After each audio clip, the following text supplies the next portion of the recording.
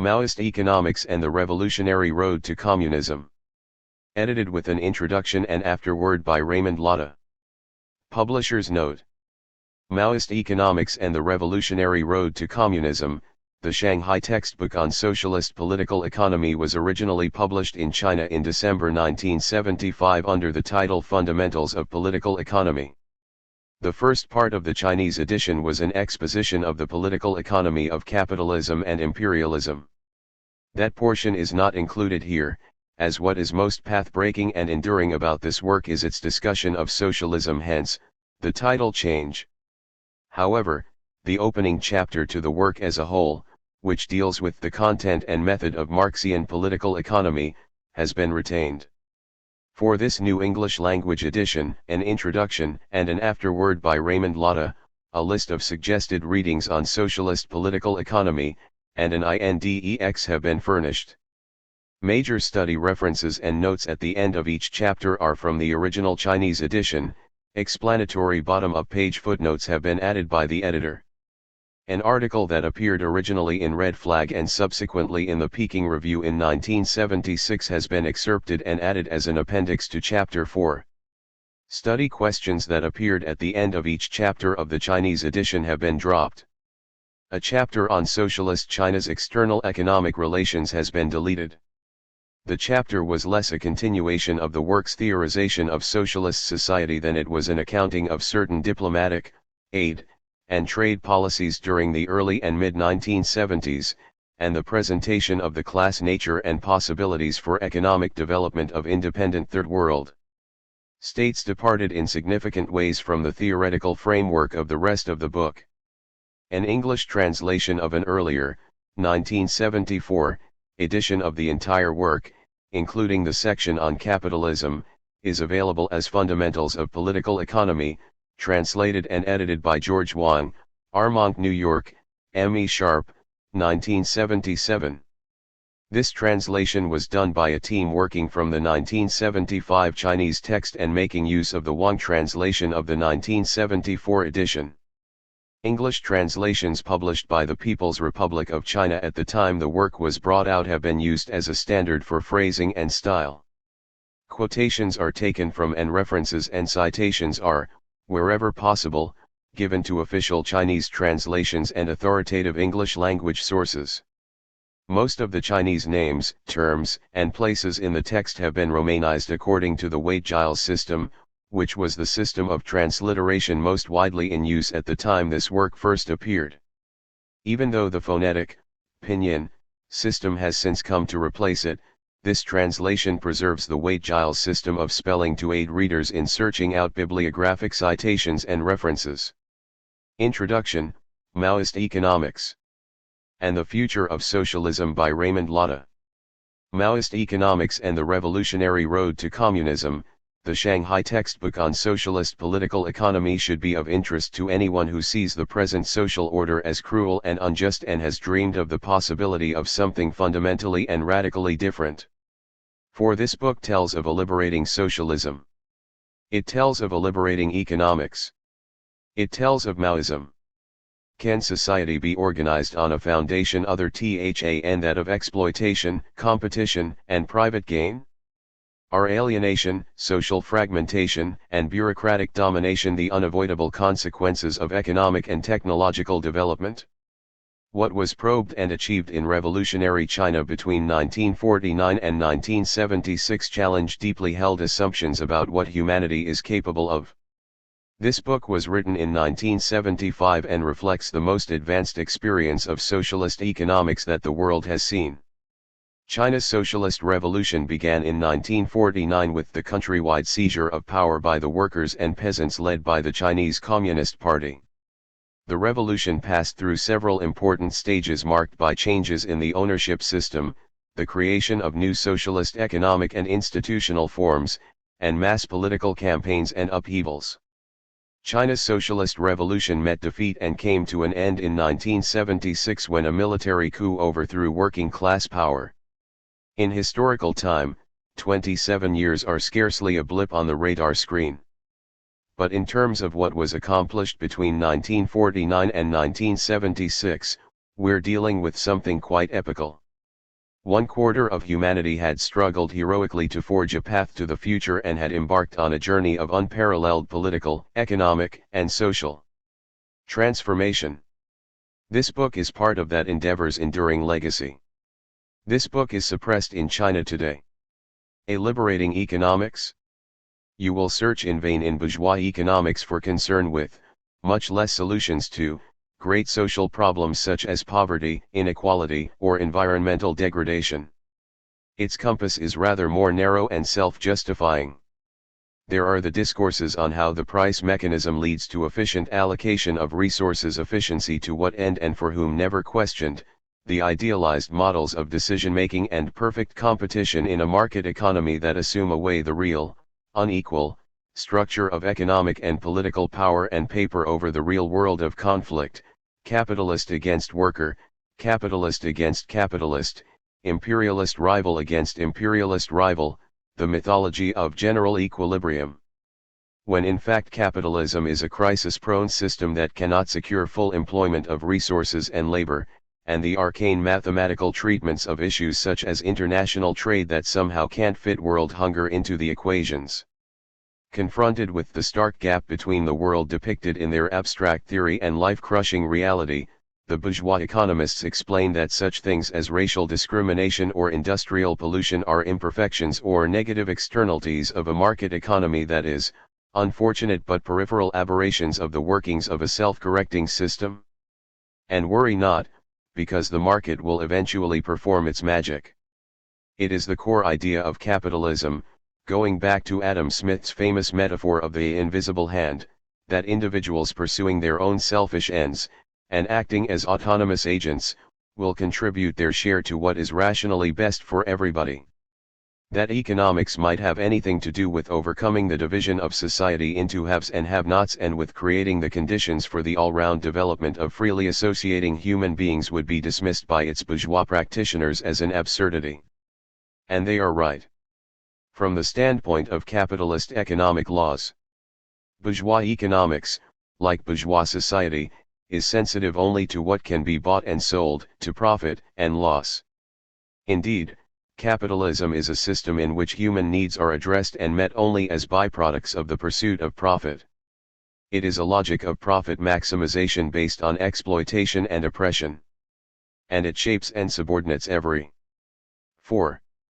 thing in its domain, from the physical landscape, to the labor process, to relations between men and women.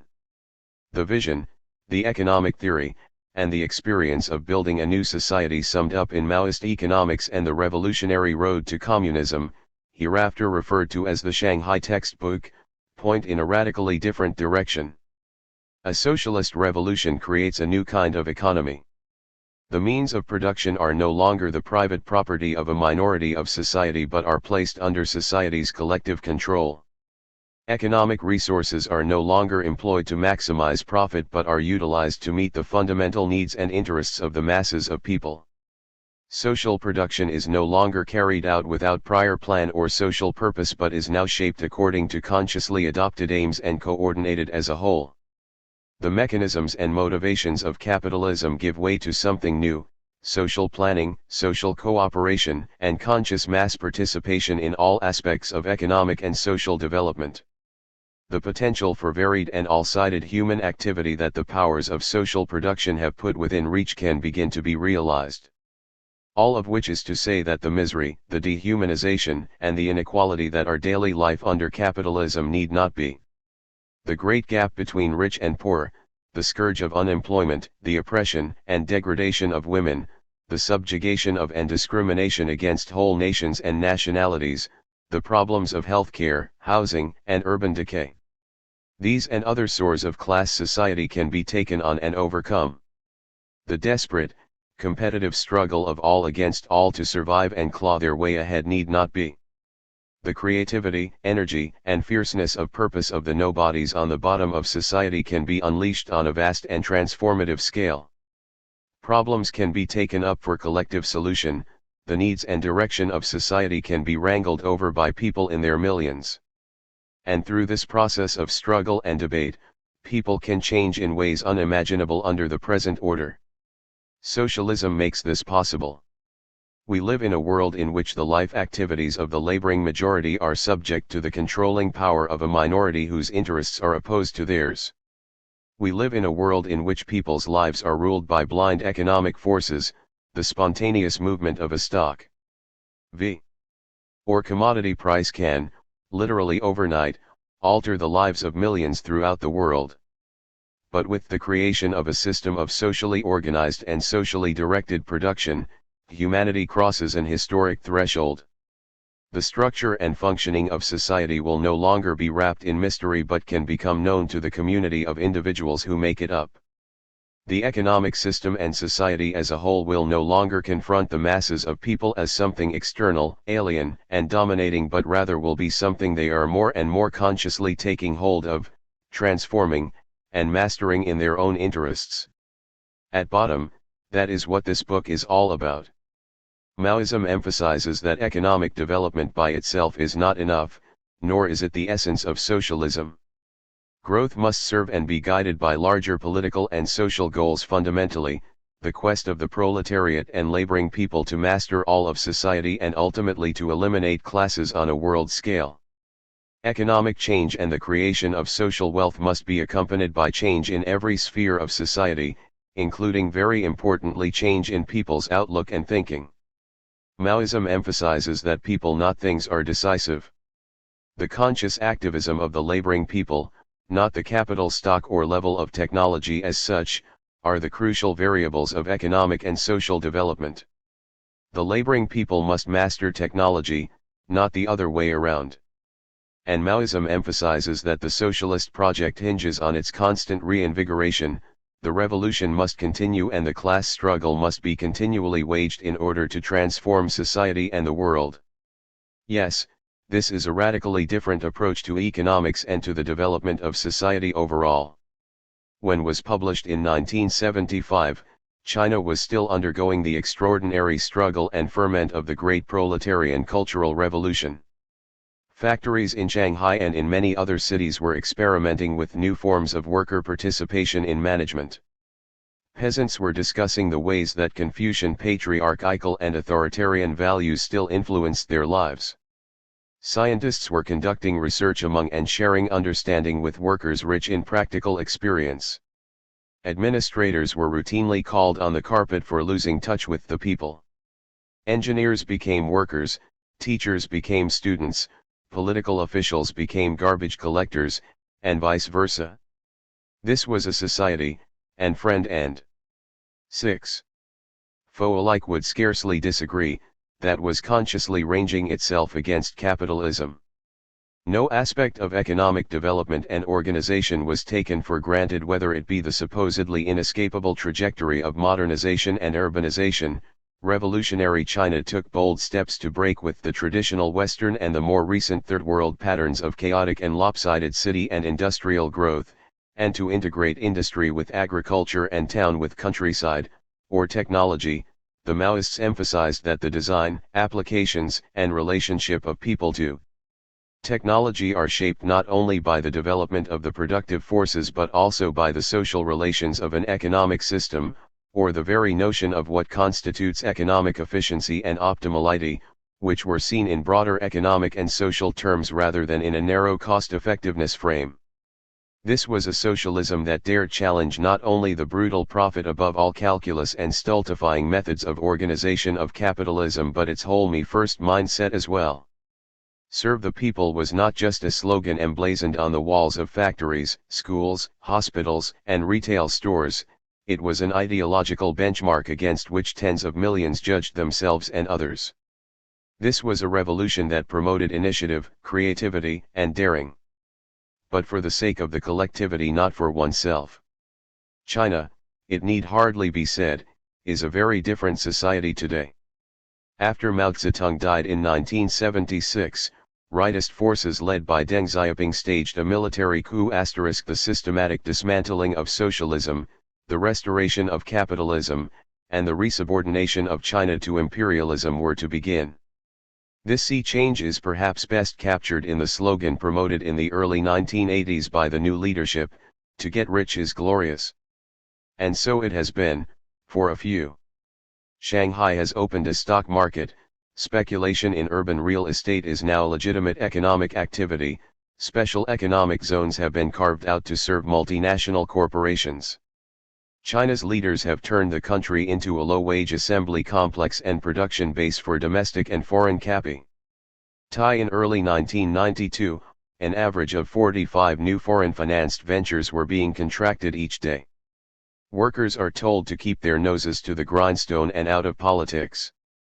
In the countryside, under the banner of reform, the communes were broken up and rural collective assets grabbed up by the well-positioned. The resulting social polarization has forced millions of disadvantaged peasants to migrate to urban areas. Economic and social inequalities are widening rapidly between the favored coastal rim, where most of China's growth is taking place, and the vast inland regions of the country, where stagnation and poverty are the norm. The economy now shows all the earmarks of boom-bust cyclical development. It is also on an ecological disaster course. Short-term interests of growth and profit have resulted in the neglect and abuse of irrigation and flood works, the chopping down of much of the country's mature forests, and massive industrial dumping that is polluting clean water sources. China's external debt and dependency are mounting. Old social ills have re-emerged. In the countryside, the killing of girl babies, since male labor power is now viewed as a vital asset in the every family for itself economy that is being foisted on the rural majority, and clan violence, in the cities, unemployment, beggary, and prostitution. Culturally, revolutionary images of women holding up half the sky have given way to icons of women as dutiful housewives, dressed for success consumers, and sex objects. Corruption is so widespread in Chinese society that it no longer arouses shock. These are the economic and social realities behind China's vaunted growth rates. And the 1989 Tiananmen Square massacre of workers and students served to bring political reality into sharp focus. Such is the new, old, China. China today is socialist only in name. But the story run in the West is that the pragmatic leaders grouped around Deng Xiaoping have brought sanity to a society that had been held in the grip of totalitarian Maoist madness. Yes, the apologetics continue, there are distasteful political practices, but when the octogenarians in charge die off, democratization, Western-style institutionalized control and deception, will then flower completely. The truth is that the rule of workers and peasants has I5e off crushed, property and hierarchy re-enshrined, and profit put in command of economic development. A new exploiting class has restored not sanity but capitalism, exactly what Mao had warned would happen if the rightists within the 8th Communist Party seized power. What these capitalist readers have overthrown and undone is precisely what this book details and upholds. Is one of the most complete presentations by the Maoist revolutionaries of their views on the nature and functioning of the socialist alternative to capitalism. It makes a major contribution to socialist economic theory that would be valuable under any circumstances. But in the current world climate, the book takes on heightened importance because the claim is made that there is in fact no alternative to capitalism. Socialism, we are to believe, has failed. And can only fail. As anyone who has lived through the last few years knows, the ruling classes of the West have staged an ideological victory parade. It started with the collapse in 1989 of the Soviet-dominated regimes in Eastern Europe. And it became an epic celebration with the disintegration of the Soviet Union itself. But what collapsed in the former Soviet Union was not socialism. It was a particular form of capitalism, a highly centralized state monopoly capitalism in which state ownership and state planning were invested with capitalist content. There was nothing revolutionary about this class-divided, exploitative, and oppressive society. In fact, socialism in the Soviet Union was overthrown in the 1950s, and the lessons of the Soviet experience are major themes of this book. What the ruling classes are celebrating is Western-style capitalism. No other set of economic arrangements, they tell us, can perform as efficiently or rationally, no other political system can provide scope for individual development. Never mind that the gap between rich and poor nations in the wondrous world market economy has doubled over the last 30 years, or that each day 40,000 children die of malnutrition and preventable disease in a third world dominated by international capitalist economic and political institutions. Never mind that the West is experiencing the most painful and protracted global economic slowdown of the post-war period. Never mind the obscenity of the claim that a Western-style market that ravages the U.S.'s inner cities is somehow going to solve Russia's housing crisis. Never mind 3 centuries of industrial development that has been as blind as it has been rapacious toward the equivalence of the planet. Never mind a system that requires people to perfect themselves as saleable products in the marketplaces of work and human relationships. Ignore all that. The market ensures the best of all possible worlds. If Western capitalism has declared triumph over exploitation and corruption that masqueraded as socialism in the Soviet bloc, it is also using the occasion to declare null and void the possibility that humanity can move beyond exploitation, inequality, fragmentation, and a social environment of greed and selfishness to create a very different kind of society. The ruling classes are proclaiming not just the verdict of history, but the end of history. Society and history can advance no further. The West, as if by divine providence, has realized the ideal of all civilized peoples.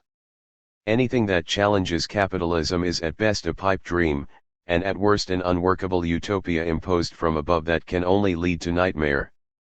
The victory parade is, as the historian Amo Meyer described it, a thunderous celebration of dystopia. Which is to say, since you can't have a perfect world, long live greed and oppression and meanness. And all this has not been without political effect. Among many who at one time or another embraced alternatives to capitalism, the collapse of the Soviet economic and political system, erroneously identified as socialist, and the ideological assault against socialism have led to deep questioning and doubt about the nature and future of socialism. What is at issue here is the feasibility of revolutionary communism, whether or not it is possible to end all oppression and class distinctions on the basis of the voluntary and collective efforts of millions, whether or not political leadership and economic institutions can serve such ends, whether in fact a socialist economy can work. In raising such questions, Mao and Ti's experience of revolutionary China until his death in 1976 are a fundamental point of departure.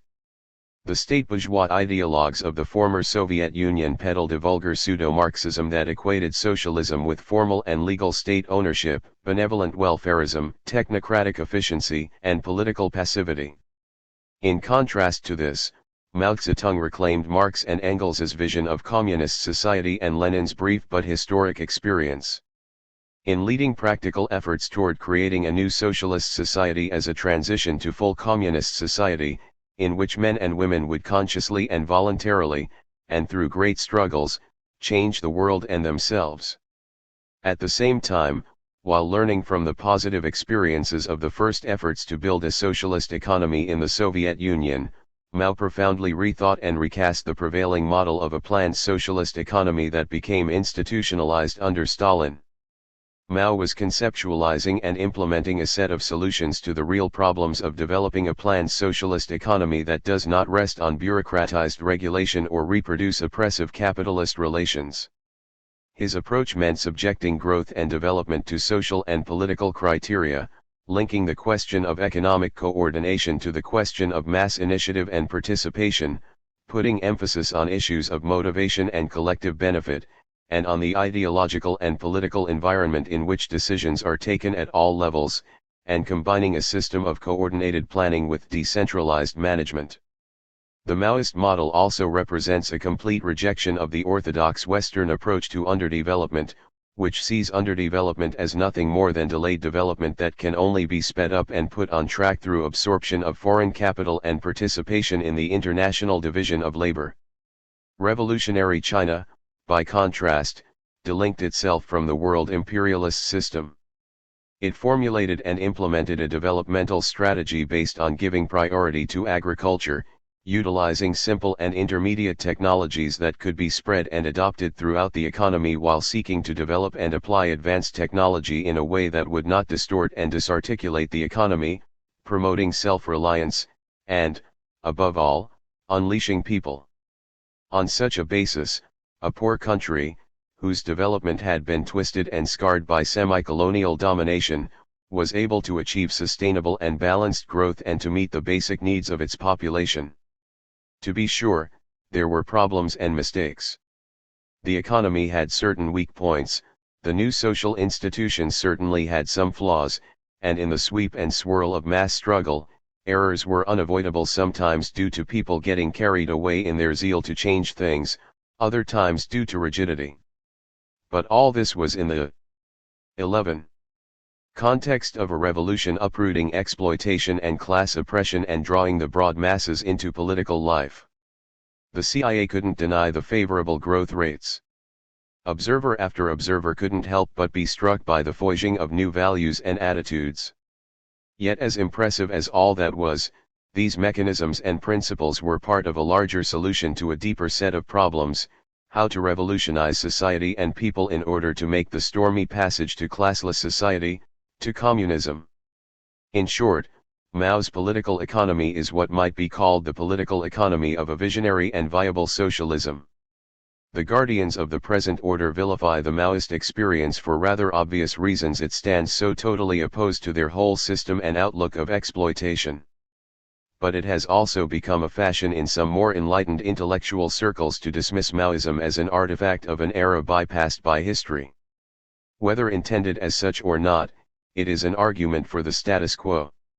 Still, the question remains: is this experience and understanding relevant to achieving genuine liberation? For those seeking to really understand and change the world, and radically so, it is nothing less than essential. Marxism and the nature and building of socialism. A political economy of socialism refers to two things: the theorization and continuing investigation of the economic substructure, the relations of production, of socialist society, and a model of an operational approach to economic development and planning. The doctrine of socialist reorganization of the economy and society has long been part of the arsenal of the workers' movement. But a comprehensive and revolutionary political economy of socialism is actually a relatively recent development. Until the Bolshevik Revolution, Marxian economics had focused its analytic attention almost exclusively on the capitalist mode of production. There was historical reason and necessity for this. By the mid-19th century, industrial capitalism had matured. It had revolutionized productive technique, spawning modem industry and a vast, new class of industrial wage laborers. It had widened the scope and accelerated the pace of technological change as had no economic system before it. Industrial capitalism was literally and quite brutally remaking the world. It had created a capitalist world market and forged an entire 12. National division of labor suited to its requirements. Developmentally, this system was given to a characteristic pattern of rapid growth punctuated by severe economic disturbance. It was unstable and crisis-prone.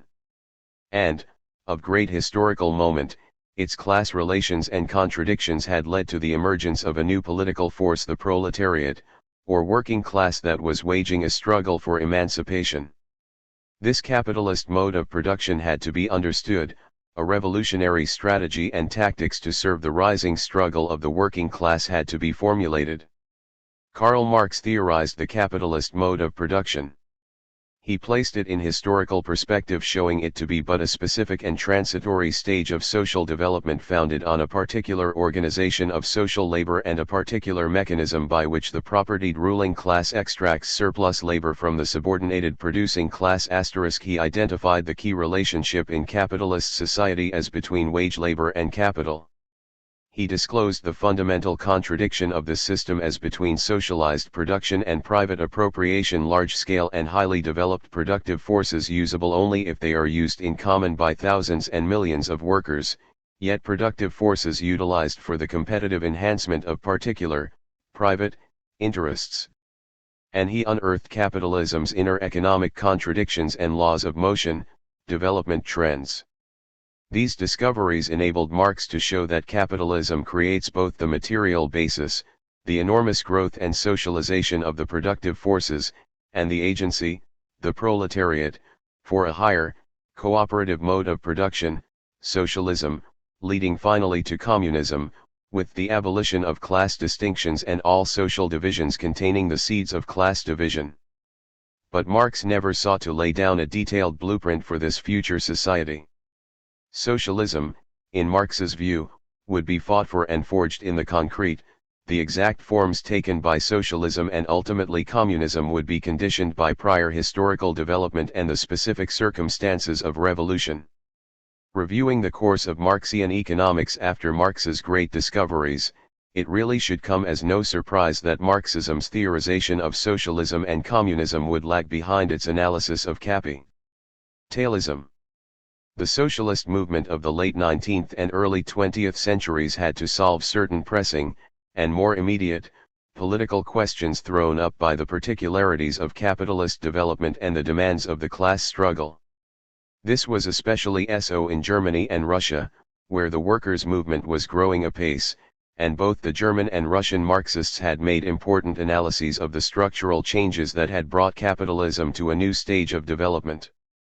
Lenin's work Imperialism was the culminating and most outstanding of these analyses. Not that the socialist movement prior to 1917 showed no interest in the political economic organization of the future society. It did, and thorny issues of the time, like the agrarian question, were considered with an eye towards socialist reorganization. Still, this was of secondary theoretical concern, and in the case of the most influential wing of that movement, German social democracy, socialism was more often than not conceived of in erroneous and non-revolutionary terms, as the evolutionary extension and rationalization of capitalism's tendencies towards socialization, centralization, and organization. Yet something more fundamental explains the lag in conceptualizing socialism. In a very real sense, socialism had to reveal itself before it could be grasped in theoretical depth. Socialist revolution had to be made and the practical challenges of socialist transformation taken on as a condition for comprehensive knowledge. But that was neither the beginning nor end of the problem, because socialism's inner nature was by no means obvious or transparent. It had to be penetrated * to know the objective laws. Mao wrote in his critique of Soviet economics, "You must go through a process." The process of knowing the laws of socialist society, and by this is meant the structure and dynamics of socialist society, has been one of theoretical deepening and reconceptualizing based on and carried out in connection with the social practice of building socialism. It is a process that has involved the investigation of concrete socialist reality, the addition to and correction of previous knowledge, and the class and ideological struggle in socialist society over the road forward. There are markers in this process, pivotal historical episodes that have not only required but also enabled Marxism to elaborate and extend a political economy of socialism. Here we are referring to the first attempt to construct a socialist society and economy that took place in the Soviet Union between 1917 and 1953, the subsequent restoration of capitalism there after the death of Stalin, and China's Cultural Revolution of 1966–76 led by Mao. There is also a milestone in this process, Mao Zedong's theoretical synthesis of the underlying contradictions of socialist society and the historical tasks facing the proletariat in power. Marx and Engels laid the foundations of socialist political economy. As indicated, they identified the tendencies in capitalist production that were not only hurling capitalist society into greater crisis but also opening up the material possibilities for a higher form of economic and social organization. Only a system based on social ownership and social planning could overcome the anarchy, the spontaneous and destructive regulation of the economy by the market, of capitalist production, and resolve the contradictions that capitalism continually generates. And only a violent political revolution could clear the way to create such a system. The task before the proletariat was to seize power and set up its dictatorship, the rule of the majority of producers over the minority of former exploiters. The proletariat would transform the private basis of control over technically advanced social productive forces, put an end to exploitation, and begin to collectively master society. No longer would the products of human activity govern their creators, no longer would mental and manual work be opposed and class-specific realms of human activity. The proletarian revolution would initiate a world historic process through which the working class would emancipate itself and all of humanity from exploitative economic relations and oppressive social relations as a whole. For Marx, the new society was not the realization of an ethical idea or a utopia created outside of capitalist society. Socialism would be bomb out of the conditions and contradictions of the old society. Thus Marx saw the communist revolution as passing from a lower to a higher stage, from socialism, which replaces capitalism yet still bears its material and ideological birthmarks, to communism, which is marked. 15. By the absence of classes, the abolition of the state, and the creation of common material abundance. For Marx, the socialist revolution entailed two radical ruptures, with traditional property relations and with traditional ideas. This was scientific socialism, and Lenin would restate and deepen these theses in his State and Revolution. But Marx and Engels did not live to see the working class conquer power and launch the historically unprecedented task of transforming class society. They could only theorize the nature of socialist society and the character and duration of the transition to communism in broad, yet powerful, and telegraphic strokes. Moreover, they made certain assumptions about the economic underpinnings of socialism that turned out not to be in correspondence with the actual material conditions in which socialist society has developed. They expected that all means of production would, more or less immediately, become common social property, that the production of society's needed goods would no longer have a commodity character, involving production for exchange against money. Once unplanned production for profit was replaced by planned production for use, that money wages would cease to exist in the socialist stage. No socialist society has achieved this.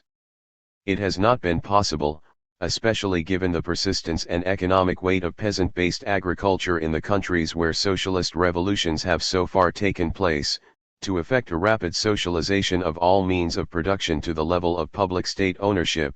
It has been necessary to introduce collective ownership as an intermediate stage between private and public state ownership.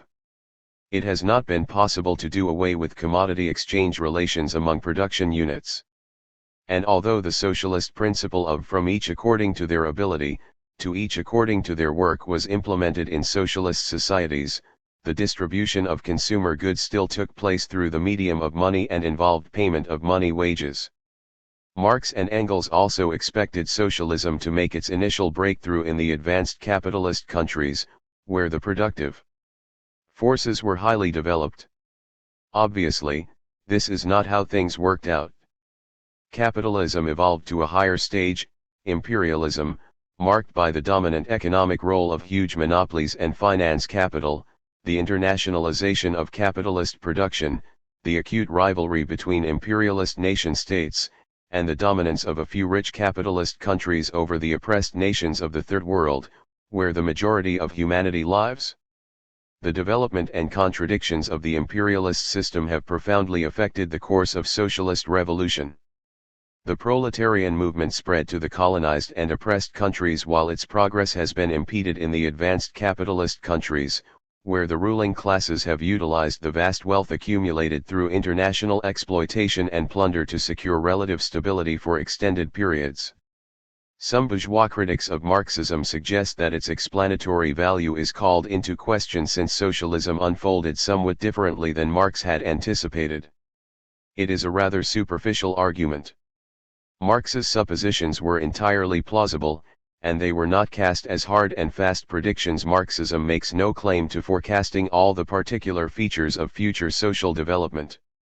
More to the point, and what the experience of the 20th century has powerfully validated, is Marx's view of revolution and of socialism as historical phenomena flowing from the contradictions of capitalist production and development, which must now be understood even more fully as a global process. But the fact that not all of Marx's specific expectations did materialize does have important practical and theoretical significance. Bob Avakian, chairman of the Revolutionary Communist Party, USA, has summed up the problem this way. Socialism as it actually emerged in the 20th century has proven to be a more complex and unstable social formation, and socialist transformation a more difficult and protracted process, than either Marx or Lenin had foreseen. This complicatedness is very much bound up with the historic problem that confronted the international workers' movement during its first wave of socialist revolutions, the problem of making, sustaining, and advancing revolution in a world still dominated by capitalism imperialism. This is not only a question of the political military strength of imperialism, important as that is, but also of the continuing dominance on a global scale of capitalism as a mode of production which has exerted pervasive material and ideological effects on newly emergent socialist societies and limited and distorted what they have been able to accomplish. That socialist states have existed in a sea of capitalism imperialism underscores that a socialist state is not an end in itself. The highest task of the revolution in power is not to develop and defend socialism within its existing confines, although this is a crucial task. A socialist state must function first and foremost as a base area to support and spread the world proletarian revolution. There is an important point of orientation here that is stressed in dash. Final victory in the proletarian revolution can only be won on an international level, and the working class cannot be free until all of humanity is free. Secondly, the complexity of socialist revolution is bound up with the nature of socialism itself. Historical experience has revealed socialism to be a unique, transitional form of society. This applies on all levels: economic, political, social, and ideological. Take the question of commodity production under socialism, which is a major topic of the textbook. In commodity-producing systems, of which capitalism is the most developed type, goods are produced for exchange, sale to others. This process of exchange is based on multiple divisions of labor, people specializing in this or that activity, and these divisions of labor are deepened and extended by the exchange process. The producers of commodities are objectively interconnected with one another. They depend on each other as suppliers and customers. But they are also socially isolated from one another because the individual units of production are privately controlled, making separate production decisions. That is, products are created as the property of particular agents of production. The social process of determining what gets produced and in what quantity, and how labor should be allocated, is not the result of conscious society-wide coordination but occurs through the exchange of commodities. Individual commodity-producing units respond to market and price signals, which ultimately reflect underlying conditions of social production. The commodity form of production obscures and distorts the real social relations that bind individuals to one another. It makes it seem as though things, commodities and money, have a life of their own rather than expressing social relationships. A Nike sneaker, for example, is produced by super-exploited workers in South Korea, a neo-colony of the United States.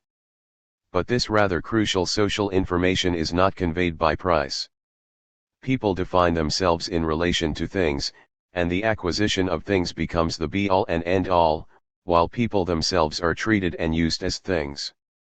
Commodity production creates the illusion that we are all private actors taking unlinked actions to pursue our own purposes, and the competitive struggle of the independent commodity producers/sellers, including the proletarians, whose essential saleable commodity is their ability to work, labor power, underlies the me-first mentality of a market-based society.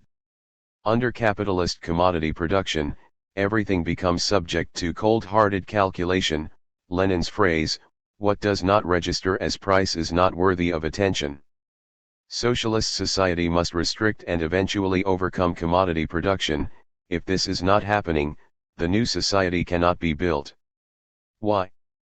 Because commodity production and the law of value that regulates it cannot be allowed to determine what gets produced and how. If profit efficiency considerations dominate, then social need, the fundamental needs and interests of the masses of people, will not be met.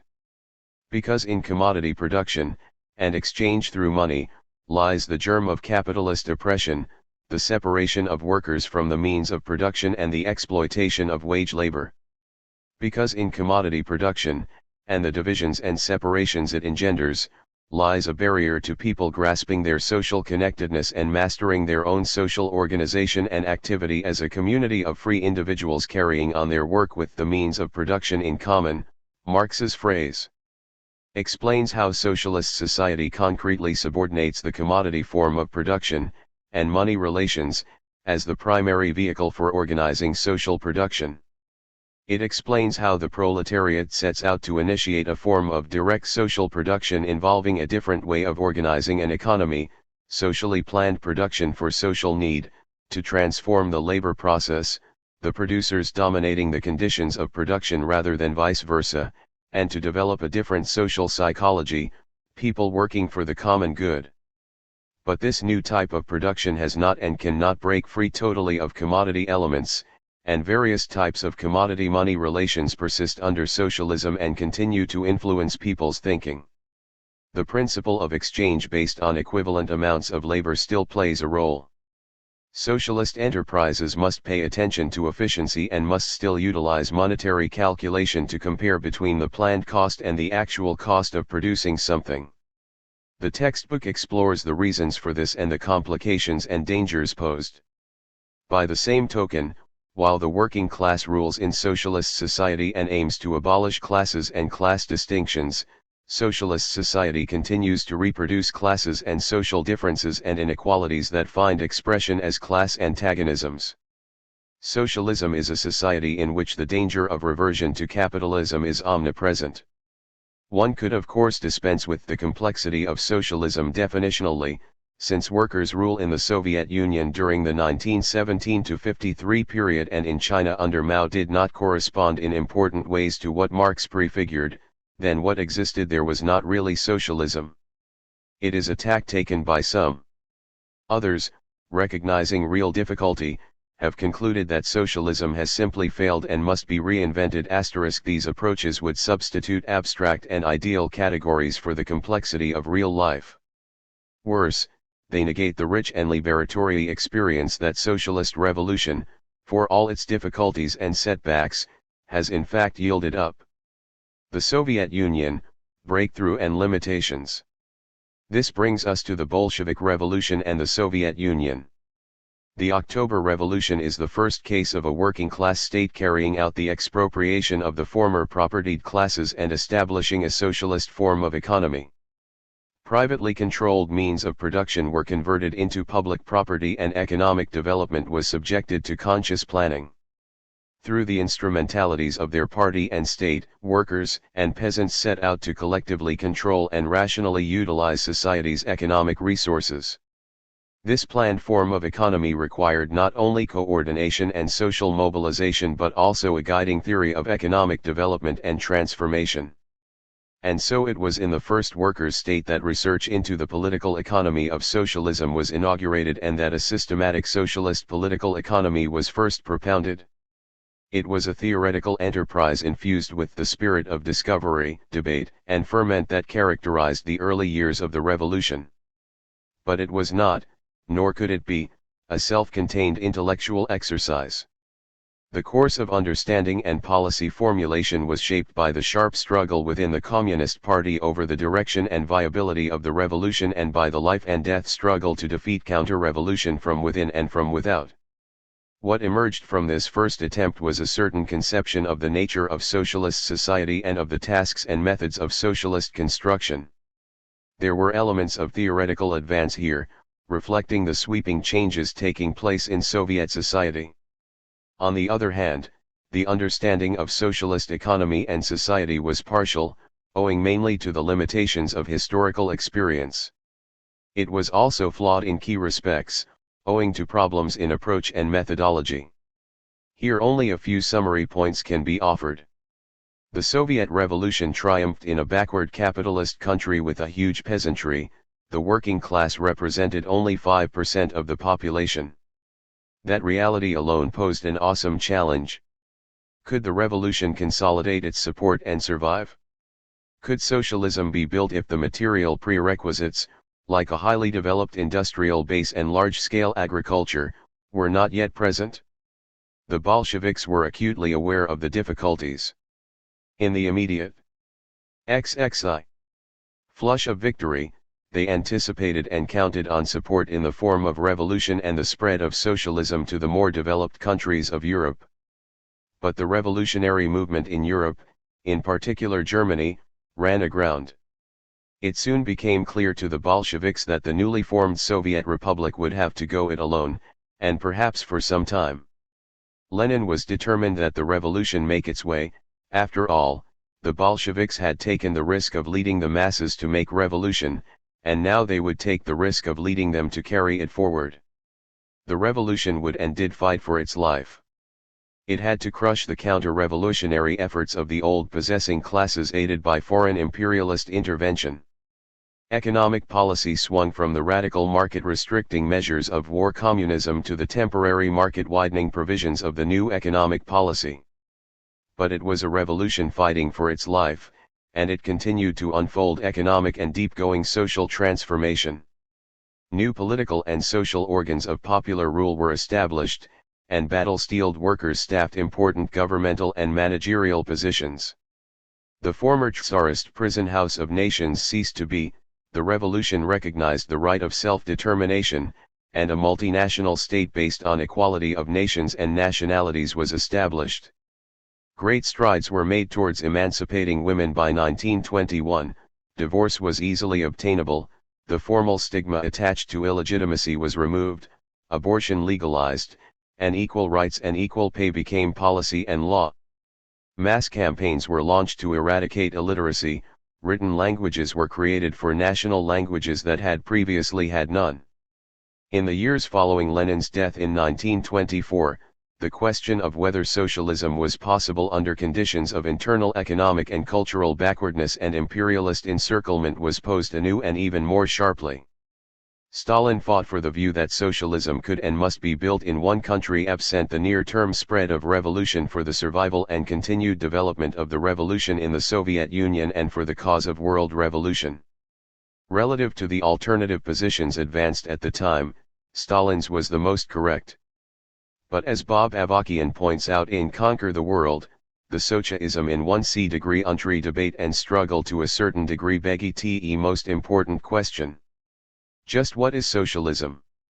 XXII. For the Soviet leadership, socialism came to be identified with two things, the elimination of antagonistic classes, and the establishment of modem, large-scale industry under state ownership. These were problematical notions that Mao would critique and that Maoism has continued to probe. With respect to the question of classes, the dominant view among the Bolsheviks was that the economic and social basis of exploiter/exploited relations and of a bourgeois class ceased to exist once private ownership of the means of production was abolished. In other words, after the resistance of the overthrown classes was broken, classes and class struggle would no longer play a significant or determining role in economic and political life. The Bolsheviks were aware that the issue of classes and social polarization was not so simple a matter as decreeing an end to exploitation. Lenin in State and Revolution had dwelled on the persistence of inequality under socialism and saw in the continuing division between mental and manual labor a chief source of this inequality. In the 1920s he had also begun to grapple with the phenomenon of bureaucratic degeneration among some government officials and with the problem of the regeneration of commodity relations under socialism and the dangers this posed for the revolution. But these were exploratory investigations, and informed by a conception that tended to connect commodity production under socialism only with private small-scale production, and classes only with private property forms. The complexity and contradictory nature of public state property, a point that will be returned to, was not understood at the time. In the mid-1950s, Stalin tended to formulate the issue of class in the following way: with the overthrow of the old propertied classes and with the nationalization of industry and the collectivization of agriculture, the economic basis of exploitation was eliminated.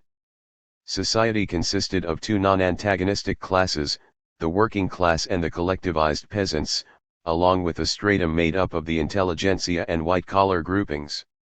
The old ruling classes were liquidated as classes. What remained were remnants of these overthrown classes, that is, individuals associated in some way with the pre-evolutionary class formation.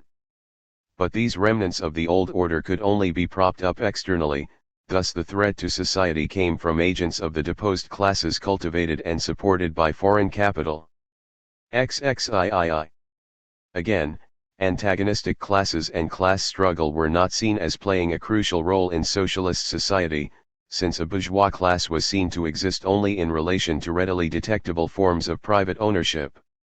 It was a line that did not correspond with reality and social practice, since society was in fact teeming with class differences and contradictions. This notion of class was linked to a conception of the developmental foundations of socialism. There was a tendency to view socialism in material technical terms. That is, socialism was equated with the attainment of a certain level of development of the productive forces under public ownership. From this flowed a particular programmatic and historical approach to the achievement of communism. State ownership of the means of production combined with industrialization would lead to higher levels of socialism and, ultimately, to the relatively harmonious passage to communism. Socialist industrialization would lay the basis for and be the stimulus to the transformation of social relations, division of labor, and ideologies inherited from class society. These changes were expected to follow almost as automatic adjustments to socialist industrialization. Thus, once social ownership of the means of production was achieved, the key task was to develop the material productive forces. In its specific conditions of backwardness, the Soviet Union needed more factories, machinery, modem technology, transport, and infrastructure. It needed more trained technical personnel, engineers, etc., and an educational system geared toward turning out such people. It needed a shift of population from countryside to the towns.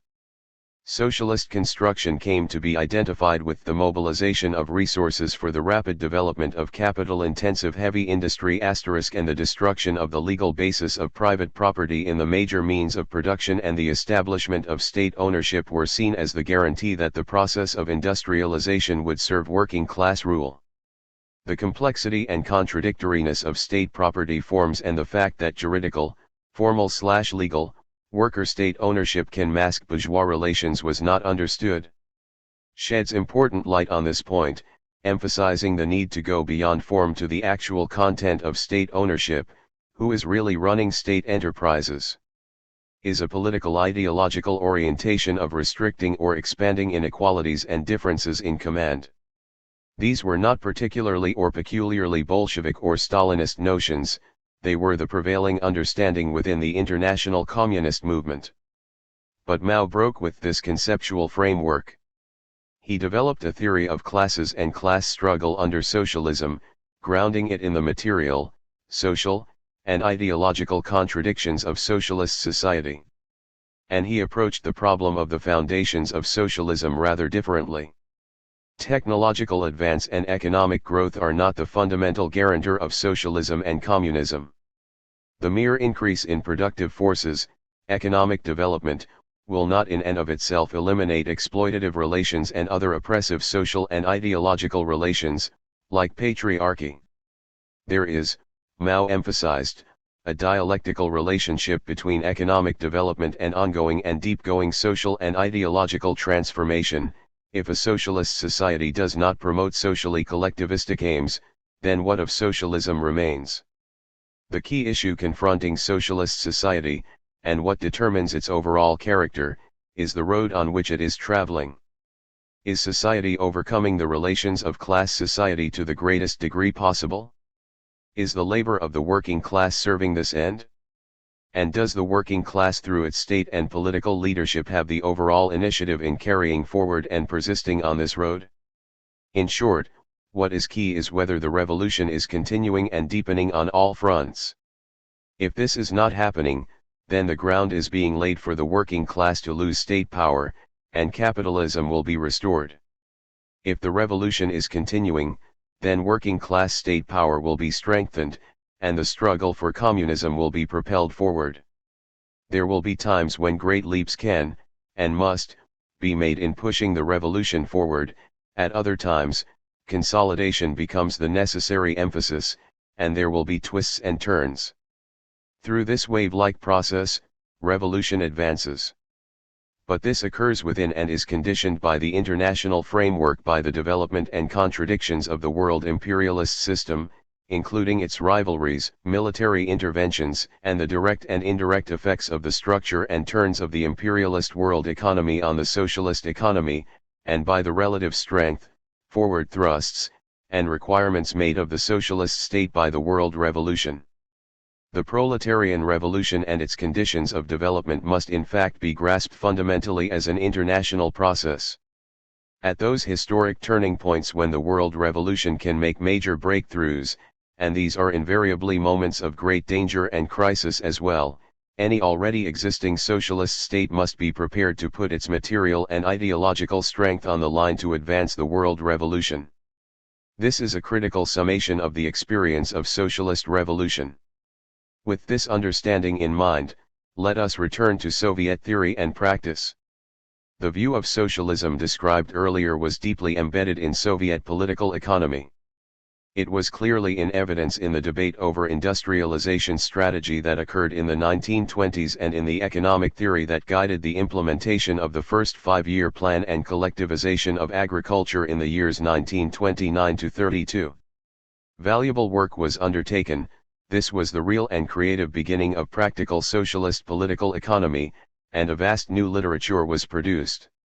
Theoretical discussion ranged over such issues as the nature of socialist construction, the relationship between the structure of the economy which the proletariat inherits and must transform and the economic structure which the revolution aims to bring into being, methods and forms of industrialization, investment priorities and the means to generate investment resources, the desirable tempo of socialist growth, intersectoral relationships, such as between agriculture and industry, and the establishment of material balances within and between sectors.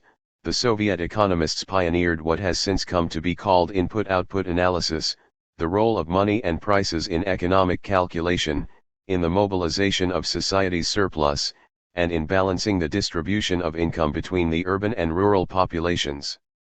Advances were also made in the development of mathematical techniques to serve planning **. And this was political economy. Social and political issues figured in the discourse, for instance, the effects of various policies on the worker-peasant alliance and other social relations. Economic problems and policies were seen, to varying degrees, in the context of the old social order being transformed into a new one.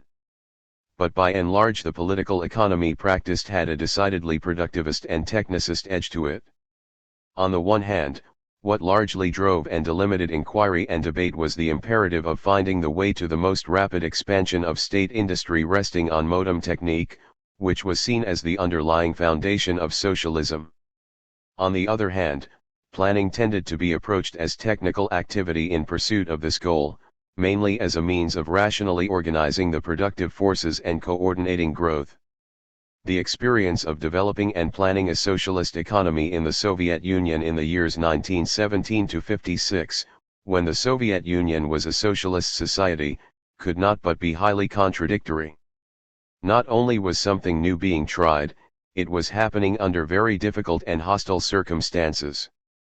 Imperialist military threats and encirclement forced the new Soviet power to divert resources to build up military-industrial capacity to defend itself and conditioned the whole strategy of rapid industrialization that was embarked upon and the forms of industrial organization that were adopted.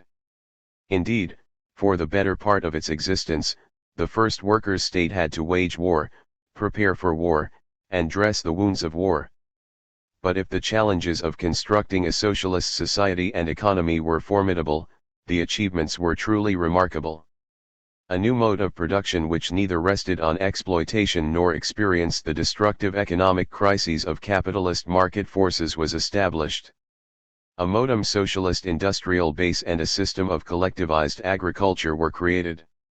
A central planning mechanism was able to give overall direction to economic development. It was a system of planning that made it possible to rapidly expand aggregate industrial capacity, to promote the development of the more backward republics and regions, and to marshal resources and capabilities on a monumental scale as part of the heroic effort to defeat German imperialism. 1,500 major factories were relocated eastward in the span of a few weeks.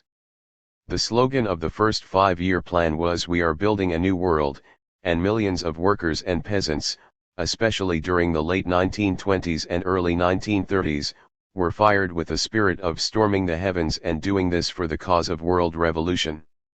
The collectivization drive ignited a genuine upheaval against centuries-old authority, tradition, and oppression in the countryside. The old educational system was overhauled and opened up to the masses, and young workers were mobilized as a social force to confront the old and hidebound. Artists, writers, and other cultural workers chronicled the great changes taking place in society, and an art to serve the revolution was struggled for and debated over. And the new workers' state gave support to and helped to formulate the line for revolutionary struggles throughout the world. In all, these were real and historic accomplishments. But, and here the focus is on the economic planning front, there were serious problems as well. The Soviet planning system was able to steer a major portion of society's investment resources to key industrial sectors, and this promoted rapid growth. But the system overemphasized heavy industry. This created serious imbalances as heavy industry absorbed a tremendous share of economic resources at the social and economic expense of peasant agriculture, and, secondarily, at the expense of adequate development of transport and distribution.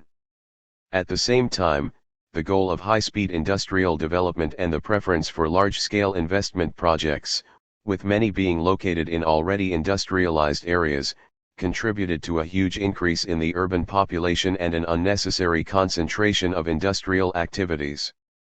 This had the effect of reinforcing some of the inequalities between town and country and of intensifying to an excessive degree aspects of occupational specialization. Stalin recognized the need to overcome such differences as between town and country and mental and manual labor. But he approached the problem mainly from the standpoint of developing production.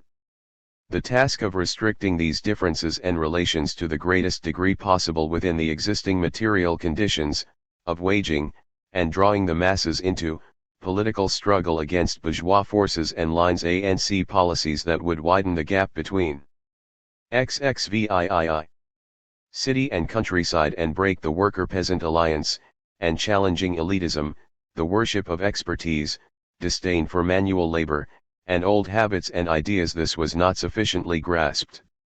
The political and ideological struggle was not recognized as the essential aspect. There were also problems with the institutions and methods of planning. Socialist construction and management in the Soviet Union rested on an over-centralized planning apparatus. The Soviet planning system, as it had evolved by the early 1950s but especially as it was formalized into a model to be adopted by other socialist countries, put a premium on tight control by the top industrial ministries and planning agencies, extending down to details at the enterprise level. Built into this model was a reliance on specialists and hierarchy that cut against the conscious activism of the producers. Its strict lines of authority and forms of one-man management tended to reproduce certain aspects of the traditional social division of labor.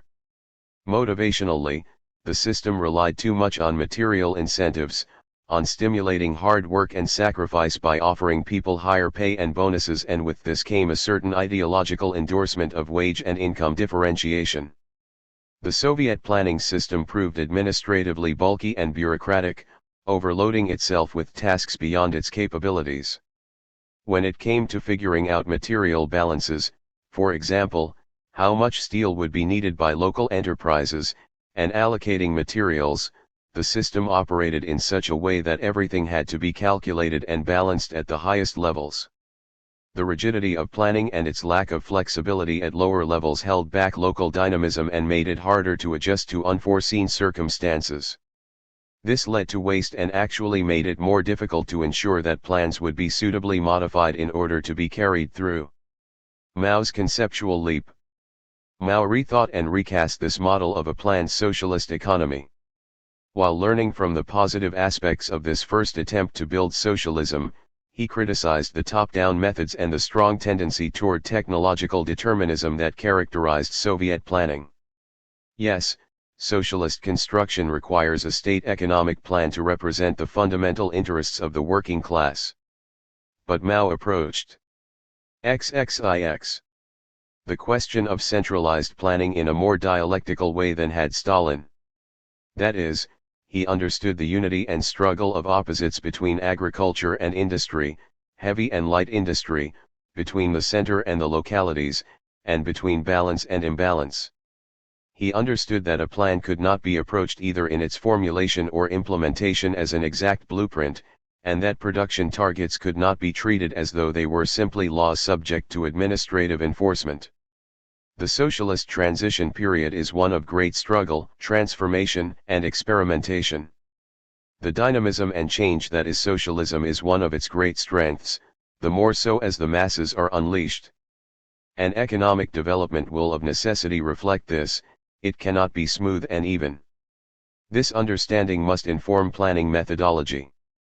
At a deeper level, Mao was critical of the view of a plan as a technical instrument of control over the economy. On the contrary, a plan is an expression of ideology, of the goals and outlook of a class. A plan is a class-based reflection of social reality that in turn acts on reality, and which, from the standpoint of the working class and its emancipation, seeks to bring about the conscious, social control of production. The formulation of a plan is never merely a question of gathering technical information and anticipating economic developments. It involves class struggle in the ideological realm over the goals and direction of society. In reaching these conclusions, Mao was summing up both the Soviet and China's own revolutionary experience. Let us draw together Mao's key insights into the nature of socialist society. Socialism, Mao emphasized, is not some sort of economic machine and set of political institutions that just tick along.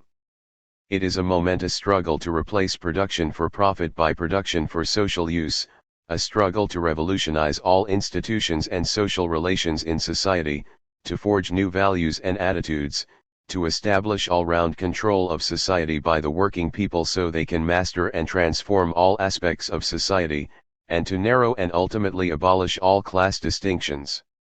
In short, it is a struggle to uproot the old and build a new world. Capitalist ideologues delight in sarcastically describing socialism as a supposed workers' paradise. But socialism is not some kind of utopian endpoint. It is a period of revolutionary transformation between capitalism and communism. It is a form of class rule proletarian dictatorship that itself constitutes a transition and a means to carry out the struggle to transform the material and ideological foundations of class society and to continue the revolution to achieve classless society. For Mao, socialism is a highly contradictory phenomenon. On the one hand, it is a great leap. Production is carried out to meet the needs of society according to a plan and is organized on the basis of conscious social initiative and coordination. Labor power is no longer bought and sold as a commodity, it is no longer controlled by a force alien to it, it is no longer reproducing economic relations that perpetuate domination and servitude. Yet, as much as a leap as socialism is, it remains a transitional society, containing both the scars of capitalism and the seeds of communism. Socialist society will either move forward to communism or backward to capitalism. Two roads open up, the socialist road and the capitalist road. And what direction society goes in will be determined in the furnace of intense class struggle and upheaval. This is a struggle between the formerly oppressed who aspire to run and transform society and reactionary forces, especially new bourgeois forces, who seek to reimpose the old order and restructure society according to capitalist principles. These new bourgeois forces are generated out of the contradictions of socialist society, out of differences in income, the specialized positions different individuals occupy in production, the particular roles that people play in administration and leadership, the gaps between town and country, and other major social contradictions that still exist under socialism, as well as the general environment of commodity-money relations * in particular units and spheres of socialist economy. It becomes possible for capitalist relations of control and exploitation to gain ground and even ascendancy. And various elements of the superstructure, such as education and culture, can also become bourgeois strongholds when a bourgeois elitist line is dominant. As a class, the new bourgeoisie represents the bourgeois aspects, the inequalities, social differences, etc. within socialist relations of production and actual relations of exploitation that can develop within a collective property form. This class develops inside the framework of socialist ownership.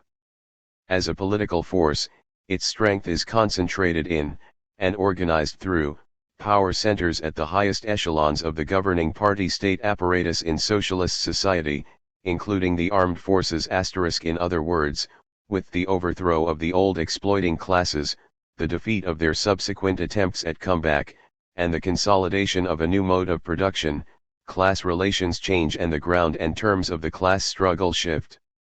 As Mao pointed out in 1976, you are making the socialist revolution and yet don't know where the bourgeoisie is. It is right in the Communist Party, those in power taking the capitalist road. Mao's focus on the party is crucial to a correct understanding of the class struggle under socialism. The masses still need a leading core in order to wage the complicated and protracted battle to rule and remake society and achieve communism worldwide.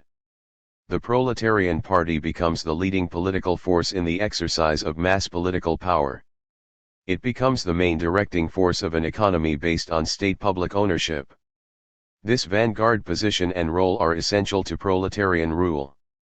But this vanguard position has a dual character because it is precisely within this leading institution, especially at its highest reaches, where a new bourgeoisie will be centered. The party thus emerges as a decisive arena of the class struggle under socialism and must itself be revolutionized. Socialist society is characterized by the extremely close, and direct, links between the exercise of political and economic power. Not only is the power to allocate and manage means of production expressed in a concentrated way as political leadership, over ministries, finance, trade, and individual production units, etc., but also the overall direction society moves in hinges on what line, aims and outlook, and policies are leading at the top levels. Those in the highest positions of power and influence who depart from the socialist road and divorce themselves from the masses, and who champion and seek to implement a neo-capitalist line, will ultimately organize into a bourgeois headquarters. These capitalist readers are the main force of the bourgeoisie, understood as an actual class, and the main target of the continuing revolution. The political program of the capitalist readers is to seize on and expand the capitalist factors within socialist society in order to transform socialist ownership into a mere shell. And when the conditions are ripe, the capitalist readers will, as they must, make a bid for power. The Cultural Revolution led by Mao was a means and method to defeat the forces that wanted to restore capitalism. Through the mobilization of and the heroic determination of the masses, the bourgeois centers of power within the party and state institutions were politically bombarded, leading bourgeois elements were struck down, and many of the portions of power they had usurped were seized back from below through revolution. Most importantly, society was sprung into the air, and on the basis of mass upheaval, economic, political, and social relations, as well as people's thinking, were revolutionized. In this way, by continuing the revolution, the proletariat attacks the material and ideological foundations of privilege, a bourgeoisie, and a social base in support of it. The proletariat digs up the soil out of which classes arise.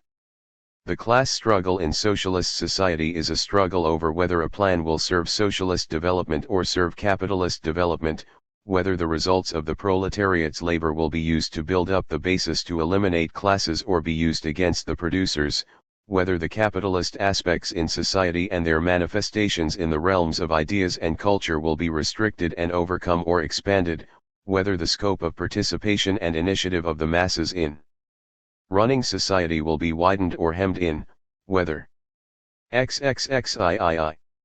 The socialist state will act as a base area for world revolution or turn its back on the international proletariat. In short, will the revolution continue, or will it be reversed? Of course, the economy must be developed and the productivity of social labor must be raised. But, the productive forces must be developed not as an end in itself, nor even with the guiding principle of maximizing material welfare, but rather to provide the necessary material basis for carrying forward the social, political, and ideological transformations that are at the heart of the transition and revolutionary struggle to a higher form of society no longer divided by classes. Politics must command production. And Mao emphasized that the productive forces have to be developed on the basis of continually revolutionizing production relations and people's outlook. As Mao said, class struggle is the key link. Grasp revolution, promote production. Once political leadership departs from this standpoint, once production is taken as the key link in moving society forward and the most efficient methods of production become the all-important yardstick, then what sets in is production for its own sake, the domination of dead labor, means of production produced by previous labor, over living labor. And that puts you on the capitalist road. Once planning is construed as a technical activity of administering and controlling, then the plan begins to dominate the proletariat rather than the other way around. And that puts you on the capitalist road. The struggle to create a world without classes and class distinctions, to make and deepen socialist revolution, has required the application of Marxism to a new set of problems and the formulation of new concepts adequate to the complexity of socialist society. Mao Zedong decisively extended the range of Marxism.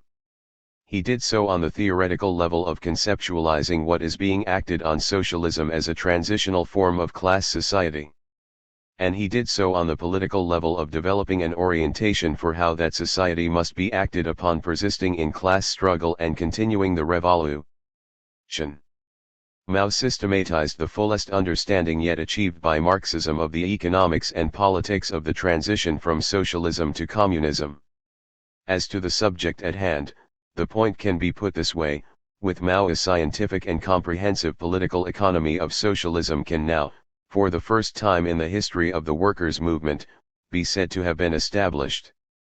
Is persuasive testimony. Its history and legacy was conceived of as a rigorous exposition of socialist political economy, yet one accessible to broad numbers. The text and the larger work from which it is derived are the product of a process of struggle and learning. Socialist political economy became a matter of intense theoretical concern to the Chinese revolutionaries after the countrywide seizure of power in 1949. How would China make the transition from the national democratic to the socialist revolution? What path would socialist development take given China's concrete conditions?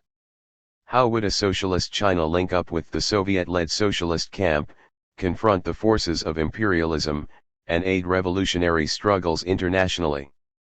These were among the critical issues facing the revolution in power. And these issues framed more particular problems of socialist development and planning: the relationship between industrialization and agricultural collectivization, investment priorities, the law of value and planning, the role of different incentive systems in spurring the growth of the productive forces, the place of advanced technology, etc. The Chinese communists were hardly coming from nowhere in leading the masses in transforming and running society. They had accumulated valuable experience and understanding from waging more than 20 years of People's War. In the revolution's base areas from the late 1920s, up through the anti-Japanese war over more or less a decade ending in 1945, and then until nationwide victory in 1949, the party had mobilized the populace to carry out economic construction and transformation as well as to wage military combat. And Maoist warfighting involved principles, such as combining centralized military line and command with decentralized operations, that had wider XXXV applicability. There was also the Maoist party tradition of conducting deep social investigation among the masses to understand their needs and experiences and politically winning over the masses to take up lines and policies that concentrate their higher interests. But in terms of unfolding socialist construction, what was most relevant was the Soviet Union. It had pioneered the way to developing and managing a full-fledged socialist economy, and China's initial approach to planning and development was heavily influenced by Soviet experience and thinking. The Chinese had translated and closely studied Stalin's essay Economic Problems of Socialism, 1952, as well as a comprehensive Soviet textbook, Political Economy, a textbook. This Soviet textbook, the drafting of which was guided by Stalin's essay, though it did not appear until the mid-1950s, after his death, looms large in the narrative of Maoist political economy. It was the most advanced and systematic presentation of socialist political economy available to revolutionaries. In 1959, Mao instructed party members to study the third edition of the Soviet political economy text with certain problems in mind. But the book soon became an object of critique by Mao with regard to its methodology as well as specific theoretical formulations. China had adopted much of the Soviet planning and developmental industrialization model when it embarked on socialist construction. Let's be modem and Soviet was a slogan of the first five-year plan. But as the plan drew to a close in 1956-57, with very mixed results, Mao began to rethink the Soviet paradigm. Huge heavy investment projects threatened to absorb too high a level of resources. Agriculture required more attention and stimulation so as to raise growth rates. Planning mechanisms and management methods were not fostering mass participation. In this period, the revolution was also moving to socialize ownership to higher levels, completing the nationalization of industry in the cities, and pushing forward collectivization in the countryside, and was experiencing new social struggles. In his 1956 speech on the 10 major relationships, Mao set forth a different approach to developmental priorities, including placing more emphasis on agriculture and light industry relative to heavy industry, without sacrificing heavy industry's core role, and putting more responsibility in local hands. And development itself was seen as a series of economic social relationships and contradictions rather than simply a matter of technical production variables. In 1958, at the time of China's Great Leap Forward, Mao criticized Stalin's economic problems of socialism for, among other things, its one-sided emphasis on the productive forces and its downplaying of questions of politics, ideology, and culture. From the beginning to the end of this book, Stalin says nothing about the superstructure. He does not take man into consideration, he sees things but not people. He also took issue with the elevation of technology over politics, and of cadre over the masses. In 1961-62, Mao wrote his reading notes on the Soviet text Political Economy. Wide-ranging in its observations and thematic considerations, and written with characteristic pungency, the essay stands as an essential work of Marxian political economy. In it, Mao attaches great importance to the need to revolutionize the relations of production after socialist ownership has been achieved.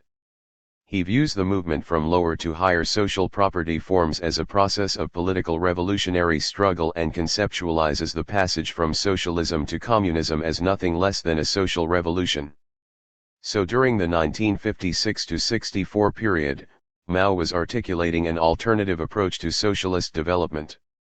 It was an approach rooted in revolutionary struggle and mass participation.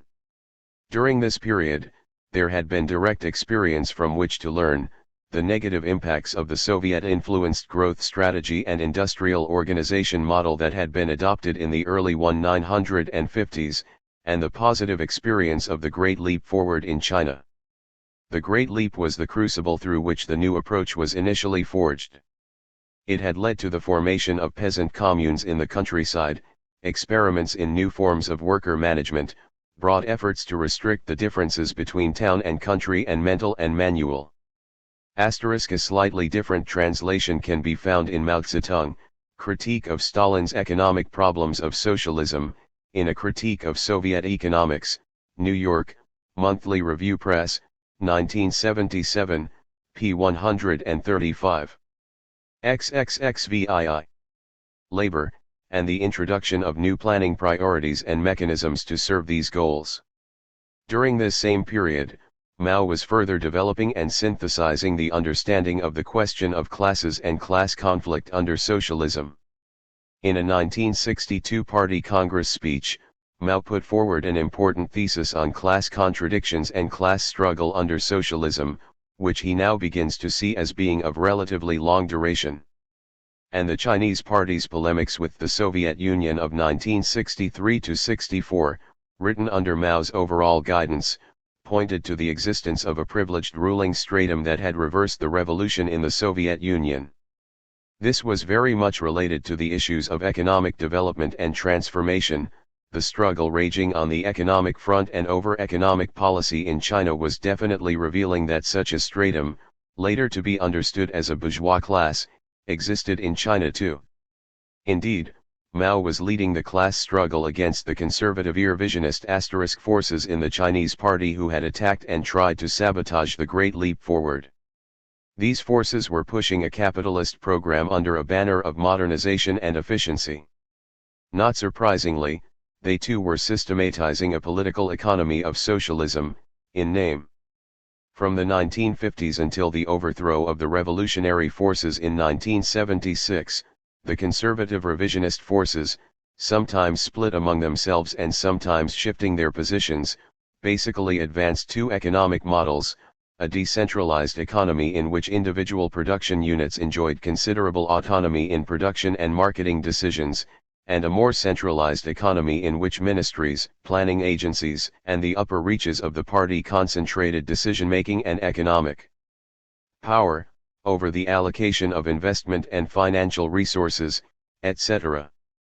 Despite the surface differences, what they shared in common was a vision of industrialization and modernization as ends in themselves, and reliance on efficiency norms and rate of return indicators, as well as capitalist mechanisms of control, management, and motivation, to get there. The Cultural Revolution of 1966–76 was the quantum leap in Maoist theory and practice. In the wake of the Cultural Revolution's first and tumultuous phase of power seizures and radical institutional transformations, the Maoist forces decided to consolidate a political economy of socialism. To sum up and draw on, they had the experience of this second revolution, as describes the Cultural Revolution, and what had been learned about the nature of socialist society and its class relations. And to build on, they had Mao's summations of the paths and strategies of socialist construction in the Soviet Union and China, his analysis of the revisionist takeover in the Soviet Union, and his theory of continuing revolution. A comprehensive analysis of the economic structure and social contradictions of socialism, and of the causes of capitalist restoration, was now possible. It was also vitally needed as a theoretical compass for understanding and navigating what was now understood to be a protracted socialist transition period, and, more immediately, as theoretical support for policies being implemented and promoted by the revolutionary forces in the face of fierce opposition from the conservative revisionist forces. Some background is necessary to more fully appreciate this. In the early and mid-1970s, the political situation in China had grown more complicated and dangerous. This was very much bound up with shifts and developments in the overall world situation. Starting in the late 1960s, the Soviet Union was threatening and making serious moves towards attacking China. By 1969, they had massed an enormous military force on their border with China, and were openly talking about a nuclear option. How China would face this mounting Soviet danger became a focus of policy debate and the class struggle in the ensuing years. Lin Piao, the head of China's armed forces, had argued for a policy of accommodation with the Soviet Union. Rebuked by Mao, Lin attempted an unsuccessful coup against Mao in 1971. The largely pro-Western conservative elements within the party leadership saw an opening and sought to take advantage. They exploited the fact that Lin was identified with the Cultural Revolution to discredit its achievements. They used the threat of Soviet attack as an argument that China must strengthen itself through full-scale military alliance and economic integration with the West and the adoption of capitalist modernization and management. And they argued that China could no longer tolerate the upheaval and experimentation of the Cultural Revolution.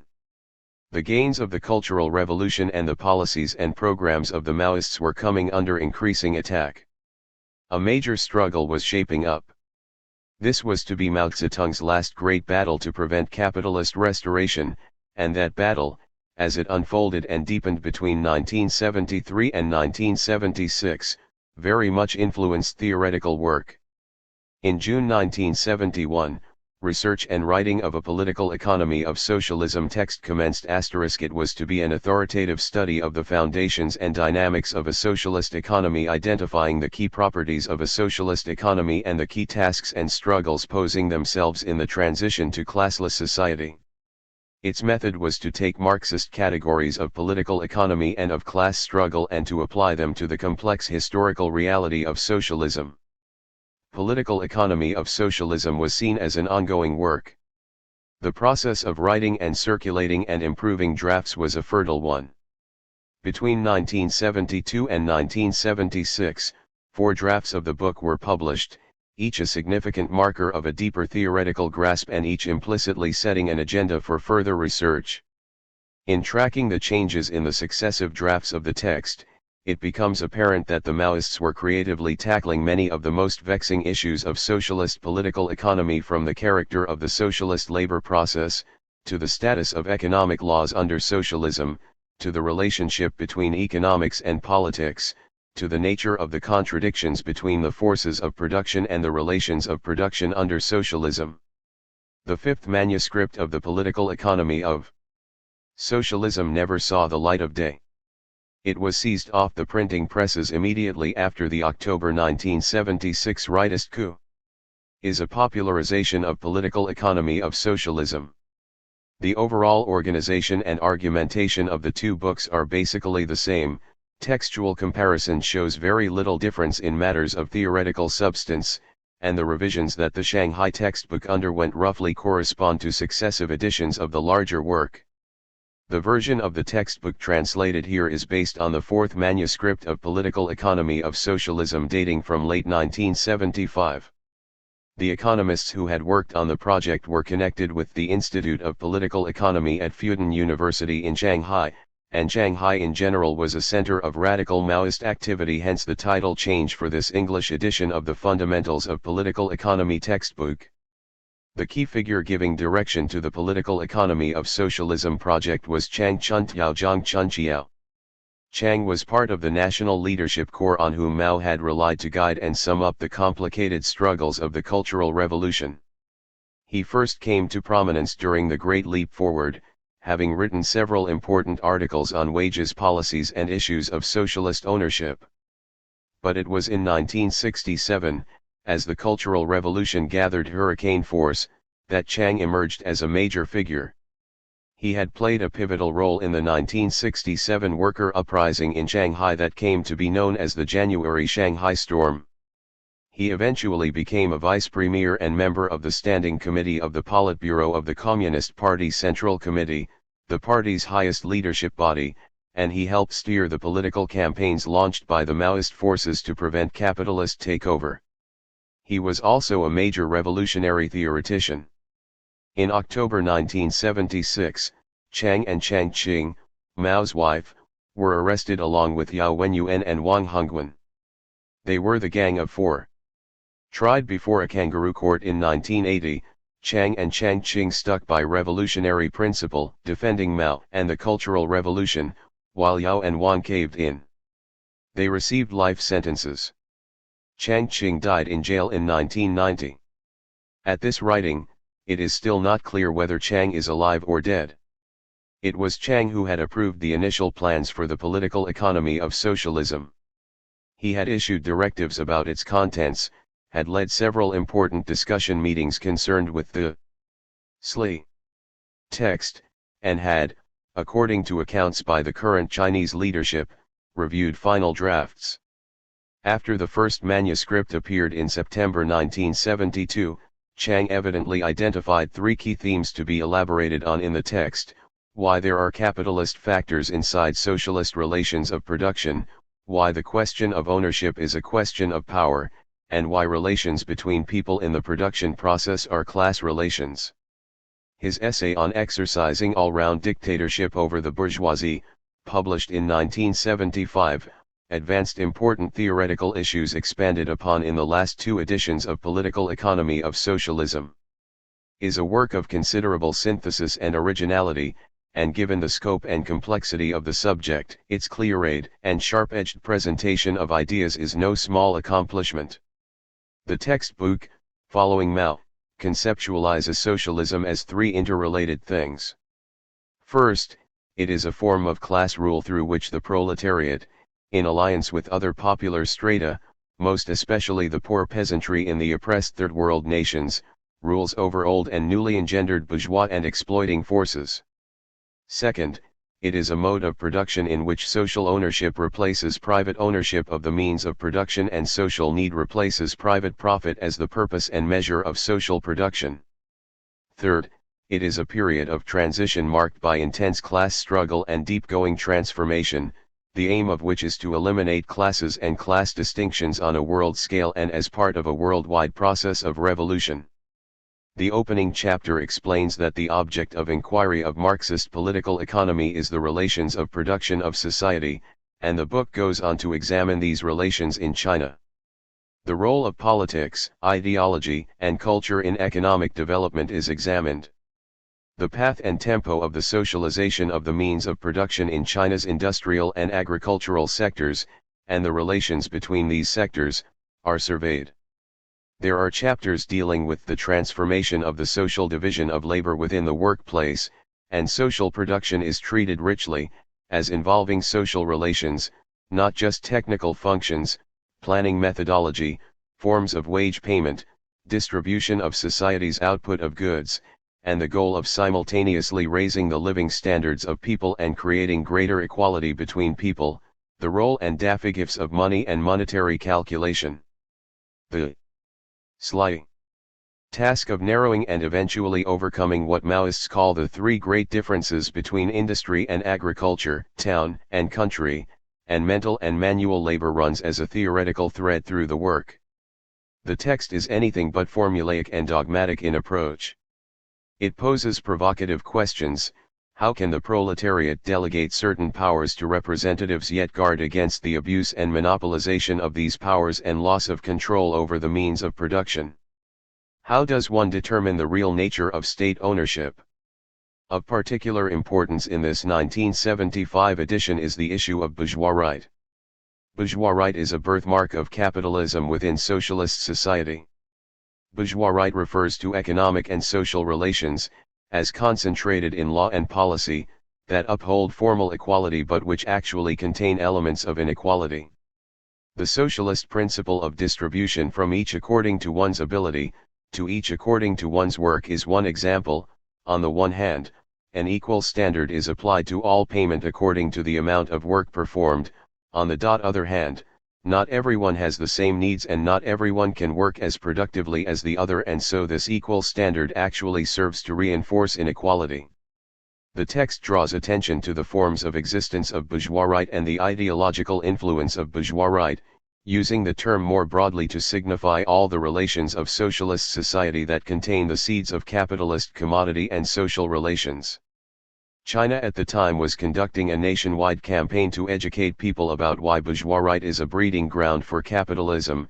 Capitalist roaders try to widen social and economic differences by expanding bourgeois right, and why it must be restricted and ultimately transcended, which, in the case of distribution, requires the application of the communist principle of from each according to one's ability, to each according to one's need.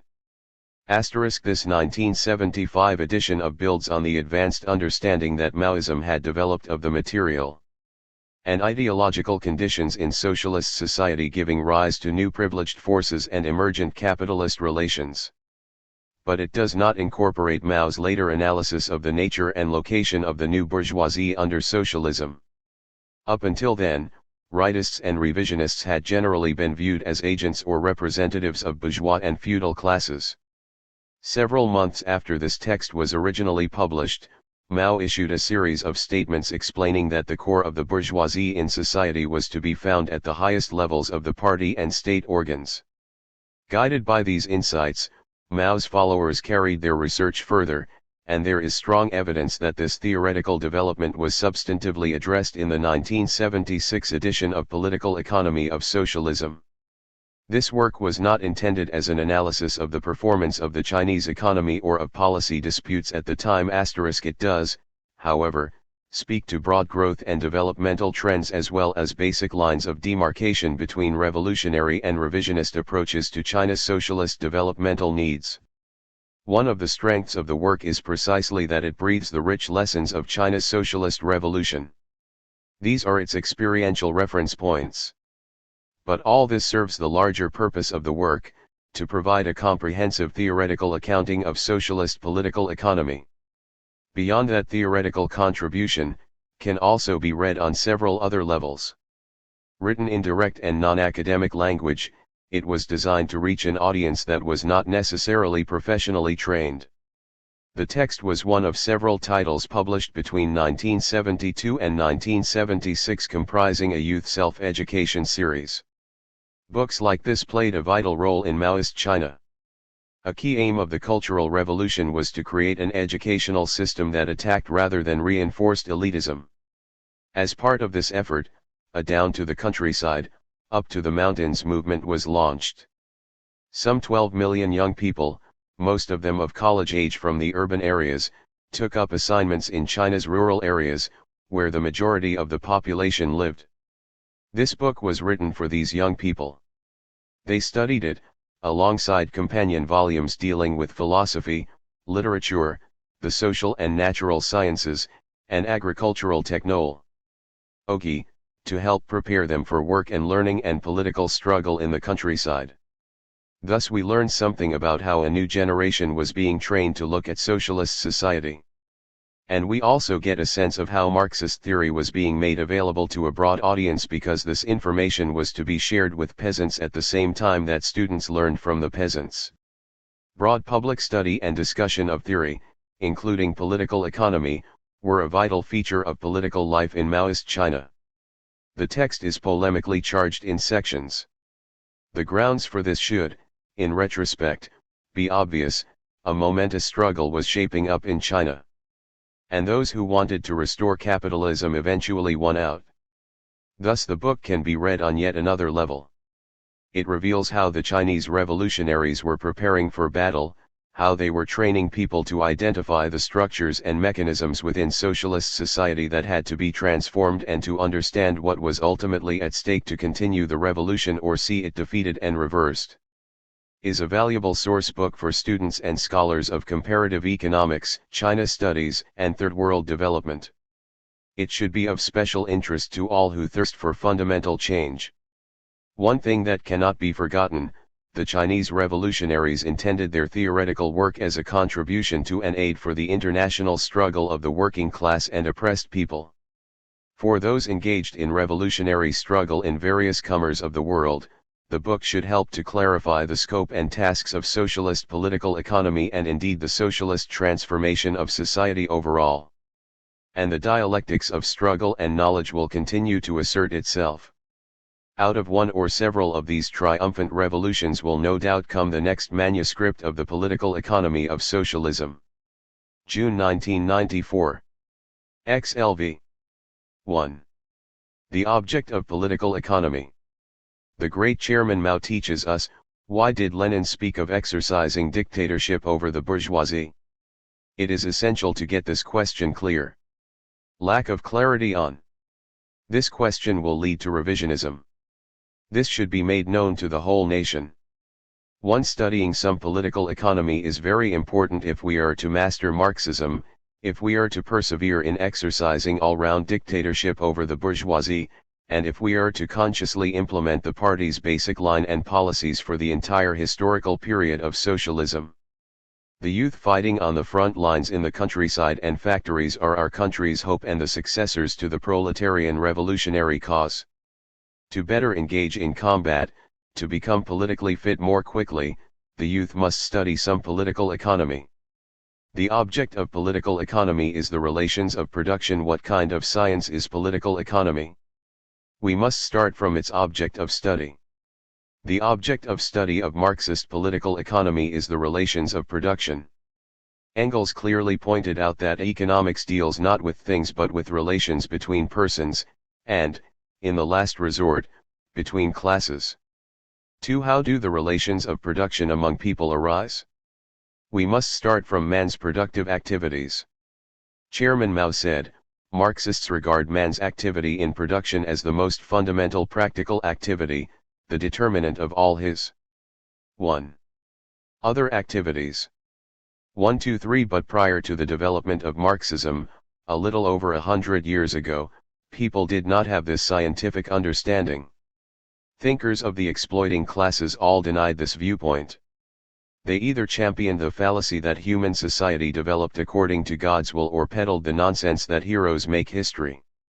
These supposedly great thinkers glossed over the simplest fact, namely, that people must first be able to feed, clothe, and shelter themselves before they can engage in politics, science, fine arts, and religious activities. And if people are to have food, clothing, and shelter, they must engage in productive activities. Therefore, the direct production of material goods is the basis of development of human society. Without the productive activities of the laboring people, humanity cannot survive and society cannot develop. It was Marx who discovered this law of development of human history. To produce, people must enter into certain mutual relations. Isolated individuals cannot engage in production. Just as Marx pointed out, in order to produce, they enter into definite connections and relations with one another, and only within these social connections and relations does their action on nature, does production, take place. For these relations formed by people in the production process are called the relations of production. In class society, these relations are ultimately manifested as class relations. The relations of production consist of three aspects: 1. The form of ownership of the means of production; 2. The position and mutual relations of people in production; 3. The form of distribution of products. The form of ownership refers to who owns the means of production, including means of labor such as machines, factories, and land, and objects of labor such as raw materials. The form of ownership of the means of production is the most important aspect of the relations of production and the basis of production relations. The form of ownership of the means of production determines the nature of the relations of production. Primitive society, slave society, feudal society, capitalist. 2. Society, and socialist society are classified according to the differences in the forms and patterns of ownership of the means of production. The form of ownership determines people's roles in production and their mutual relations, and thus the form of distribution of products. To produce, it is necessary not only to have relations among people but also relations between people and nature. Human beings must conquer and transform nature. The power which humans develop and utilize to conquer and transform nature is called the productive forces. Productive forces are composed of people and materials, the latter called means of production. Among the productive forces, tools of production are the most important. The types of tools used for production reflect the magnitude of humanity's power to conquer nature. But we cannot regard tools of production as the determining factor in productive forces. It is people, not things, that are decisive. 5. Of all things in the world, people are the most precious. 6. Tools have to be used by people, created by people, and renovated by people. Thus, without people, there would be no tools and no know-how. Without people, the best automatic tools are never really automatic. The relations of production and the productive forces constitute the two aspects of social production. In overall historical development, the productive forces generally play the principal and decisive role. Any transformation of the relations of production is necessarily a result of a certain development of the productive forces. The relations of production must correspond to the demands of development of the productive forces. When certain relations of production fetter the development of the productive forces, these relations of production must be replaced by some other, new relations of production which correspond to the development of the productive forces. This is to say, the form of production relations is not determined by man's subjective will but by the level of development of the productive forces. The relations of production must conform to the development of the productive forces. This is an objective law independent of human will. The emergence, development, and disintegration of certain relations of production unfold with a corresponding evolution of the contradictions of certain productive forces. Therefore, in the study of production relations, Marxist political economy also studies productive forces. If in the overall development of history the productive forces are revealed to be the principal determining factor, does this mean that 3. The relations of production are entirely passive in relation to the productive forces? Definitely not. When the relations of production correspond to the productive forces, they are an active spur to the development of the productive forces. When the relations of production no longer correspond to the productive forces, they will fetter the development of the productive forces. When the productive forces cannot be developed without changing the relations of production, the transformation of the relations of production plays the principal determining role. When old China was under the rule of imperialism, feudalism, and bureaucrat capitalism, the landlord and the comprador classes represented the most reactionary and backward relations of production in China. The development of the productive forces was severely restricted and undermined. Before liberation in 1949, China did not have any machine-building industry or any automobile or airplane manufacturing. Outside of northeast China, the annual output of steel was only several 100,000 tons. Even daily necessities were imported. Cloth was called foreign cloth, umbrellas were called foreign umbrellas. Even a tiny nail was called a foreign nail.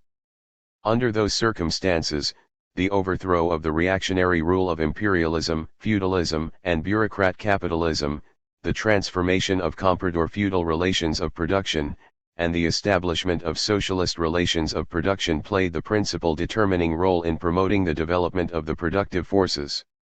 The major development of the productive forces generally occurs after changes in the relations of production. This is a universal law. The major development of the productive forces in capitalist society took place after the disintegration of feudal relations of production brought about by the bourgeois revolution and the rapid development of capitalist relations of production. In England, for example, the industrial revolution of the late 18th and early 19th centuries was carried through only after and on the basis of the bourgeois revolution of the 17th century. All this gave great impetus to the development of the productive forces. Similarly, large-scale modem industry in France, Germany, the United States, and Japan developed rapidly only after the old superstructure and relations of production had been transformed in various ways. On the question of the relations of production and the productive forces, one of the principal issues in the long struggle between 4. Marxism and revisionism has always been whether one insists on upholding the theory of the dialectical unity between the productive forces and the relations of production, or promotes the reactionary theory of the productive forces. Lin Piao, in league with Chen Po-ta, advocated that the principal task after the Ninth Party Congress of 1969 was to develop production. This is the same revisionist fallacy inserted into the resolution of the Eighth Party Congress by Liu Shaokai and Chen Po-ta, which held that the contradiction between the advanced socialist system and the backward social productive forces was the principal contradiction in Chinese society. In China, the socialist relations of production are basically in harmony with the growth of the productive forces.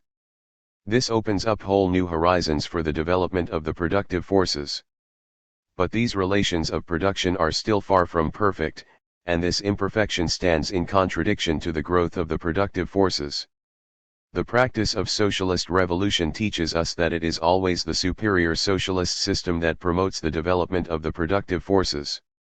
It is always after the transformation of those parts of the relations of production that do not correspond to the development of the productive forces that the development of the productive forces is promoted. Where is the contradiction between the advanced socialist system and the backward social productive forces? The criminal intention of Liu Shaoqi, Lin Piao, and other such swindlers who peddled this nonsense was to futilely attempt to use the theory of productive forces as a weapon to oppose continuing the revolution under the dictatorship of the proletariat and exercising all-round dictatorship over the bourgeoisie and to oppose the party's basic line. This is their impossible dream. The relations of production must correspond to the development of the forces of production. The development of the productive forces necessitates the destruction of old relations of production that are not compatible with their development and their replacement by new relations of production that are compatible with the development of the productive forces. But the process of disintegration of old production relations and the emergence of new production relations cannot be a smooth one. The transformation of old relations of production and the establishment and perfecting of new relations of production are often realized only through revolutionary struggles.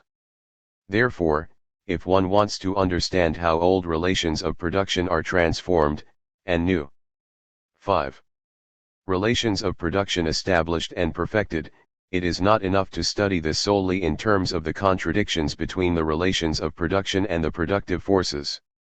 The relations between the superstructure and the economic base must also be investigated.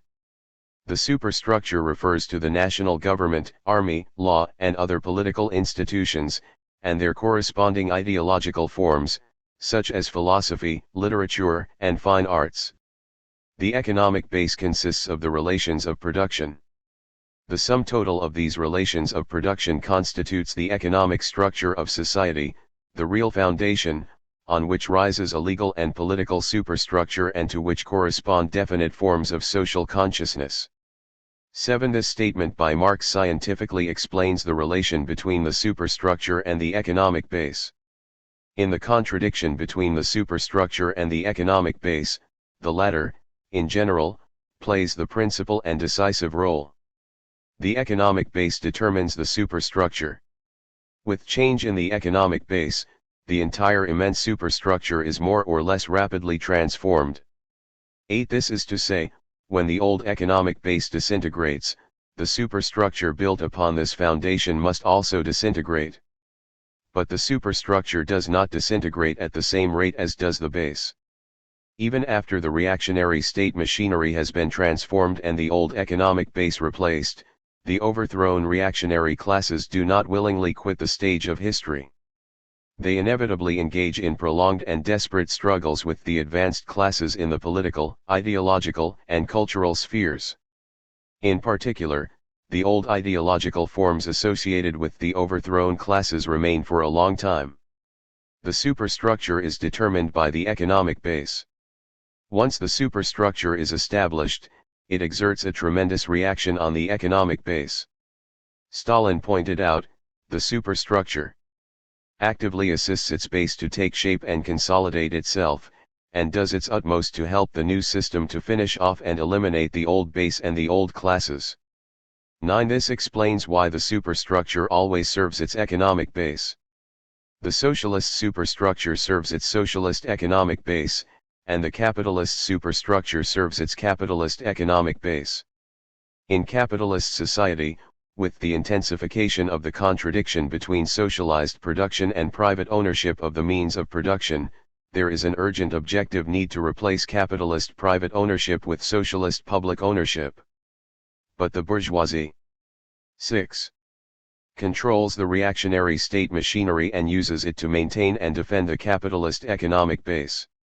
If the proletariat does not first smash the capitalist state machinery, it is impossible to destroy the capitalist economic system.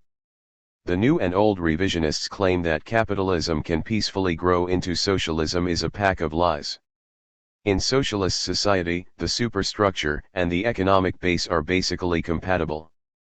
But due to the existence of the bourgeoisie and its ideological forms, the existence of certain bureaucratic styles of work in the state organs, and the existence of defects in certain parts of the state system, the consolidation, improvement, and further development of the socialist economic base are hindered or undermined.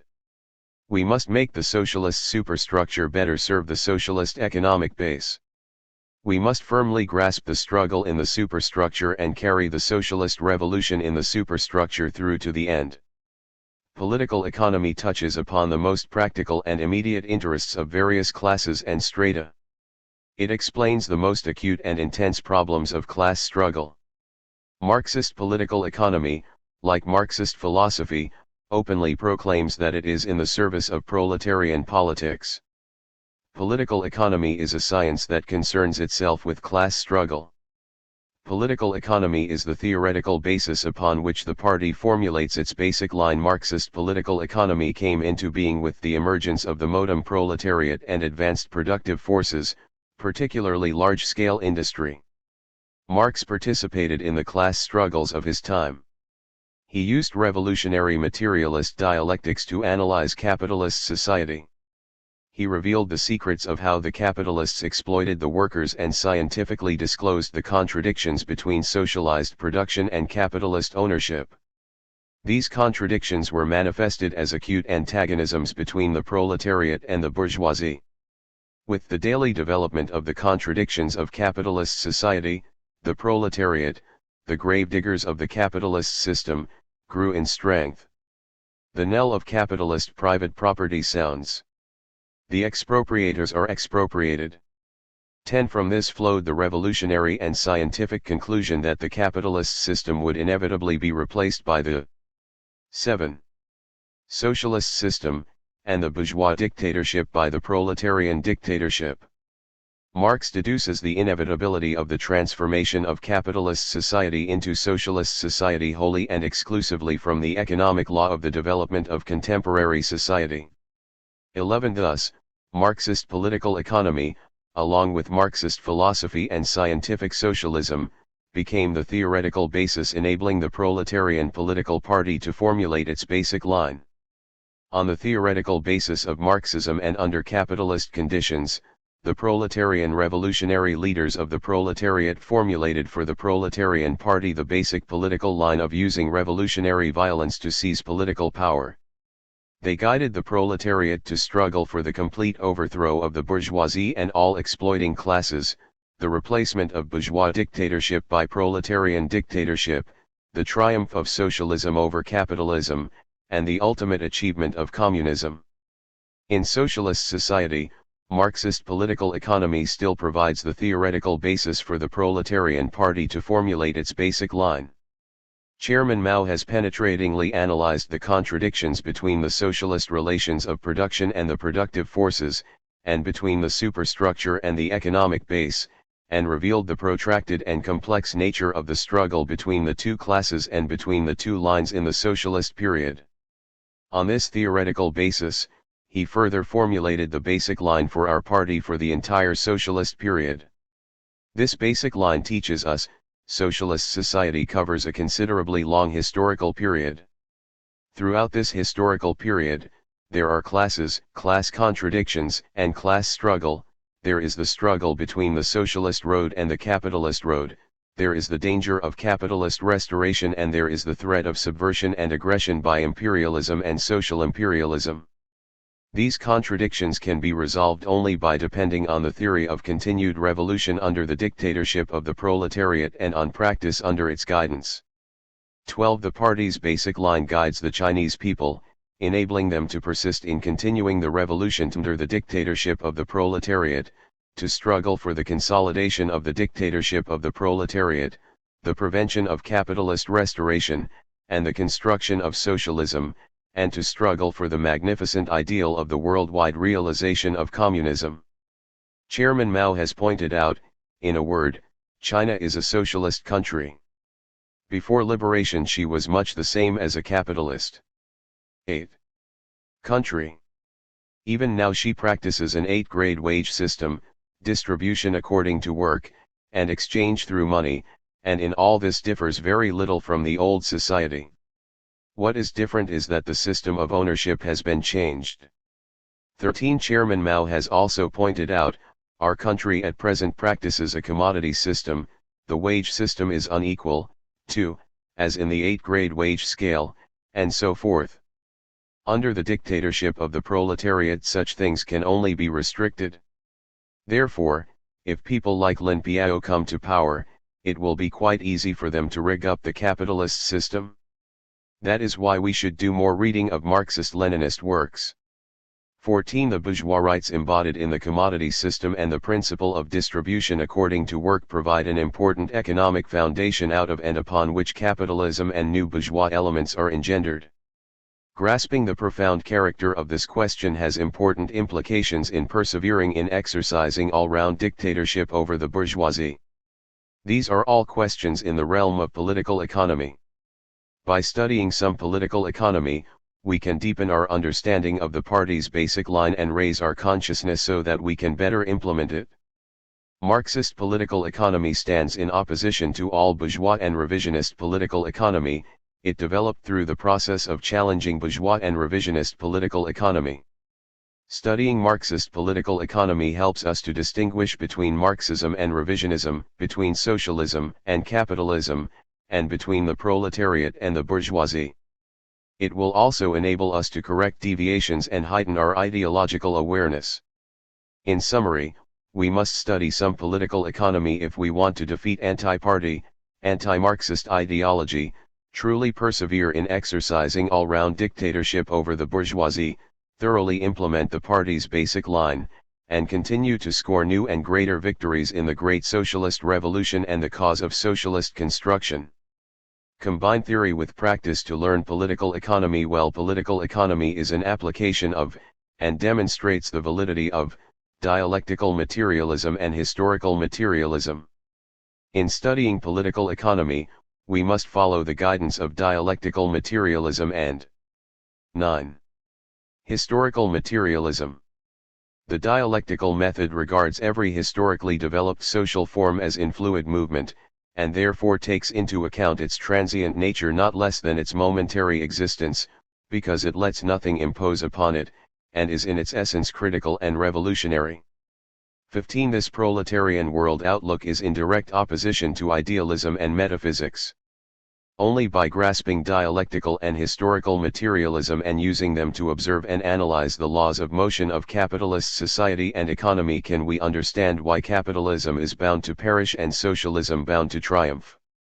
And only by using dialectical and historical materialism to observe and analyze the laws of motion of socialist society and economy can we understand the protracted and complex nature of class struggle and line struggle in socialist society, and only then can we understand the general trend of historical development from socialism to communism, which is independent of human will. This will strengthen our resolve to struggle for the ultimate victory of the cause of communism with full determination and fearing neither difficulty nor sacrifice. In studying political economy, we must insist on the revolutionary style of learning which combines theory with practice. Chairman Mao teaches us, it is necessary to master Marxist theory and apply it, master it for the sole purpose of applying it. 16. To combine theory and practice is a question of whether one has a revolutionary style of study, of whether one has party spirit. We must combine study of political economy with criticism of revisionism, with criticism of the reactionary fallacies peddled by Liu Shaoqi, Lin Piao, and similar swindlers, with the three great revolutionary movements of class struggle, the struggle for production, and scientific experiment, and with the transformation of world outlook.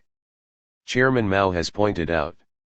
Lenin said that small production engenders capitalism and the bourgeoisie continuously, daily, hourly, spontaneously, and on a mass scale.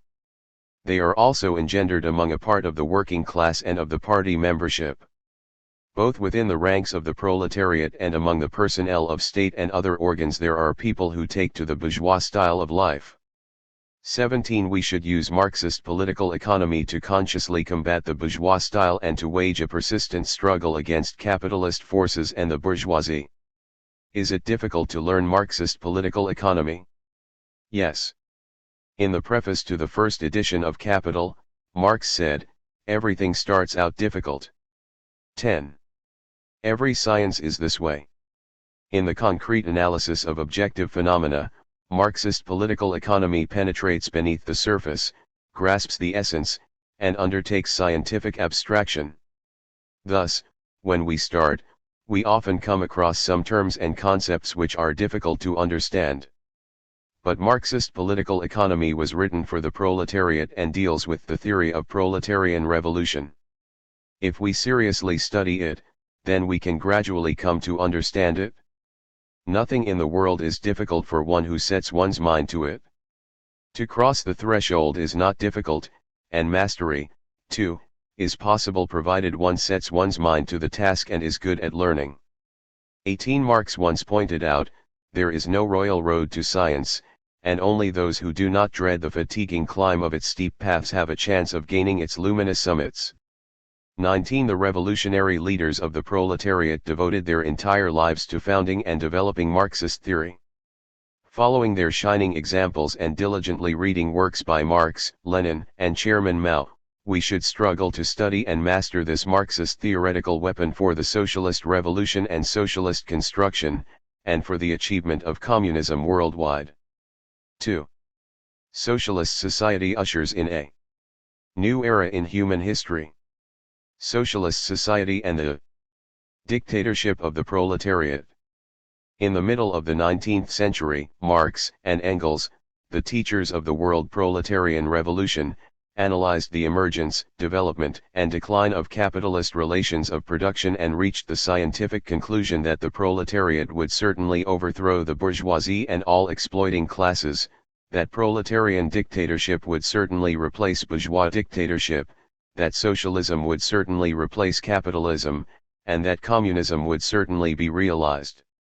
In the end, they called on the proletariat of the world to unite with the broad laboring masses and take up arms to struggle fearlessly for the destruction of the bourgeois state machinery, the establishment of the dictatorship of the proletariat, and the achievement of socialism and communism.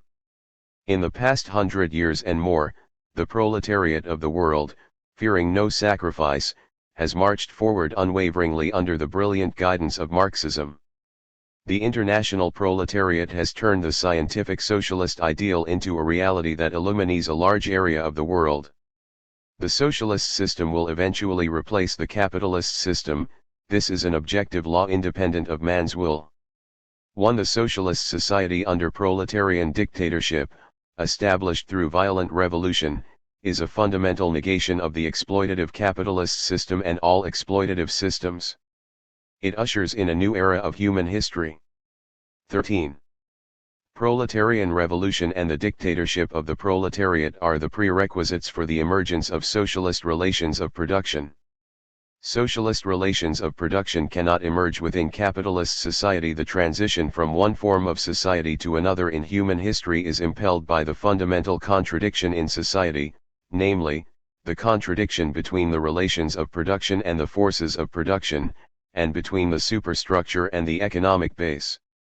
Marx pointed out, at a certain stage of their development, the material productive forces of society come in conflict with the existing relations of production, or what is but a legal expression for the same thing with the property relations within which they have been at work hitherto. From forms of development of the productive forces these relations turn into their fetters. Then begins an epoch of social revolution. With the change of the economic foundation, the entire immense superstructure is more or less rapidly transformed.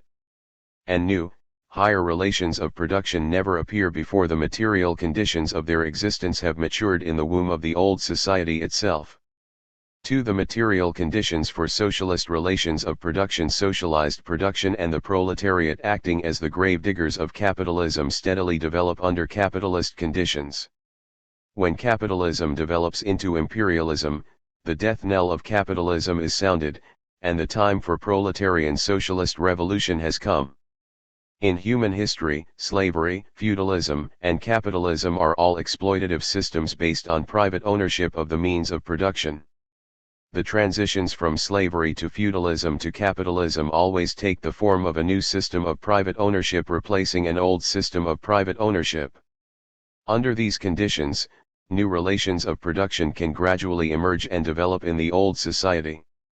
For example, capitalist relations of production emerged gradually towards the end of feudal society. But even under these conditions, in order for a new system of private ownership to become the dominant economic basis of society, it must rely on the newly emerging exploiting class, which represents this new system of private ownership, to launch revolution. 14. Seize political power, and engage in life and death class struggle. This is a time-tested law. Socialist relations of production are relations of production based on public ownership. They cannot possibly emerge within capitalist society. The socialist system of public ownership stands in fundamental opposition to the system of capitalist ownership in which the means of production are privately owned. To implement socialist public ownership of the means of production implies the expropriation of the bourgeoisie's means of production. This cannot be carried out in capitalist society under bourgeois dictatorship. The bourgeois state machinery and its whole superstructure exist for the protection of the system of capitalist private ownership. The bourgeoisie will never allow socialist relations of production to take shape within the capitalist society. All fallacious arguments that capitalism can peacefully evolve into socialism, championed by new and old revisionists, are totally contrary to the facts. These theories serve to preserve the capitalist system and to prevent the proletariat from rising up and rebelling. With the development of capitalism, the path to complete and revolutionary societal transformation is clear. The proletariat seizes state power and to begin with transforms the means of production into state property. 3. The fundamental issue of revolution is political power. Chairman Mao pointed out, political power grows out of the barrel of a gun. For only by overthrowing the bourgeois state machinery and establishing proletarian dictatorship through revolutionary violence can the proletariat institute socialist nationalization of the capitalist economy and socialist transformation of the individual economy and establish and develop production relations based on socialist public ownership. Thus, proletarian revolution and proletarian dictatorship become the prerequisites for the emergence of socialist relations of production. The Paris Commune of 1871 was the historic first, great attempt made by the proletariat to overthrow the capitalist system with revolutionary violence. Although the Paris Commune failed, the principles of the Commune lived on. The experience of the Paris Commune demonstrated that the proletariat must destroy the bourgeois state machinery, that is to say, the working class cannot simply lay hold of the ready-made state machinery, and wield it for its own purposes. 5. 15. Lenin's leadership in the October Revolution was a brilliant application of the Marxist theory of violent revolution. The experience of the October Revolution demonstrated that in the period of imperialism and proletarian revolution, as long as there is a proletariat of some size, as long as there are masses suffering oppression, and as long as there is a relatively mature proletarian party which is able to combine a Marxist line with revolutionary practice in that country and which is able to correctly lead the proletariat, the poor, and the suffering peasants by uniting all forces that can be united to wage a persistent struggle against the class enemy, it is possible to overthrow bourgeois rule through armed revolution, even in the most backward capitalist country, and thereby establish a socialist state under proletarian dictatorship. The cannon fired in the October Revolution brought the Chinese people Marxism-Leninism. The great Chairman Mao formulated a general line for China's new democratic revolution by combining the universal truth of Marxism-Leninism with China's revolutionary situation. The general line was, the revolution against imperialism, feudalism, and bureaucrat capitalism will be waged by the broad masses of the people under the leadership of the proletariat. 6. Under the guidance of this revolutionary line, the path of establishing base areas in the countryside and the rural areas and laying siege to, and finally seizing, the urban areas was followed. After a prolonged period of revolutionary war, the Chinese people overthrew the reactionary rule of imperialism, feudalism, and bureaucrat capitalism, destroyed the old state machinery, and established the People's Republic of China under a people's democratic dictatorship, a specific form of the dictatorship of the proletariat. The birth of the People's Republic of China was the greatest world historical event since the October Revolution.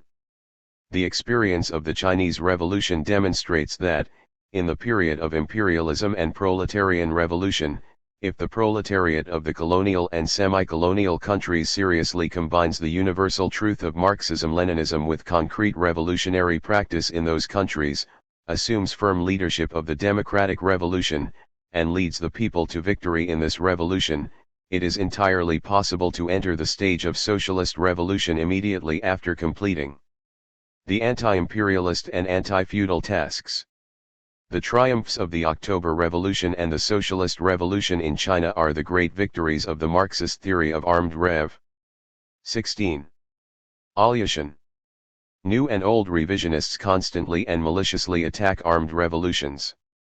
They espouse the fallacy of peaceful transition, which is nothing but a refurbished version of the benevolence preached by the philosopher Confucius, a spokesman for the then decadent slave-owning class in China. Confucius's benevolence has never been benevolent at all, and the bourgeoisie has always used reactionary force to suppress the proletariat. The so-called way of loyalty and trust was a hoax perpetrated by the exploiting class to sap the fighting will of the laboring people. That veritable present-day disciple of Confucius, Lin Piao, even picked up such dust-covered weapons as one who wields virtue prospers, one who wields force perishes, vainly attempting to restrict the freedom of the proletariat and to oppose the use of revolutionary violence against the reactionary class. With respect to the fallacy of peaceful transition and the opposition to revolutionary violence consistently pushed by domestic and foreign revisionists, Chairman Mao solemnly pointed out, the seizure of power by armed force, the settlement of the issue by war, is the central task and the highest form of revolution. This Marxist-Leninist principle of revolution holds good universally, for China and for all other countries. 7. This is a universal law of proletarian revolution. The crux of the theory of the productive forces is its opposition to proletarian revolution and proletarian dictatorship. The most fundamental betrayal of Marxism by the new and old revisionists is their opposition to proletarian revolution and proletarian dictatorship. The tattered banner they often hoist in opposition to proletarian revolution and proletarian dictatorship is the reactionary theory of the productive forces, or the productivity first theory. The revisionists Bernstein and Koski of the Second International tried very hard to promote the idea that, by virtue of the development of the productive forces, capitalist countries with highly developed industrial economies would gradually evolve towards socialism. In these countries, it was therefore unnecessary to resort to violent revolution. The corollary was that in capitalist countries with underdeveloped industries, in the colonies, and in the dependent countries it was necessary first to develop the productive forces, since, it was 17. Alleged without highly developed productive forces, the proletariat could not wage revolution. This was an early version of the theory of the productive forces in the international communist movement. This erroneous theory treated social transformation purely as an issue of the development of the productive forces. It completely ignored that the relations of production react back upon the development of the productive forces, and that the superstructure reacts back upon the economic base. It ignored the principle of historical materialism that in class society social transformation can be realized only through fierce class struggle. The founders of Marxism dealt a firm blow to the revisionists' theory of the productive forces.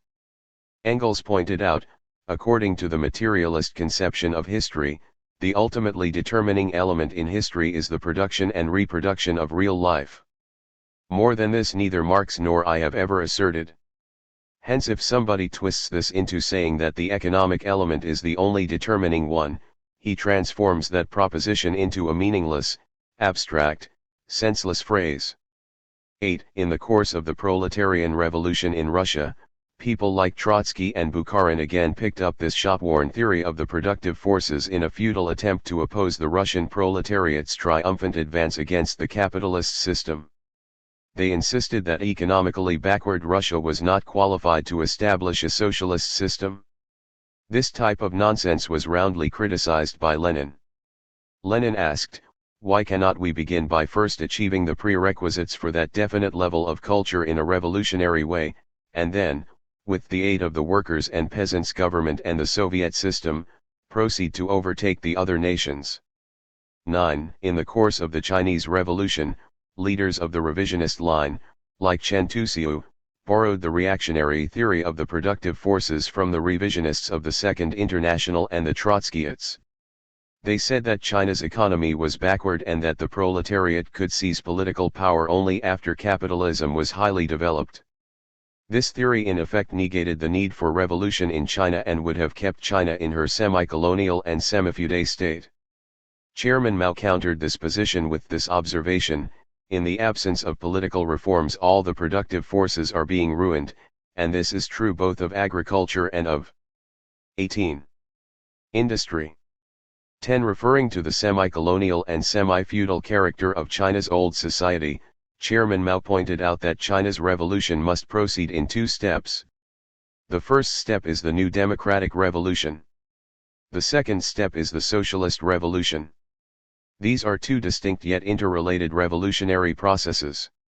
The democratic revolution is the necessary preparation for the socialist revolution. The socialist revolution is an inevitable trend of the democratic revolution. This totally and thoroughly demolishes the conspiracy of people like Chen Tuxiu who unsuccessfully attempted to stem the rolling torrent of the Chinese people's revolution by resorting to the reactionary theory of the productive forces. Chairman Mao said, "True, the productive forces, practice, and the economic base generally play the principal and decisive role. Whoever denies this is not a materialist. But it must also be admitted that in certain conditions, such aspects as the relations of production, theory, and the superstructure in turn manifest themselves in the principal and decisive role." 11. The history of the international communist movement shows that the line of demarcation between Marxism and revisionism in the proletarian struggle for political power lies in whether one persists in upholding the theory of the dialectical unity between productive forces and relations of production and between the economic base and the superstructure, or whether one pushes the reactionary theory of the productive forces. Socialist society is a fairly long historical period. Socialist society is a period of struggle between declining capitalism and rising communism. What kind of a society is the socialist society established through proletarian revolution? What are its basic characteristics? Marx pointed out, between capitalist and communist society lies the period of the revolutionary transformation of the one into the other. There corresponds to this also a political transition period in which the state can be nothing but the revolutionary dictatorship of the proletariat. 12. The period described by Marx as a period of revolutionary transformation of the one into the other and a political transition period is the historical period of socialism.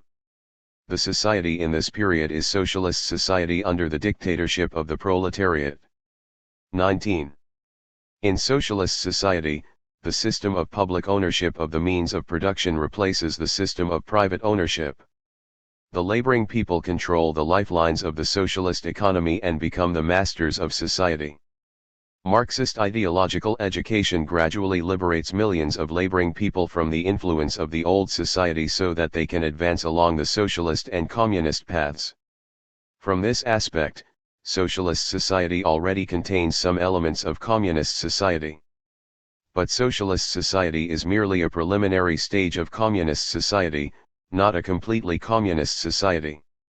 Just as Marx pointed out, what we have to deal with here is a communist society, not as it has developed on its own foundations, but, on the contrary, just as it emerges from capitalist society, which is thus in every respect, economically, morally, and intellectually, still stamped with the birthmarks of the old society from whose womb it emerges. 13. Chairman Mao, referring to the socialist system, said, in a word, China is a socialist country. Before liberation she was much the same as a capitalist country. Even now she practices an 8-grade wage system, distribution according to work and exchange through money, and in all this differs very little from the old society. What is different is that the system of ownership has changed.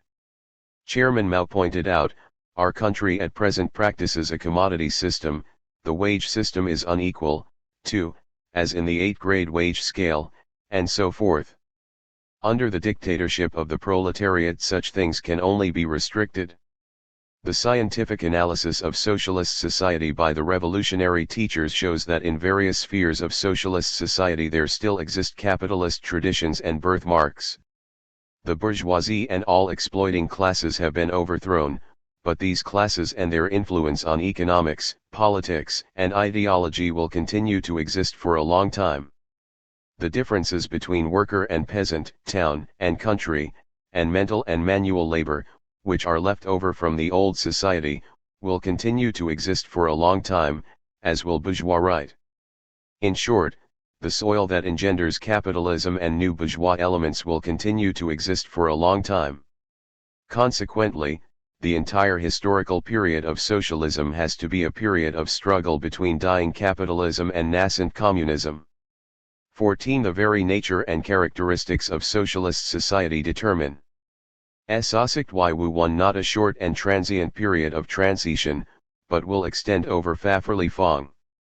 20.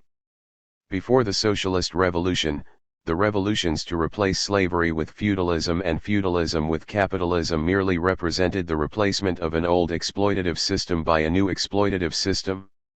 The proletarian socialist revolution is fundamentally different. It must thoroughly abolish all exploitative systems among people. It must abolish class distinctions generally, abolish all the relations of production on which they rest, abolish all the social relations that correspond to these relations of production, and revolutionize all the ideas that result from these social relations, thereby making it impossible for the bourgeoisie to exist or for a new bourgeoisie to arise. Hence, this revolution is richer, wider, and more complex than any other revolution in history. The goal of communism can be realized in the end only through prolonged struggle and by creating favorable conditions step by step. To eliminate classes, socialist society must make a thorough and clean break with all influences and traditions of private ownership and of the old society. The legacy of Confucius, who stubbornly defended slavery in China more than 2,000 years ago, has been used by the exploiting classes of various historical periods to consolidate their reactionary rule. Today, the reactionary thought of Confucius is still used by the bourgeoisie and revisionists as an ideological weapon to restore capitalism. It is a protracted and complex task to solve the issue of whether socialism or capitalism will win out in the sphere of political ideology. Chairman Mao pointed out, there must also be a thorough socialist revolution on the political and ideological fronts. Here a very long period of time is needed to decide who will win in the struggle between socialism and capitalism. Several decades won't do it, success requires anywhere from 1 to several centuries. 15. The final victory of a socialist country not only requires the efforts of the proletariat and the broad masses of the people at home, but also involves the victory of the world revolution and the abolition of the system of exploitation of man by man over the whole globe, upon which all mankind will be emancipated. 16. We are still in the period of imperialism and proletarian revolution. The final triumph of the socialist revolution will be won only after a series of difficult, complex, and protracted class struggles in the world. Correctly understanding the nature and characteristics of socialist society, correctly understanding that socialist society is a fairly long 21. Historical period, and drawing a clear distinction between scientific socialism and all kinds of phony socialism have great significance for the success of the proletariat of all countries in making socialist revolution and struggling to prevent capitalist restoration after the victory of the revolution. The victory of socialism in large areas of the world will force its enemies to disguise themselves as socialists. They will hoist various socialist banners to deceive the world and win fame for themselves. In the contemporary period, there is the developed socialism served up by Brezhnev, the real socialism peddled by Lin Piao, and so forth. People like Brezhnev vainly hope to hide under the cloak of developed socialism in order to intensify the exploitation and oppression of the laboring people in their own country as part of their unscrupulous restoration of capitalism. Abroad, they step up aggression and expansion in their futile attempt to achieve world supremacy. The so-called developed socialism is a new form of bureaucrat monopoly capitalism, that is, social imperialism. The real socialism peddled by people like Lin Piao was merely a disguise. His reactionary program was Confucius's restraining oneself and restoring the rights. He clamored that of all things, this is the most important. His intention was to sabotage China's socialist system under the dictatorship of the proletariat and to restore capitalism. The so-called real socialism was in fact real capitalism. This company of renegades sought to mix the genuine with the sham in order to paralyze the revolutionary spirit of the broad masses of people. But Marxist scientific socialism cannot be faked. Once a comparison is made with the nature and characteristics of socialist society as explained by Marxism, it becomes easy to expose the various brands of sham socialism. The theory of the basic contradictions in socialist society is the theoretical basis for continuing the revolution under the dictatorship of the proletariat. After proletarian dictatorship was established in China, Chairman Mao laid down a general line for the party in the transition period: bring about, step by step and over a fairly long period, the socialist industrialization of China and the socialist transformation of agriculture, handicrafts, and capitalist industry and commerce. The State 17. According to this general line, China had basically completed the socialist trans. 22. Formation of the system of ownership of the means of production in 1956. Does this mean then that after the basic completion of the socialist transformation of the system of ownership of the means of production, socialist society ceases being an historical process of the motion of contradictions?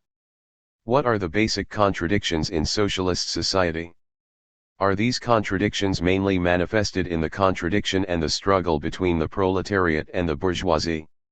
It is exactly in answer to these questions that there exist fundamental differences between Marxism and modern revisionism. The Soviet revisionist renegade clique flatly denies that contradictions exist in socialist society from beginning to end. It flatly denies that these contradictions are mainly manifested in the struggle between the proletariat and the bourgeoisie. It flatly denies that it is precisely the unity and struggle between opposites that propels the development of socialist society. By denying all of this, the Soviet revisionist clique aims to conceal its high crime of totally restoring capitalism and implementing fascist dictatorship. Liu Shaoqi, Lin Piao, and company followed in the footsteps of the Soviet revisionists. After the great victory achieved in China's socialist transformation of the system of ownership of the means of production, they fabricated the nonsense that there was a contradiction between the advanced socialist system and the backward social productive forces.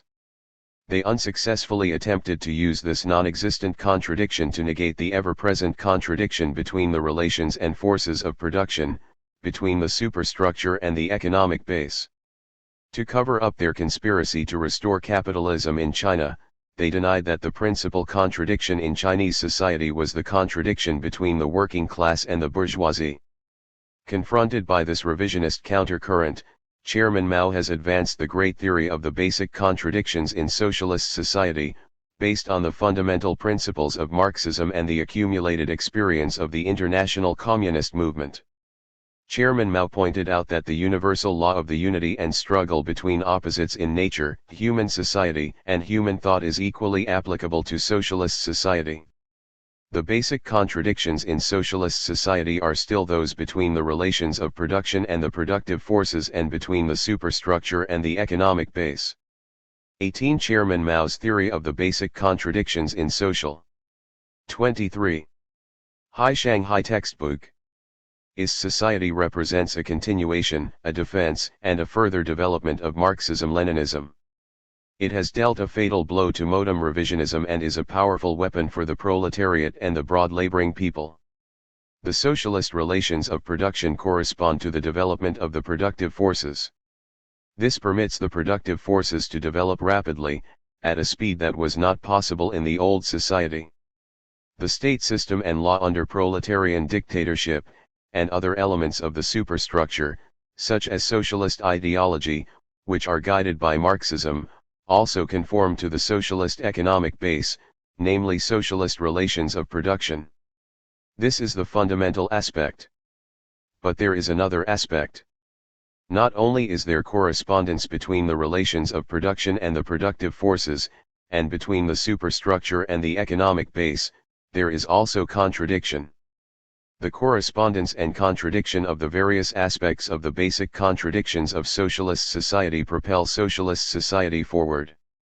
In order to correctly understand the contradiction between the relations of production and the productive forces under socialism, it is necessary to make a concrete analysis of the relations of production in socialist society. For a certain period of time in socialist society, there still exist non-socialist relations of production. In regard to the ownership system, for example, the joint state-private enterprises in China were basically socialist in nature. But the capitalist could still obtain interest at a fixed rate. In other words, exploitation and remnants of capitalist private ownership still existed. After the fixed interest was abolished, there were still remnants of individual economy in the urban and rural areas for a fairly long period of time. In regard to mutual relations between people, opposition between classes representing the capitalist relations of production and the laboring people still existed. In regard to the distribution of personal consumption goods, high salaries were still paid to the capitalist and bourgeois experts whose services were retained for a period of time. These high salaries did not embody the socialist principle of from each according to one's ability and to each according to one's work, but were in fact a form of buying them out. All these non-socialist relations of production were in conflict not only with the development of the productive forces but also with socialist relations of production. In the process of development of 24. Socialist construction, these non-socialist relations of production must be transformed step by step. On the other hand, the socialist relations of production themselves also undergo a process of development from a less mature to a more mature state. In socialist society, communism cannot as yet be fully ripe economically and entirely free from traditions or traces of capitalism. 19. The establishment of the system of socialist public ownership was a fundamental negation of the system of private ownership. But this does not imply that the issue of ownership is completely settled. Bourgeois right has not been abolished entirely in the sphere of ownership.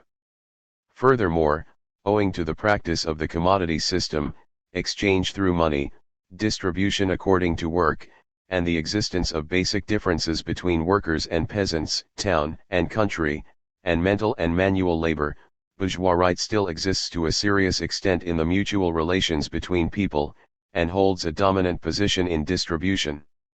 This kind of bourgeois right in the historical period of socialism cannot be entirely abolished, and in certain aspects it is still allowed to exist legally and is protected by the state. It can only be restricted under the dictatorship of the proletariat, which actively creates the conditions for the elimination of bourgeois right from the stage of history.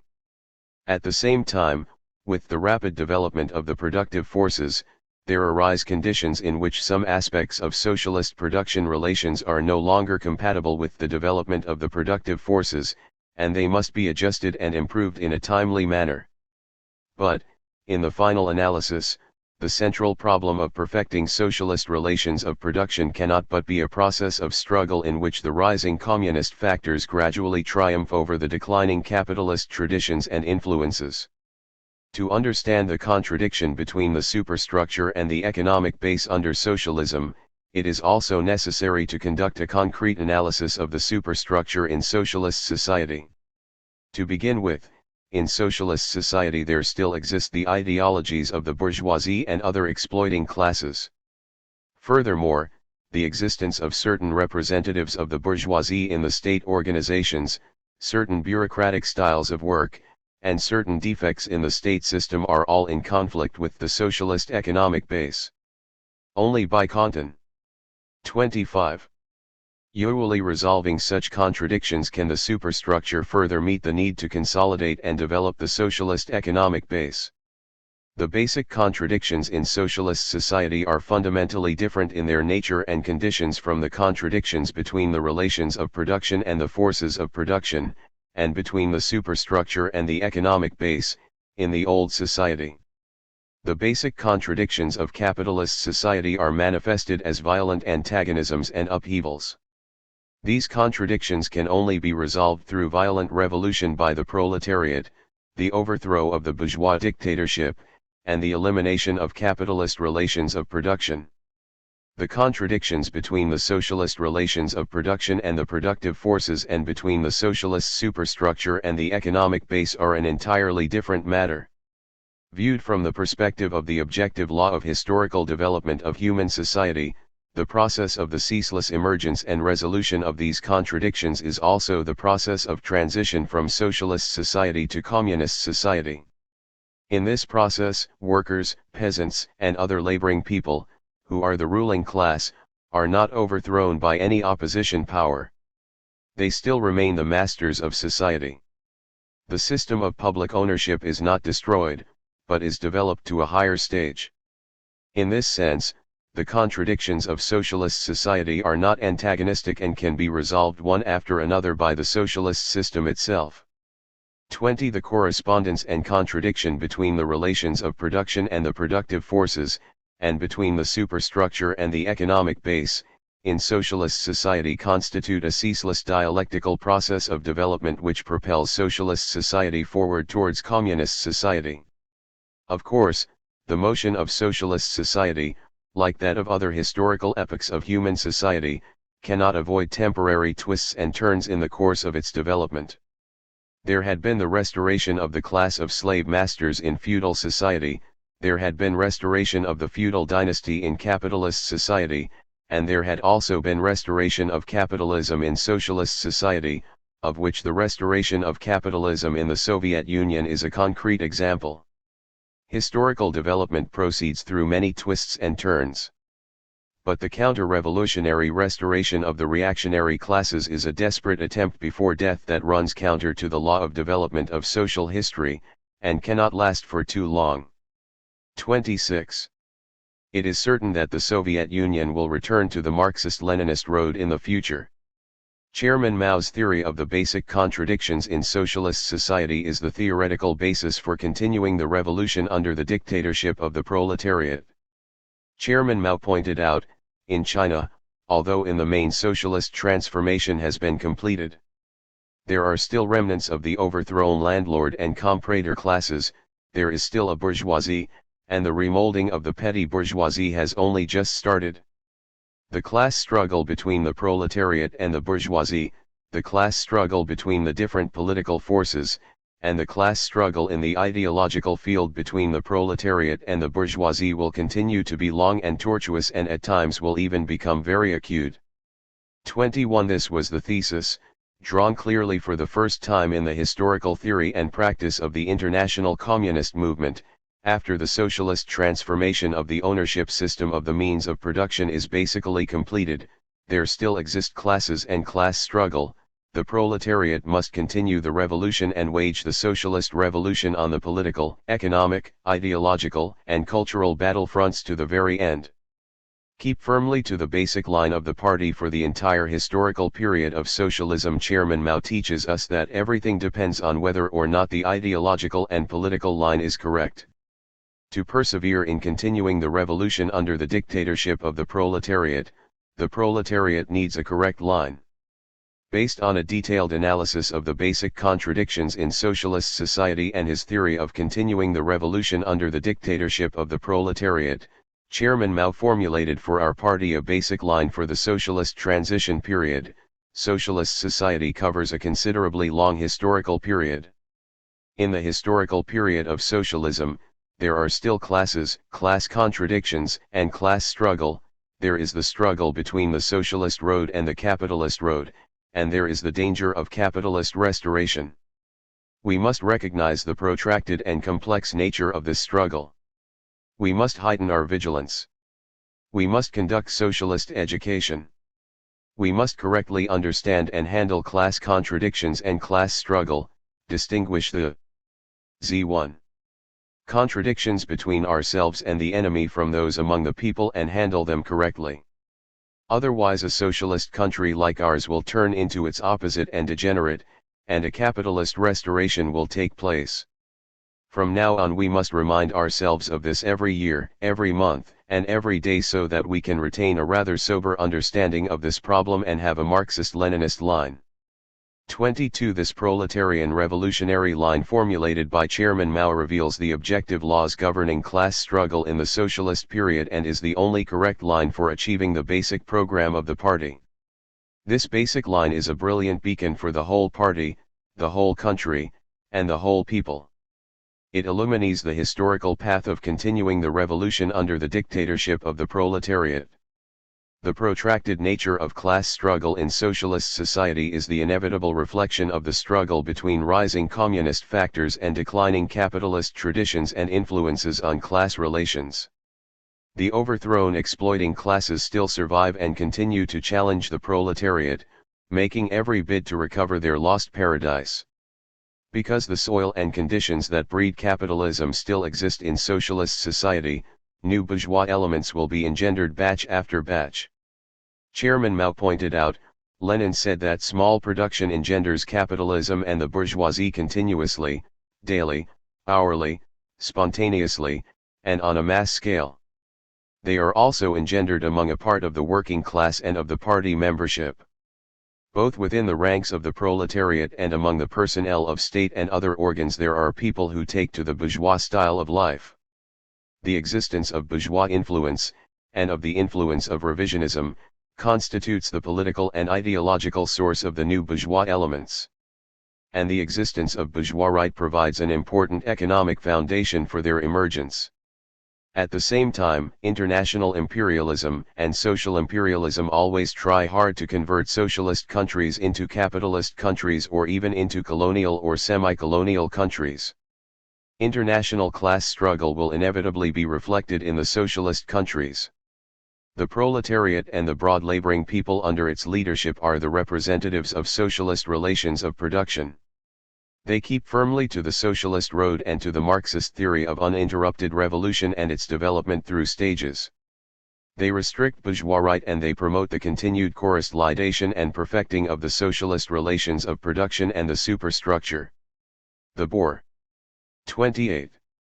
GOC and its agents inside the Communist Party are the representatives of capitalist relations of production *. They insist on taking the capitalist road and always try hard to consolidate and expand bourgeois right and to transform socialist relations of production into capitalist relations of production.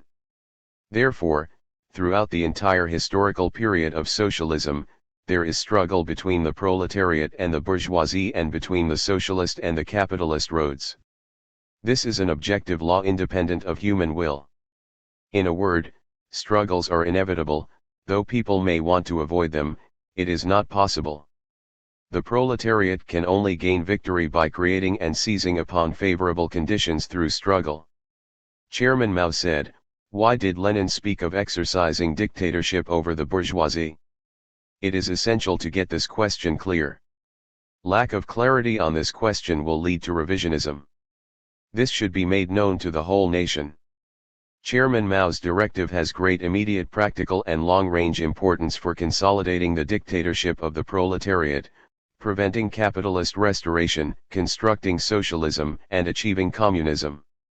Only by exercising all-round dictatorship over the bourgeoisie, in all stages of revolutionary development and in all spheres, and by creating the conditions in which it will be impossible for the bourgeoisie and all exploiting classes to exist or for a new bourgeoisie to arise, can the proletariat accomplish the historical task of proletarian dictatorship and realize the great ideal of communism.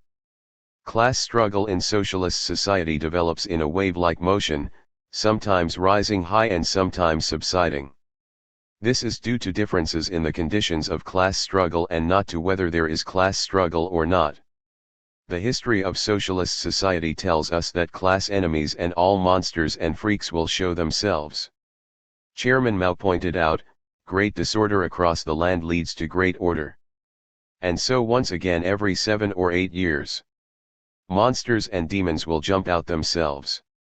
Determined by their own class nature, they are bound to jump out. 23. The law of class struggle finds expression in a major struggle every few years. Only after repeated tests of strength will the forces of the reactionary classes become weaker and weaker. For the further development of Mao's theory of the new bourgeoisie, and what had been learned through the class struggle in post-1949 China, see the appendix to Chapter 4. 29. And will the proletariat be able to finally fulfill the great historical mission of eliminating the bourgeoisie and all other exploiting classes? Class struggle in society is of necessity reflected in the party and is manifested as a struggle between the two lines inside the party. The basic party line tells us that the struggle against revisionism is a long-term struggle. The struggle between our party and the 4 anti-party cliques headed by Cao Kang, Zhao Shuxi, Peng Tihui, Liu Shaoqi, and Lin Piao was a struggle against revisionism. Chairman Mao personally launched and led the Great Proletarian Cultural Revolution. It was a great revolution in the superstructure, a great political revolution under the conditions of the dictatorship of the proletariat. It could also be called the Second Revolution of China. In the Great Proletarian Cultural Revolution, Chairman Mao led the whole party, the whole armed forces, and the whole people to destroy the two bourgeois headquarters commanded by Liu Shaoqi and Lin Piao. This bunch of renegades and traitors conspired to usurp the supreme power of the party and the state and sought to fundamentally transform the basic party line and its basic policies for the entire historical period of socialism in order to convert the Marxist-Leninist party into a revisionist fascist party, to sabotage the dictatorship of the proletariat, and to restore capitalism. The substance of their revisionist line is extreme rightism. Their counter-revolutionary conspiracy has been crushed by the hundreds of millions of revolutionary people of China. The Great Proletarian Cultural Revolution has won a great victory. Revolution is still developing and struggle is still continuing. The struggle between the two lines inside the party, which is a reflection of class struggle, will exist throughout the historical period of socialism. Chairman Mao pointed out, the current great cultural revolution is only the first one, and we are to carry out many later ones. The victory of a revolution can only be decided after a long historical period. It is likely that capitalism may be restored any time if we do not have our work done well. Members of the whole party and people of the whole country should not think that 3 or 4 great cultural revolutions are sufficient to bring peace to the nation. You must be always on guard and never for a moment slacken your vigilance. 24. 30. Socialist society constitutes the beginning of people consciously making history. The great soaring leap in the history of human development, the proletariat and the laboring people continue the revolution under the dictatorship of the proletariat in order to make the superstructure serve the socialist economic base, to make the relations of production conform to the development of the productive forces, and to consciously transform society and nature in accordance with the economic laws of socialism. This is a giant stride in human history. There are several thousand years of written human history. But before the birth of socialist society, this long period of history was but a prehistory in the development of human society. The producers were enslaved not only by nature but also by the means of production which they themselves created. It is not the producers who dominate the means of production, but the means of production which dominate the producers. 25. That is to say, the exploiting class, which controlled the basic means of production and thus state political power, viciously oppressed and exploited the broad laboring people and reduced them to a dark and miserable existence. The proletarian socialist revolution is like spring thunder and has shaken human history. It has brought an end to this prehistory and has ushered in a new era in which people consciously make history. The material basis for this great leap in human history lies in the transformation of private ownership of the means of production into socialist public ownership after the proletariat and the laboring people have seized political power.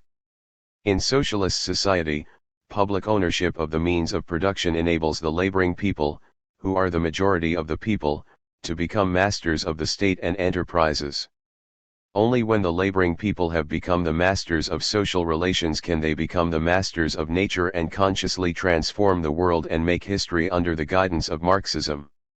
Certainly, compared with an advanced communist society, socialist society is only the beginning of an era in which people consciously make history. In addition to the limitations imposed by the level of development of the productive forces and by the conditions of our knoll. 31.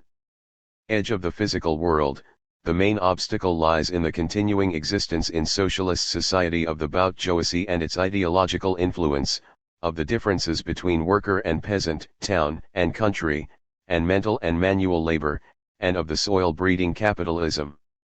Therefore, although the proletariat and the broad laboring people control state political power and the basic means of production, their conscious activities in transforming the world and making history are still restricted by history. Nevertheless, the important thing is that the ice has been broken, the road is open, the way has been shown. 26. The proletariat will ultimately enter the communist new world along the socialist road. Bring the initiating role of the superstructure fully into play, consciously make use of objective laws in socialist society, people begin to consciously make their own history. This does not mean that people can make history at will. It simply means that for the first time people of the entire society can consciously identify and make use of objective economic laws to serve the interests of the proletariat and the broad laboring people. Freedom is the understanding of necessity and the transformation of necessity. 27 Economic laws are objective laws governing the development of social economy and are not subject to change according to human will. People cannot transform or create objective laws. But people are not entirely helpless before objective laws. In socialist society, people can correctly identify them, utilize and rely on them, and channel the destructive forces of certain laws, or restrict their scope of operation. On the other hand, a larger scope of operation is given to laws that are constructive and which serve the purpose of transforming the objective world. Under different social systems, the forms of expression of economic laws have different characteristics. In capitalist society, owing to private ownership of the means of production, production is carried out under blind competition and chaotic conditions. Therefore, economic laws always assume an external, alien form in capitalist society. Socialist society is based on public ownership of the means of production. The laboring people are the masters of social economic relations. This makes it possible for people to consciously master and apply economic. 32. Laws. Just as Engels once prophesied, the laws of man's own social activity, which have hitherto confronted him as external laws of nature dominating him, will then be applied by man with full knowledge and hence be dominated by him. 28. The establishment of a system of public ownership of the means of production makes it possible for people to identify and consciously act in accordance with economic laws. But to turn this possibility into reality, struggle is inevitable. The efforts of the proletariat to act in accordance with economic laws of society, and to accelerate the transformation of socialist society into communist society, will certainly meet with violent resistance from the bourgeoisie and other decadent social forces, and especially with interference and sabotage from the revisionist line. The process of conscious application of socialist economic laws is the process of struggle between the proletariat and the bourgeoisie, between the Marxist line and the revisionist line. At the same time, people must also resolve the contradiction between the objective laws of economic development of a socialist society and our subjective understanding of them in practice. 29. This represents another process. It is necessary to start from practice, conduct investigation and research, go from no experience to experience and from a little experience to a lot of experience, and gradually overcome spontaneity and raise consciousness. This process of understanding cannot be divorced from the process of transformation of people's world outlook. People with the proletarian world outlook can more correctly identify the laws of development governing socialist economy. Those stubbornly clinging to the bourgeois outlook can never correctly identify the laws of development governing socialist economy. Therefore, this process of understanding is also a process of destroying the bourgeois world outlook and establishing the proletarian world outlook. Those viewpoints which regard the conscious application of economic laws in socialist society as an easy matter that requires neither hard work nor overcoming resistance and interference from the bourgeoisie and the revisionist line, nor struggle between the two world outlooks, are wrong. These viewpoints advocate, let nature take its own course, or let us extinguish class struggle. In socialist society, in order to consciously apply objective economic laws, it is necessary to give full scope to the active and initiating role of the superstructure. 33. The immense capability of the socialist superstructure is manifested first and foremost in the leadership of the proletarian political party. The proletarian political party is established in accord with Marxist revolutionary theory and revolutionary style.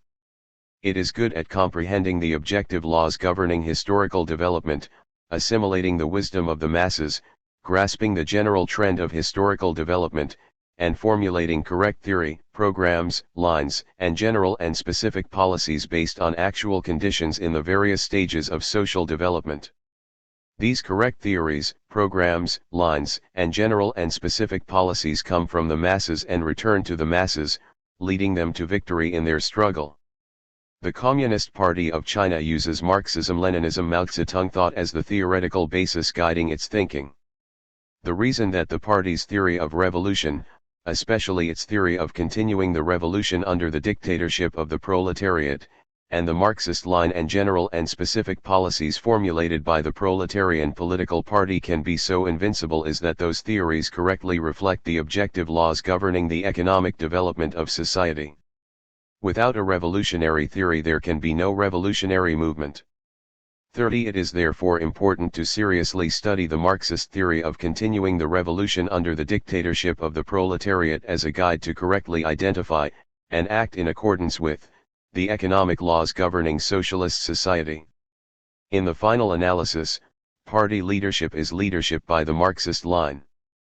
Only by grasping revolution in the superstructure, including the ideological sphere, and making sure that the ideological and political lines are correct, can a Marxist party lead the proletarian revolutionary cause from victory to still greater victory. The state political power of the dictatorship of the proletariat under the leadership of the Marxist-Leninist Party is a powerful tool of class struggle in the hands of the proletariat that can be used to continuously defeat the bourgeoisie, restrict bourgeois right, and eliminate the soil that engenders capitalism. It plays an immense role in guaranteeing the thorough implementation of the basic party line and in organizing and leading the socialist economy. By exercising its own state political power, the proletariat can unfold socialist revolution on the economic battlefront, establish and develop socialist relations of production, plan, organize, and lead the whole national economy, develop social product. 34. Tip forces, and unleash socialist revolution on the political, ideological, and cultural battlefronts in order to consolidate the socialist economic base by steadily perfecting the socialist superstructure. Continuing the revolution under the dictatorship of the proletariat means giving full play to this initiating role of the state political power of the proletarian dictatorship.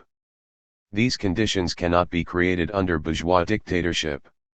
It is true that the bourgeoisie for a certain time following the seizure of political power also used its state power to consolidate and promote capitalist relations of production. But as these relations became increasingly moribund, the bourgeois state lost its revolutionary role and became a fetter on change in relations of production and the development of the productive forces. As far as the socialist revolution is concerned, the seizure of political power by the proletariat is merely the beginning of revolution. With the development of the productive forces, socialist relations of production undergo an historical process by which the new supersedes the old. The state political power under proletarian dictatorship, promoting such renewal and transformation and propelling the development of the productive forces, is, in the end, the most powerful weapon with which the proletariat continues socialist revolution. With this weapon, the proletariat can now crush the resistance of the bourgeoisie and other reactionary forces, unite the whole laboring people around itself, triumphantly unfold the three great revolutionary movements of class struggle, the struggle for production, and scientific experiment, and promote the steady consolidation and perfecting of the socialist economic base and superstructure so that socialist society can advance along the path charted by the basic party line until the achievement of the highest ideal, communism. Major study references: Marx, Critique of the Gotha Program. Lenin, Economics and Politics in the Era of the Dictatorship of the Proletariat, Collected Works, Volume 30. Mao, On the Correct Handling of Contradictions Among the People, Selected Readings. 35. 3. The Socialist System of Public Ownership is the foundation for socialist relations of production.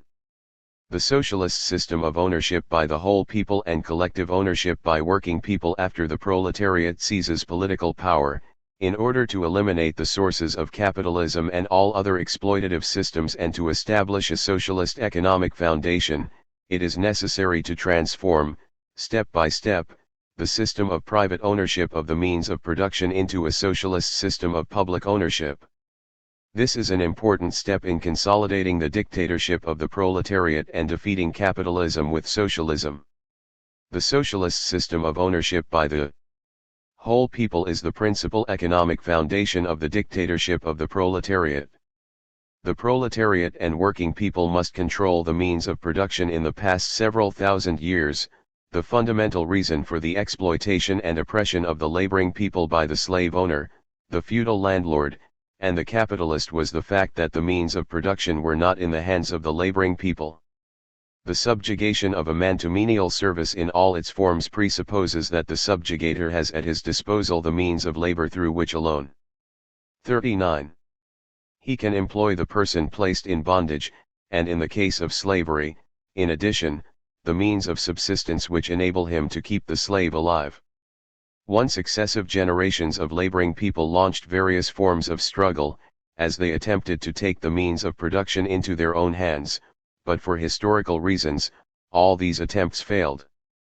In capitalist society, the proletariat, nurtured and tempered by capitalist large-scale industry, emerged as a social force. This class lost all control over the means of production. Aside from the chains on their necks, the workers had absolutely nothing else. With the increasing intensification of the contradiction between the private character of capitalist ownership of the means of production and the social character of production, the possibility for the proletariat to control the means of production developed. However, the exploiting classes are never willing to give up exploitation. They not only used the state machinery to protect their private ownership of the means of production but also concocted all sorts of fallacies in the ideological realm. For example, they said that the poverty of the worker was due to the rapid increase in population, the lack of a just and reasonable principle of distribution, and so forth, attempting to deceive and dupe the laboring people so they would not touch bourgeois ownership and wrest control of the means of production. The revolutionary teachers of the proletariat denounced these fallacies. They pointed out that the root cause of the exploitation and enslavement of the laboring people lay in the fact that the means of production were not in the hands of the laboring people but were instead in the hands of the exploiting class. The first sentence in the Gotha program, reflecting the influence of Ferdinand Lassalle on the German workers' movement of the 1870s, stated, "Labor is the source of all wealth and culture." On the surface, labor was accorded a very high position. But Marx at once saw the theoretical error of this statement. He pointed out that labor could create wealth and culture only in combination with the means of production. Without the means of production and without ownership of the means of production, what would happen to labor? Marx incisively pointed out, the man who possesses no other property than his labor power must, in all conditions of society and culture, be the slave of other men who have made themselves the owners of the objective conditions of labor. He can work only with their permiss. 40. Zion, hence live only with their permission. 2. The proletariat must replace the system of private ownership under capitalism by the system of public ownership under socialism before it can free itself. This insight of Marxism has theoretically and politically demolished the exploiting class's insane capitalist conspiracy to monopolize forever the means of production and to exploit and enslave the laboring people. It indicates the correct orientation of struggle for the proletariat. The development of capitalist society makes it possible for the proletariat and the laboring people to collectively own the means of production. To fully realize this possibility is a fairly long historical process. The proletariat must first smash the bourgeois state machinery and establish a proletarian dictatorship before it can eliminate the cause of poverty and sow seeds of wealth, that is, transform the system of private ownership of the means of production into a system of public ownership and take the means of production into its own hands. This is the necessary starting point from which all exploitative systems will be fundamentally negated and from which the proletariat and the laboring people will be liberated economically and proceed along the socialist road to common abundance. On this road there will still be plenty of struggles. Only by persistently and firmly holding the fate of the socialist economy in its own hands can the proletariat create favorable material conditions for the elimination of all classes and class differences and realize the lofty ideal of communism. Once political power and the means of production are lost, and once control over the state machinery and economic lifelines is usurped by the bourgeoisie and its agents in the party, the socialist economy will degenerate and the proletariat and the laboring people will once again become shivering and hungry slaves. This possibility exists throughout the entire historical period of socialism. Confiscation and buying out are ways to establish the system of socialist state ownership. More than 100 years ago, Marx and Engels pointed out that after the proletariat seizes political power, it will use its political supremacy to wrest, by degrees, all capital from the bourgeoisie, to centralize all instruments of production in the hands of the state, i.e., of the proletariat organized as the ruling class. 3. 41. Highly socialized productive forces objectively require a social center to centrally coordinate all the economic departments and enterprises. In capitalist society, this objective requirement is difficult to realize. In socialist society, this social center is the socialist state under the dictatorship of the proletariat. Only by first establishing the state, representing all the laboring people, and the socialist system of ownership by the whole people of the means of production can the laboring people firmly maintain their hold over the socialist economic lifelines and can the exploitative capitalist system be basically eliminated. By what means, then, can the proletariat transform the bourgeois ownership of the means of production into a socialist system of ownership by the whole people? According to the experience of the international communist movement and the Chinese experience, after the proletariat seizes political power, big enterprises are immediately socialized, while medium and small enterprises are gradually transformed. In general, after the proletariat seizes political power, it confronts a situation in which big, medium, and small capital coexist. Big capital represents the most reactionary production relations. It controls the lifeblood of the national economy and seriously impedes the development of social productive forces. It is also the main economic prop of bourgeois reactionary rule. Immediately after the seizure of political power, if the proletariat fails to secure control over the national economy and lets the big capitalists take it over, it can never consolidate its power. In summing up the experience and brilliant achievements of the Paris Commune, Lenin pointed out that one of the two mistakes that proved fatal to the outcome of the struggle was the failure of the proletariat to seize the big enterprises like the Bank of France, which was the vital nerve center of the national economy. Therefore, big capital must be immediately confiscated by the socialist state. Big capital in old China was bureaucrat capital. This was the comprador and feudal state monopoly capital owned by the bureaucrat bourgeoisie headed by Chiang Kai-shek. Chairman Mao made a penetrating analysis of the reactionary nature of this capital, pointing out, during their 20-year rule, the four big families, Chang, Sung, Kung, and Chen, have piled up enormous fortunes valued at 10 to 20,000 million US dollars and monopolized the economic lifelines of the whole country. This monopoly capital, combined with state power, has become state monopoly capitalism. This monopoly. 42. Capitalism, closely tied up with foreign imperialism, the domestic landlord class and the old-type rich peasants, has become comprador, feudal, state monopoly capitalism. 4. In light of the reactionary nature of bureaucrat capital, our party, early in the process of the democratic revolution, clearly stipulated the policy of confiscating bureaucrat capital and transferring it to the People's Republic led by the proletariat. 5. This confiscation of bureaucrat capital was achieved in a step-by-step way upon victory of the War of Liberation. The confiscation of bureaucrat capital, which accounted for 80% of the fixed capital assets in China's manufacturing and transportation industries before liberation, eliminated the major portion of China's capitalist economy and put the proletarian political power in control of the lifeblood of the national economy. The economic basis of socialism was thus established, creating favorable conditions for the development of the socialist revolution and socialist construction.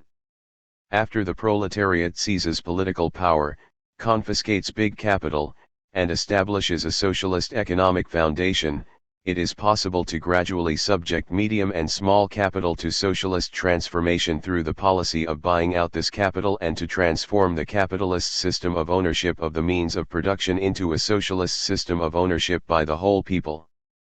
The class nature of medium and small capital is the same as that of big capital.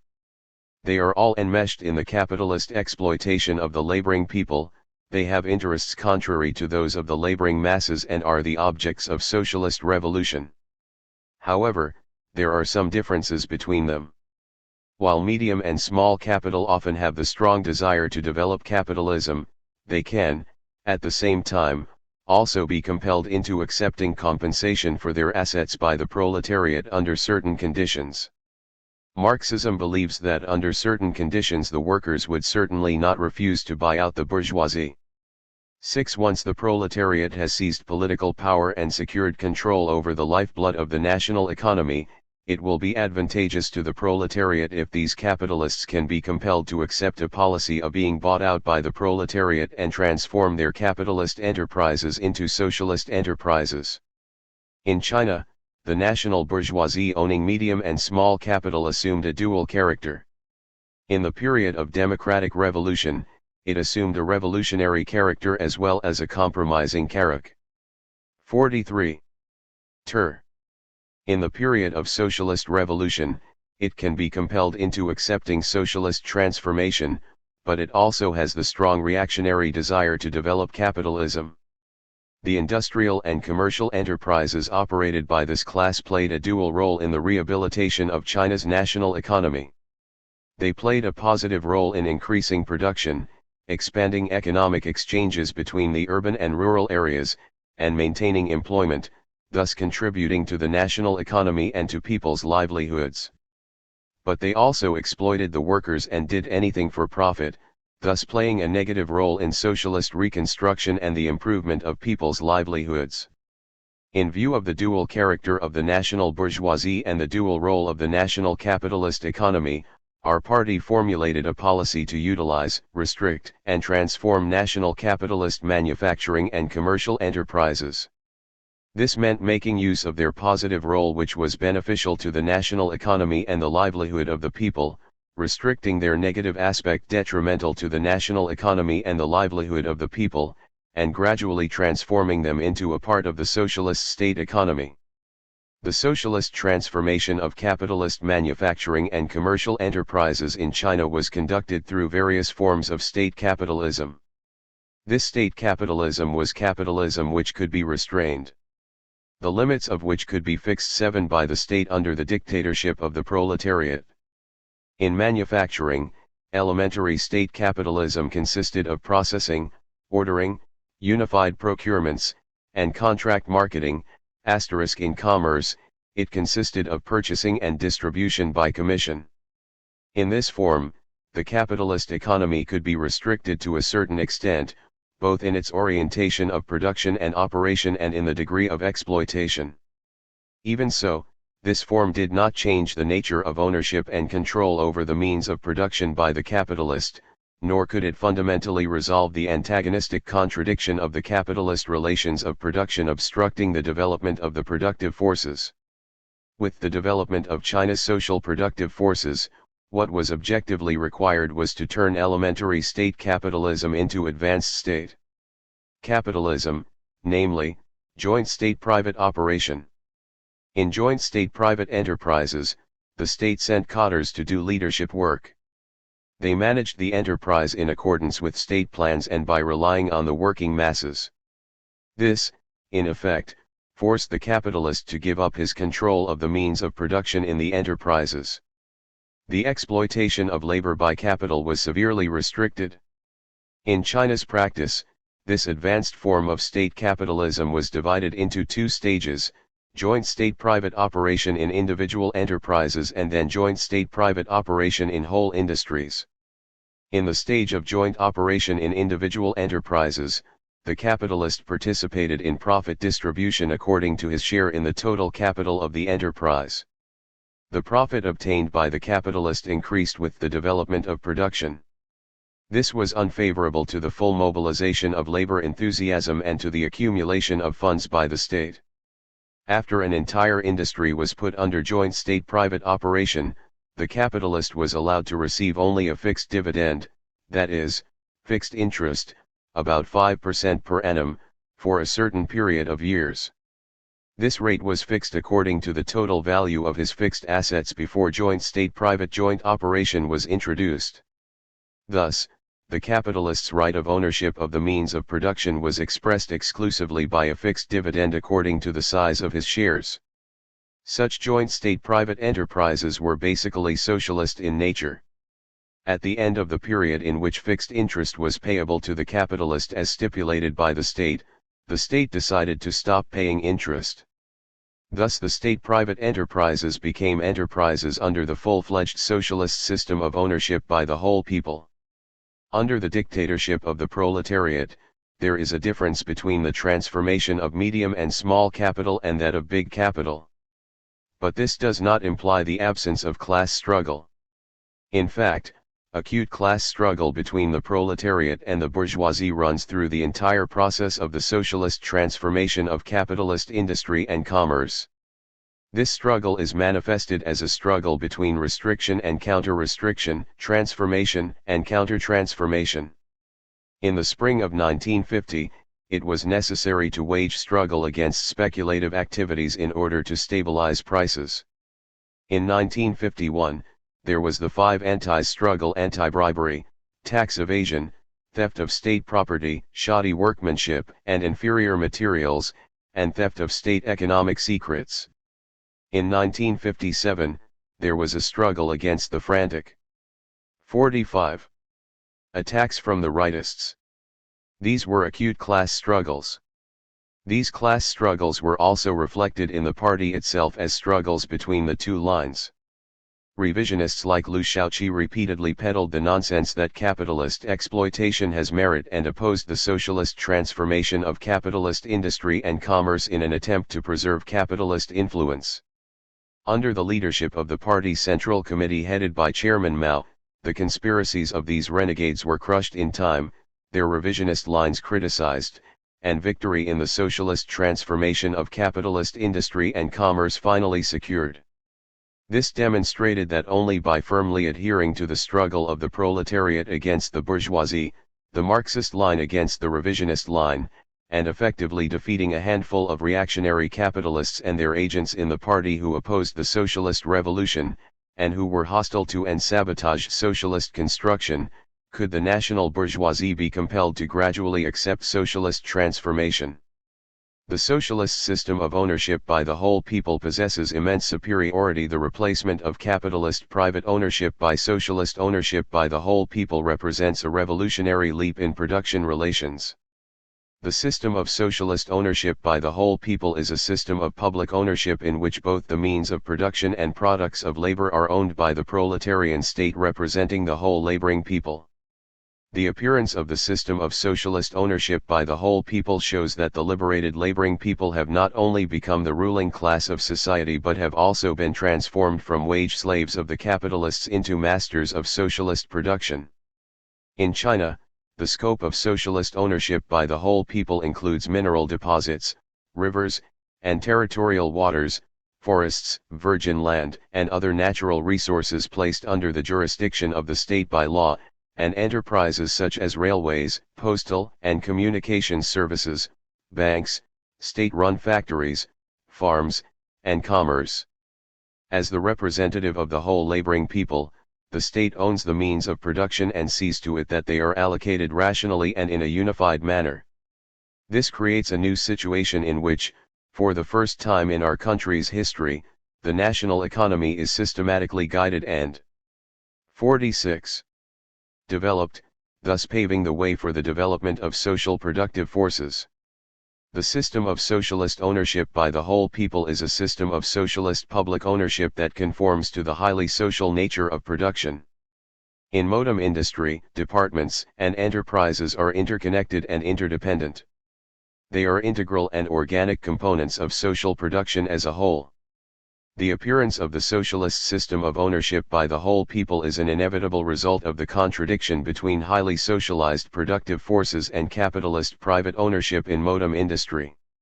Only with socialist ownership by the whole people can the contradiction between the social nature of production and the private ownership of the means of production in capitalist society, and the contradiction between the organized nature of production in individual enterprises and the anarchy of production in society as a whole, be resolved.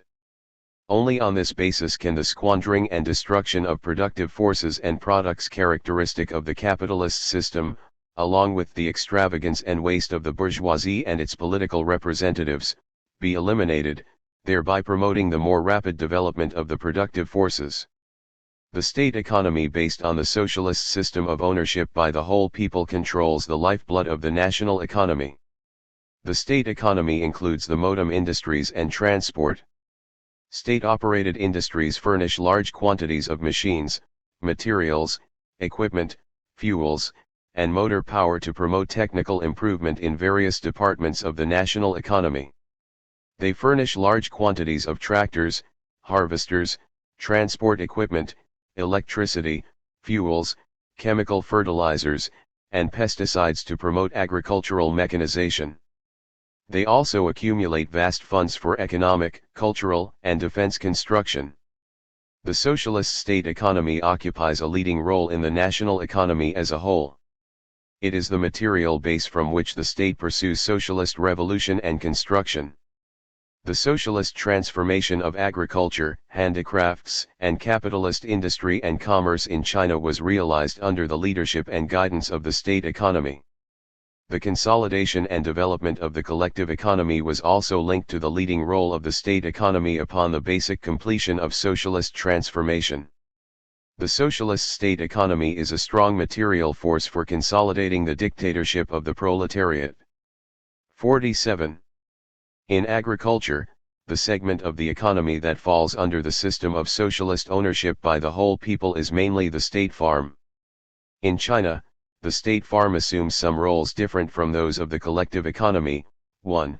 In addition to funds accumulated by the farm itself, investment can also, when necessary, come directly from the state to accelerate agricultural mechanization, thus permitting the state farm to play a leading role and to be a model. 2. The state farm is an important base for the state to conduct agricultural scientific experiments. Scientific experiments that require more specialized research personnel, more funds, and a long period of time to obtain useful results often cannot be conducted by the collective economy in the countryside, because of manpower, material, and financial constraints. The state farm, on the other hand, can concentrate manpower, material resources, and funds under a unified plan in order to conduct various scientific experiments and to disseminate the useful results, superior strains and advanced experience to agricultural peoples' communes in good time. 3. The state farm is superior to the collective economy in the lake-scale reclamation of virgin land, development of forests, and lumbering. Socialist ownership by the whole people is a form of socialist ownership with a high degree of public ownership, and the direction of its development is towards growing into a system of communist ownership by the whole people. From the standpoint of public ownership of the means of production by the working people as a whole, this form of ownership already has a communist element. But socialist ownership by the whole people is a system that has barely emerged from the womb of the old society, and hence cannot but carry with it the traditions and birthmarks of the old society. First off, the system of socialist ownership by the whole people is still a form of ownership closely bound up with classes and class struggle. The term by the whole people is shorthand for the laboring people as a whole, and this system of socialist ownership serves only the proletariat and laboring people. Second, socialist ownership by the whole people of necessity takes the form of socialist state ownership, and the socialist state, as pointed out by Lenin, is, in a certain sense, a bourgeois state without the bourgeoisie. This is so because the state must still protect bourgeois right. Third, socialist ownership by the whole people is bound up with the commodity system, exchange through money, and distribution according to work, and equal rights within the commodity system, in the process of exchange through money and distribution according to work, are still bourgeois rights. These phenomena stress that there are no grounds to view the system of socialist ownership by the whole people as the purest. Only when socialist ownership by the whole people develops further into a system of communist ownership by the whole people can society rid itself of the stamp of classes and the traditions and birthmarks of capitalism. Once the system of socialist ownership by the whole people has been established, there is still a long process of consolidating and continuously improving it. Whether socialist ownership by the whole people progresses or retrogresses is one of the central issues in the struggle between the two classes, the two roads, and the two lines in the socialist period. There will be no consolidation of socialism without socialization of agriculture. It is necessary to subject the small peasant economy to socialist transformation after the proletariat seizes political power. It not only faces a highly socialized capitalist economy. It also often faces extensive systems of private economy based on ownership by the individual laborer. Its components can be found in agriculture, the handicraft industry, transportation, and commerce, but they are most numerous and widespread in agriculture. Those participating in this individual economic activity are individual laborers. The individual household is a unit of production and operation. Although the individual laborers participating in these economic activities own some means of production, the amount is very small and their lot is an uncertain one. They can be reduced to bankruptcy at any moment by the capitalist economy. When the proletariat overthrows bourgeois rule and establishes a system of socialist ownership by the whole people of the means of production, can systems of individual economy be allowed to continue their operation? No. Chairman Mao said, without socialization of agriculture, there can 49. The Shanghai textbook. Be no complete, consolidated socialism. 8. What we have to analyze here is the issue of what road systems of individual economy in agriculture should follow under conditions of socialism, since the road followed by individual economy in agriculture is also in principle the road followed by other systems of individual economy, such as individual handicraft industry. The system of socialist ownership by the whole people established by the proletariat after the seizure of political power is the main economic foundation of the state system under the dictatorship of the proletariat. But the small peasant economy based on individual labor and ownership is in conflict with the system of socialist public ownership and with the superstructure of the dictatorship of the proletariat. This is because the small peasant economy based on private ownership is a hotbed of capitalism. It will certainly polarize the peasantry into a majority of poor peasants and farm laborers and a minority of rich peasants, who constitute the bourgeoisie in the countryside. Lenin pointed out, small production engenders capitalism and the bourgeoisie continuously, daily, hourly, spontaneously, and on a mass scale. 9. China's People's Democratic Revolution was a great victory in thoroughly transforming the land system, confiscating land from the feudal class and distributing it to the peasants, and eliminating the feudal ownership system, thus enabling the broad masses of peasants to liberate themselves from feudalism. But after land reform, there is still a question of where the individual peasants should go. Should they follow the capitalist road or the socialist road? Within a few years after China's land reform, spontaneous capitalist tendencies developed steadily. New rich peasants appeared everywhere, and many better-off middle peasants tried very hard to become rich peasants. Many poor peasants were still suffering from poverty because of insufficient means of production. Many of them were in debt. Some had to sell or rent their land. The emergence of these conditions underscored the fact that if, after land reform, the proletariat did not immediately lead the broad masses of peasants to take the socialist road and subject the small peasant economy to socialist transformation in good time but rather let it polarize, then those upper middle peasants bent on taking the capitalist road would grow further and further removed from the interests of the working class, while those peasants who had recently 50.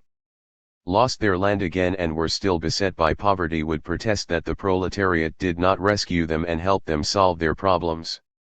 Thus the worker-peasant alliance established on the basis of land reform would face the danger of collapse.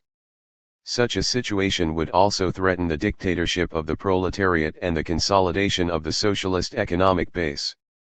After land reform, the small peasant economy based on private ownership played a certain role in reviving and developing agricultural production. But this economy was, after all, predicated on backward relations of production. Individual and scattered operation made it impossible to adopt advanced techniques and modern farm tools, rendered the small peasant economy helpless in the face of natural calamities, and made it impossible to sustain expanded reproduction. Therefore, the small peasant economy proved incapable of satisfying the socialist economy's demand for commodity food grain, industrial raw materials, and increased labor power, nor could it provide a large domestic market for industrial development.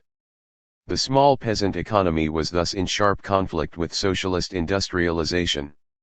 To resolve this contradiction, it was necessary for the proletariat to take appropriate measures to lead the scattered and backward small peasant economy onto the socialist road.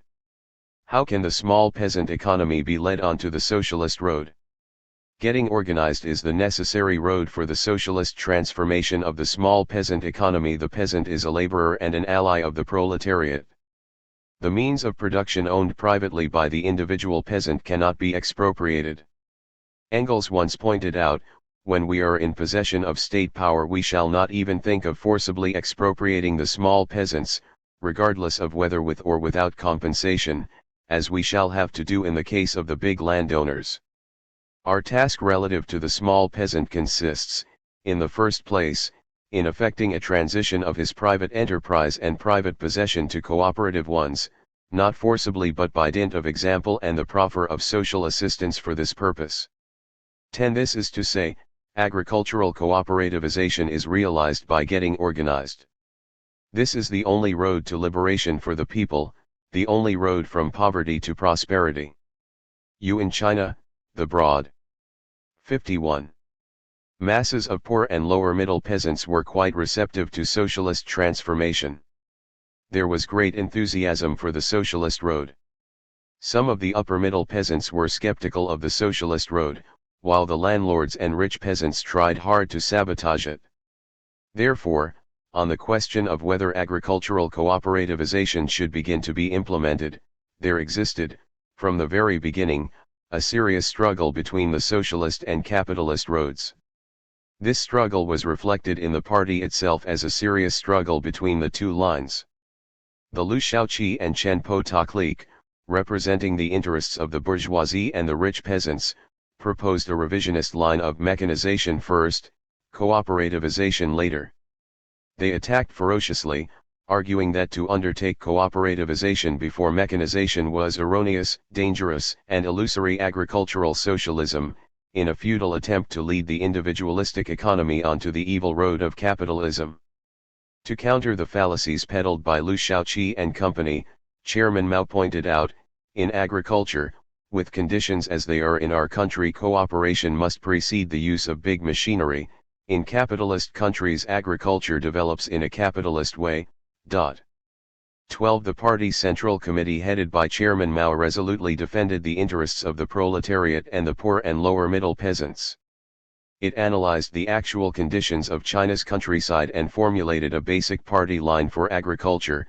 The first step was to implement agricultural collectivization, and the second step was to achieve agricultural mechanization on the basis of agricultural collectivization.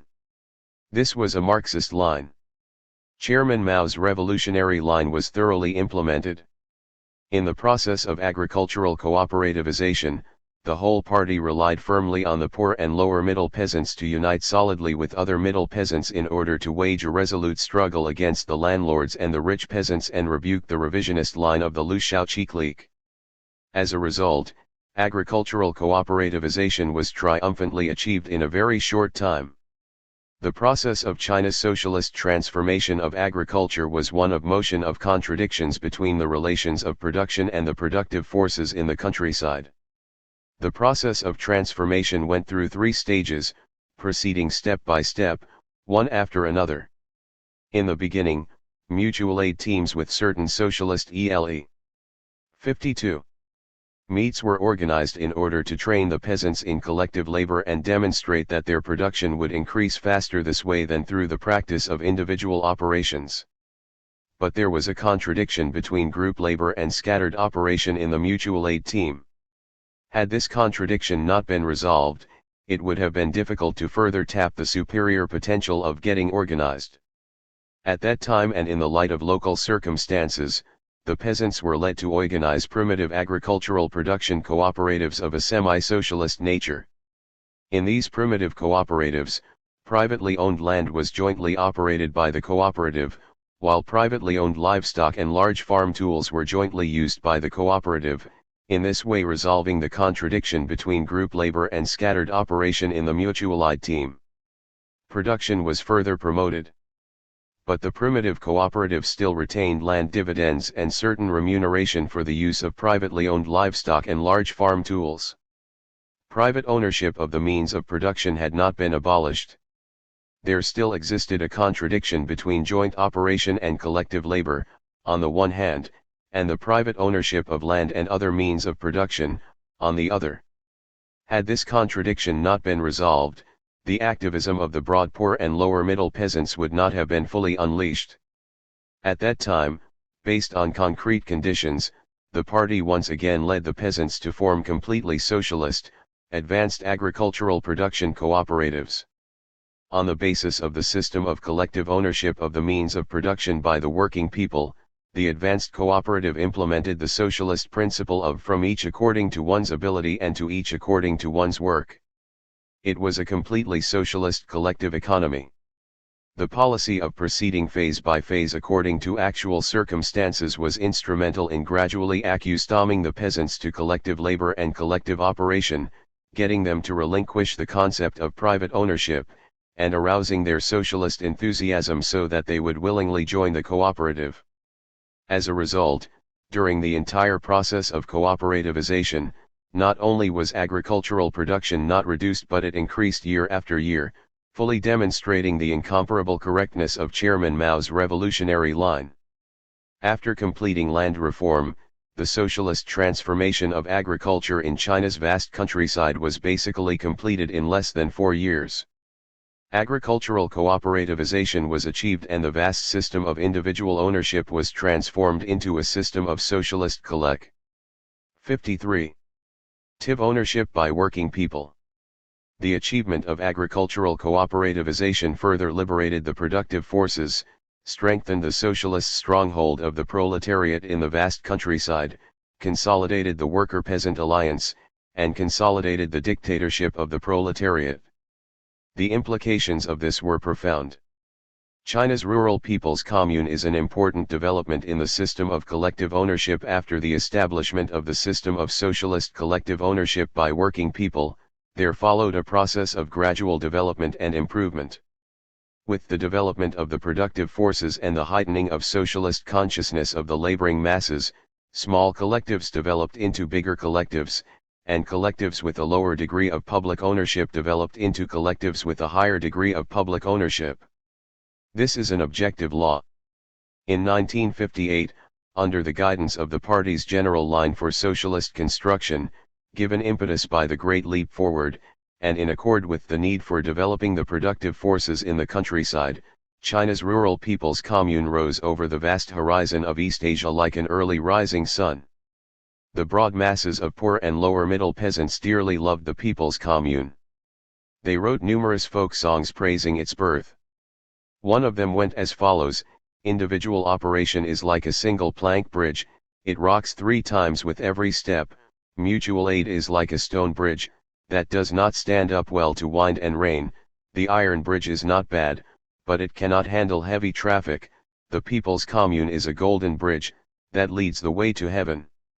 The scale of the people's commune was 1 per shang, and the commune was formed by merging several advanced agricultural production cooperatives in a shang. The commune is an organization shang was an administrative unit at the township level, made up of 1 or several villages. 54.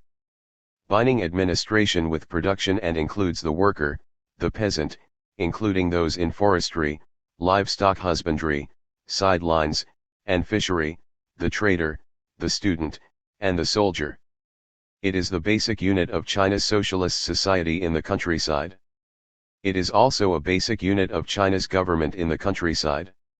For a fairly long historical period to come, it will be the collective economic organization of socialism based on mutual aid and benefit. However, when the advanced agricultural cooperative developed into the People's Commune, both the scale of operation and the share of the means of production owned by the public were increased. Its characteristic was big and public. This was an important development in China's system of socialist collective ownership by the working people. At the present stage, the economic system of collective ownership in the rural people's communes generally takes the form of three-level ownership with the production team at the basic level. In the three-level system of ownership, collective ownership at the commune and brigade levels is partial. It is the production team that is the basic accounting unit in the people's commune. It exercises its own independent accounting functions and is responsible for all its profit and loss. It directly organizes production and decides the distribution of income. The reason for this is that agricultural production at the present stage still basically depends on manual labor and draft animals. Although the degree of agricultural mechanization has steadily increased after the establishment of the People's Commune, manual labor remains dominant in the countryside as a whole. At the present stage, it is generally appropriate to have 20 to 30 households in a production team, forming a basic accounting unit. This is a favorable condition for organizing production and distribution, strengthening management, mobilizing the socialist activism of the broad numbers of commune members, arousing them to be more concerned with the collective, and strengthening the supervision of cadres. Above the production team, there are the collective economies of the brigade and the commune. The degree of socialization at these two levels is comparatively high, and with the development of the collective economy it becomes financially possible to purchase large and medium-size farm machinery, to engage in farmland construction such as water conservation, to run small factories and mining enterprises, and, at key points, to assist weak production teams, in order to hasten the development of the collective economy. These 55 activities are too big for the production team to carry out. The People's Commune is an integral and indivisible unit organized on the basis of the system of collective ownership and economic accounting at three levels. The system of three-level collective ownership is exceedingly flexible for coping with the different conditions existing in the countryside and with the diverse demands thrown up by the developing rural productive forces. It is therefore conducive to the rapid development of social productivity. Provided that the development and predominance of the collective economy of the People's Commune are ensured and well taken care of first, commune members are permitted and encouraged to use their free time and holidays to farm small plots for their personal needs and to engage in limited household sideline production. The right of commune households to retain and farm private plots and to engage in family-side occupations is a remnant of the small private economy. But under socialism, these activities are adjuncts to and subordinate to the socialist economy based on socialist ownership by the whole people and socialist collective ownership by working people.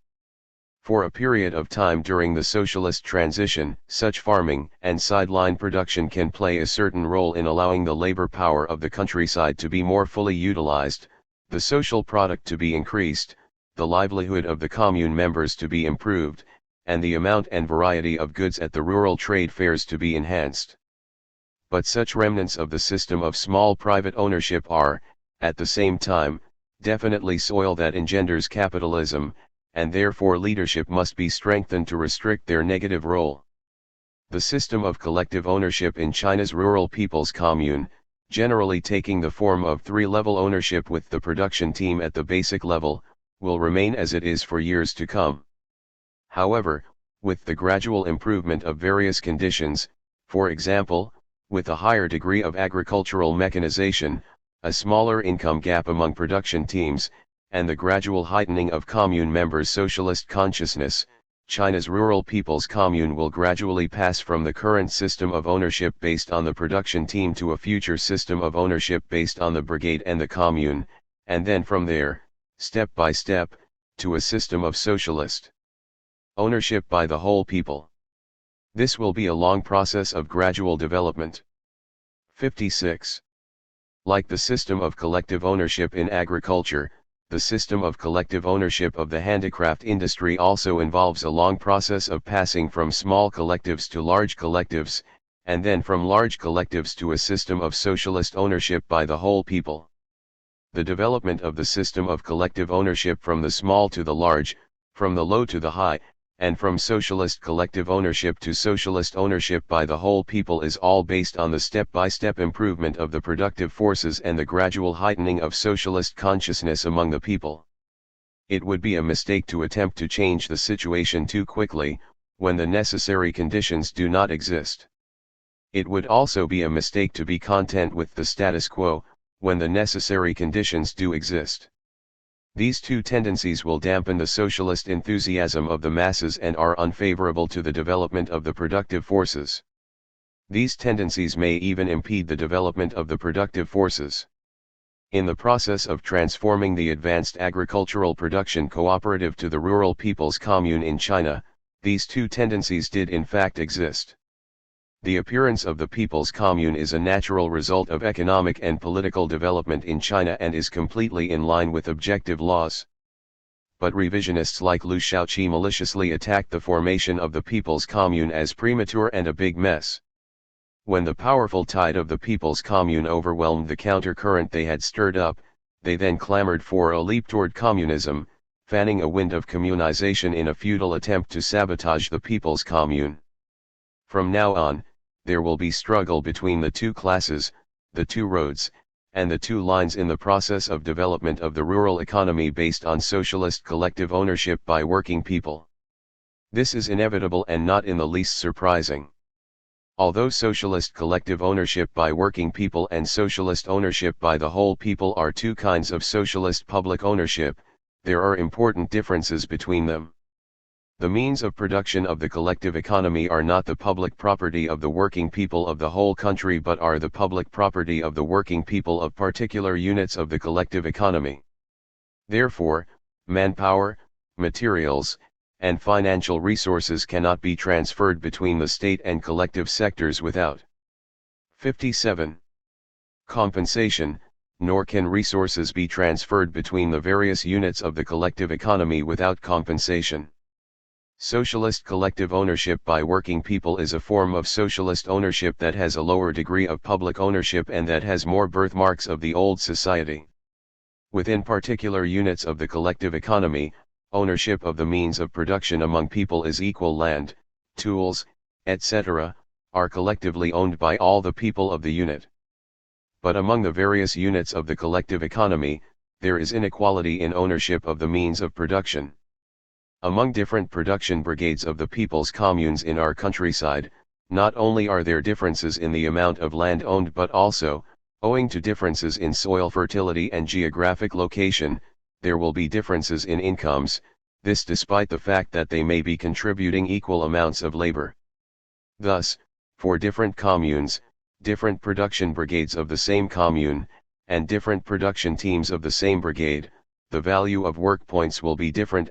These phenomena show that, within the confines of collective ownership, bourgeois right still has not been totally abolished and that the consolidation and perfecting of socialist collective ownership remains a huge and difficult task. The system of socialist public ownership is consolidated and developed through struggle. The serious lesson of the restoration of capitalism in the Soviet Union since the Khrushchev-Brezhnev renegade clique restored bourgeois dictatorship, the system of socialist public ownership established under the dictatorship of the proletariat has been completely transformed into a new system of ownership by the bureaucrat monopoly bourgeoisie. This is a serious lesson. Marxism tells us that the nature of the system of ownership of the means of production is ultimately determined by which social group owns the means of production and which social groups they serve. How is this to be understood? In Capital, Marx had quoted Aristotle's remark that the master proves himself such not by obtaining slaves but in employing slaves. Marx then went on, the capitalist proves himself not by ownership of capital which gives him power to buy labor power but in using laborers, nowadays wage laborers, in the production process. 13 Today, a glimpse at the way the Soviet proletariat and laboring people are used in the production process will reveal the essence of Soviet revisionism, namely that Brezhnev and his associates, under the cloak of socialist public ownership, have usurped control over the Soviet people's means of production and that these means of production serve the interests of a bureaucrat monopoly bourgeoisie. Indeed, it is precisely by forcing the Soviet laboring people to be used as wage laborers in the production process that the Soviet revisionists prove themselves to be a bureaucrat monopoly bourgeoisie. In the regulations governing the socialist state-operated production enterprises, the Soviet revisionists stipulate, the authority over production and management shall be exercised by the manager, administrator or director, in conjunction with other responsible personnel designated in accordance with the division of their duties. The manager of the enterprise has the authority to determine the structure and personnel of the enterprise, to recruit or dismiss employees, to grant awards or mete out penalties, to fix wage scales and bonuses, to sell, rent, or lease the means of production of the enterprise, and to appropriate various economic incentive funds, which, according to the regulations of the Soviet revisionist leadership, have been reserved for the enterprise's own allocation. The Soviet revisionist regulations governing the model collective farms stipulate that the chairman of the collective farm possesses the authority to rent, lease, or transfer the land owned by the state, to appropriate farm funds, or even to freely buy or sell the means of production, such as agricultural machines, and to decide the labor remuneration and bonuses of the farm members, hire outside people to work at the farm, and so forth. These managers, or farm chairmen, have this and that power. What powers do the laboring people have? None. Their rights of ownership to the means of production have all been expropriated by the bureaucrat monopoly bourgeoisie, which has reduced the laboring people of the Soviet Union to wage laborers in the production process.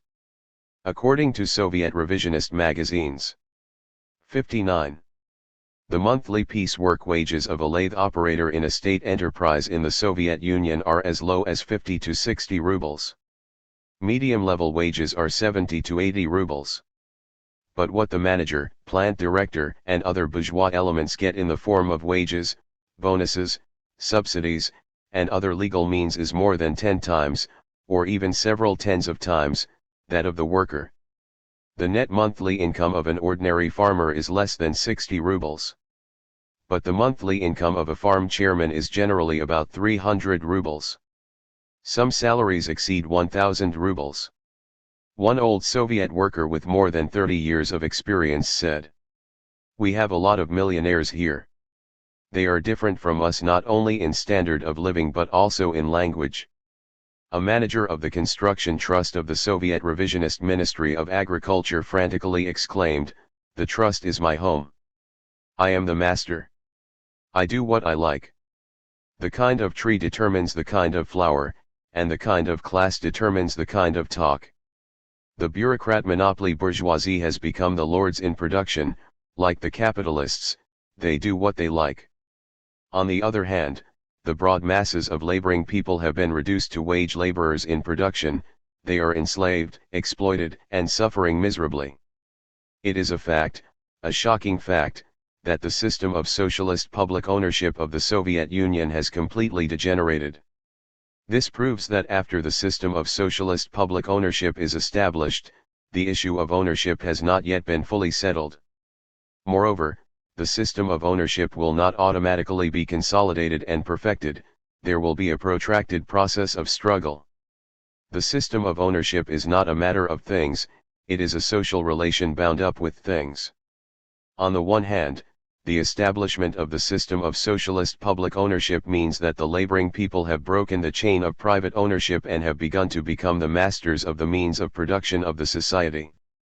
The relation between the proletariat and laboring people and all the exploiting classes has been reversed, it has become the relation in which the previously exploited are ruling over and remolding all members of the exploiting classes. On the other hand, it must also be recognized that bourgeois right has not been entirely abolished in the system of ownership. Moreover, we must see that both ownership by the whole people and collective ownership involve the question of leadership, that is, the question of which class holds the ownership in fact. 60. And not just in name. In these kinds of social relations, the proletariat and laboring people want to consolidate the fruits of appropriation, to strengthen their rule over and remolding of the members of the exploiting classes, and through the process of restricting the bourgeois rights that still have not been entirely abolished in the system of socialist ownership and gradually eliminating the traditions and birthmarks of the old society, to consolidate and continuously perfect the system of socialist ownership. As regards social relations, the bourgeoisie and all exploiting classes resist being ruled over and remolded. They try to utilize and expand the traditions and birthmarks of the old society that still exist within the system of socialist ownership, and they will attempt to expand the bourgeois rights that have not been entirely abolished and restore those that have already been abolished. In this way, they will bring about the steady erosion and sabotage of the system of socialist public ownership and its eventual transformation into a system of capitalist private ownership. The contradictions and struggles between the proletariat and the bourgeoisie around the question of ownership are multifaceted. But they mainly find expression in the struggle for leadership over the economy that is based on socialist public ownership. Whoever seizes leadership becomes the de facto master of the relations of ownership. Once leadership falls into the hands of the bourgeoisie or its agents, the system of socialist public ownership not only cannot be consolidated or improved but will certainly degenerate. It is exactly because a handful of persons in power in the Soviet Union taking the capitalist road has seized leadership of an economy based on a system of socialist public ownership that this system has been transformed into a system of ownership of the bureaucrat monopoly bourgeoisie. As a result, the proletariat and the laboring people of the Soviet Union have been transformed from masters of a system of socialist public ownership into slaves of an ownership system of the bureaucrat monopoly bourgeoisie. Since the Khrushchev-Brezhnev renegade clique usurped the supreme power of the party and state of the Soviet Union, capitalism has been completely restored. 61.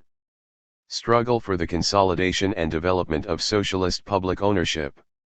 After the establishment of socialist public ownership, the issue of ownership has not yet been fully settled. There still exist the two possibilities, advancing towards communism, or retreating back to capitalism. The proletariat and the broad masses of laboring people face the historical task of constantly struggling for the consolidation and development of the system of socialist public ownership. To consolidate and develop the system of socialist public ownership, it is necessary first of all to ensure that leadership of the socialist economy is in the hands of genuine Marxists and the broad laboring masses. Just as with other questions, in analyzing the question of ownership, it is necessary not only to examine its form but also its actual content. One must see, to whom do the means of production of the enterprise actually belong? Who actually controls them?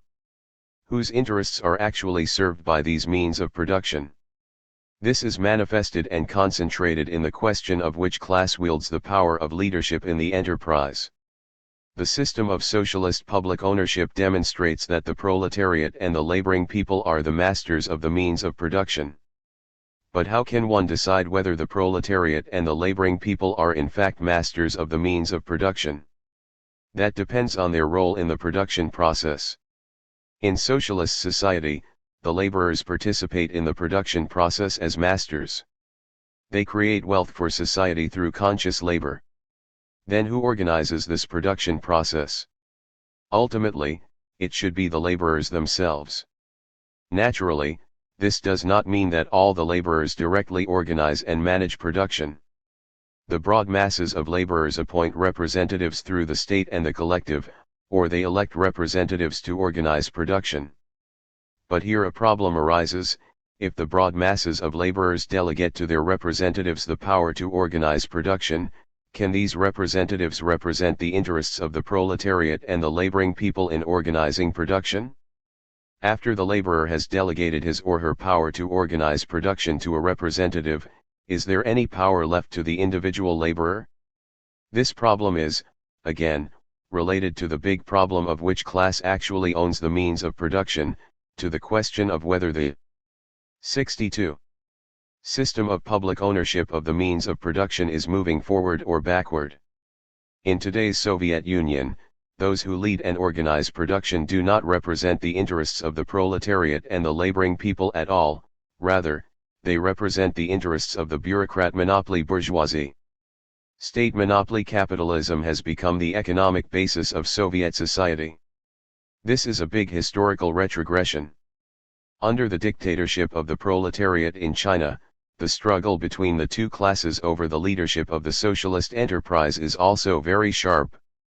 Chairman Mao pointed out at the first plenary session of the 9th Central Committee of the party, apparently, we couldn't do without the great proletarian cultural revolution, for our base was not solid. From my observations, I am afraid that in a fairly large majority of factories, I don't mean all or the overwhelming majority, leadership was not in the hands of real Marxists and the masses of workers. Not that there were no good people in the leadership of the factories. There were.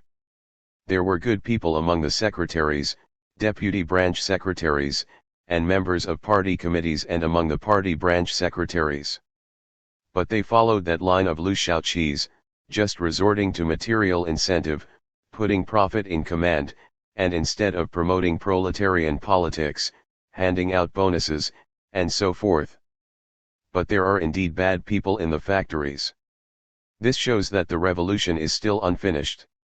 14. When the leadership of socialist economy is in the hands of genuine Marxists, they can represent the interests of the workers, the poor and lower middle peasants, and all laboring masses in owning and dominating the means of production, and in restricting those bourgeois rights in the sphere of ownership that have not been completely abolished, in order to consolidate and push forward the development of socialist public ownership.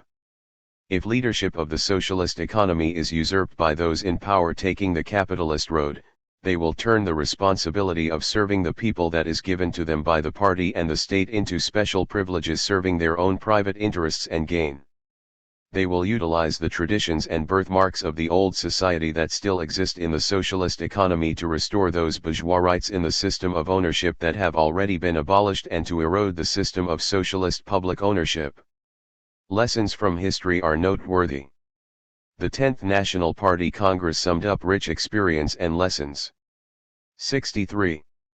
And clearly pointed out, we should strengthen the leadership given to primary organizations in order to ensure that leadership there is truly in the hands of Marxists and in the hands of workers, poor and lower middle peasants and other working people, and that the task of consolidating the dictatorship of the proletariat is fulfilled in every primary organization.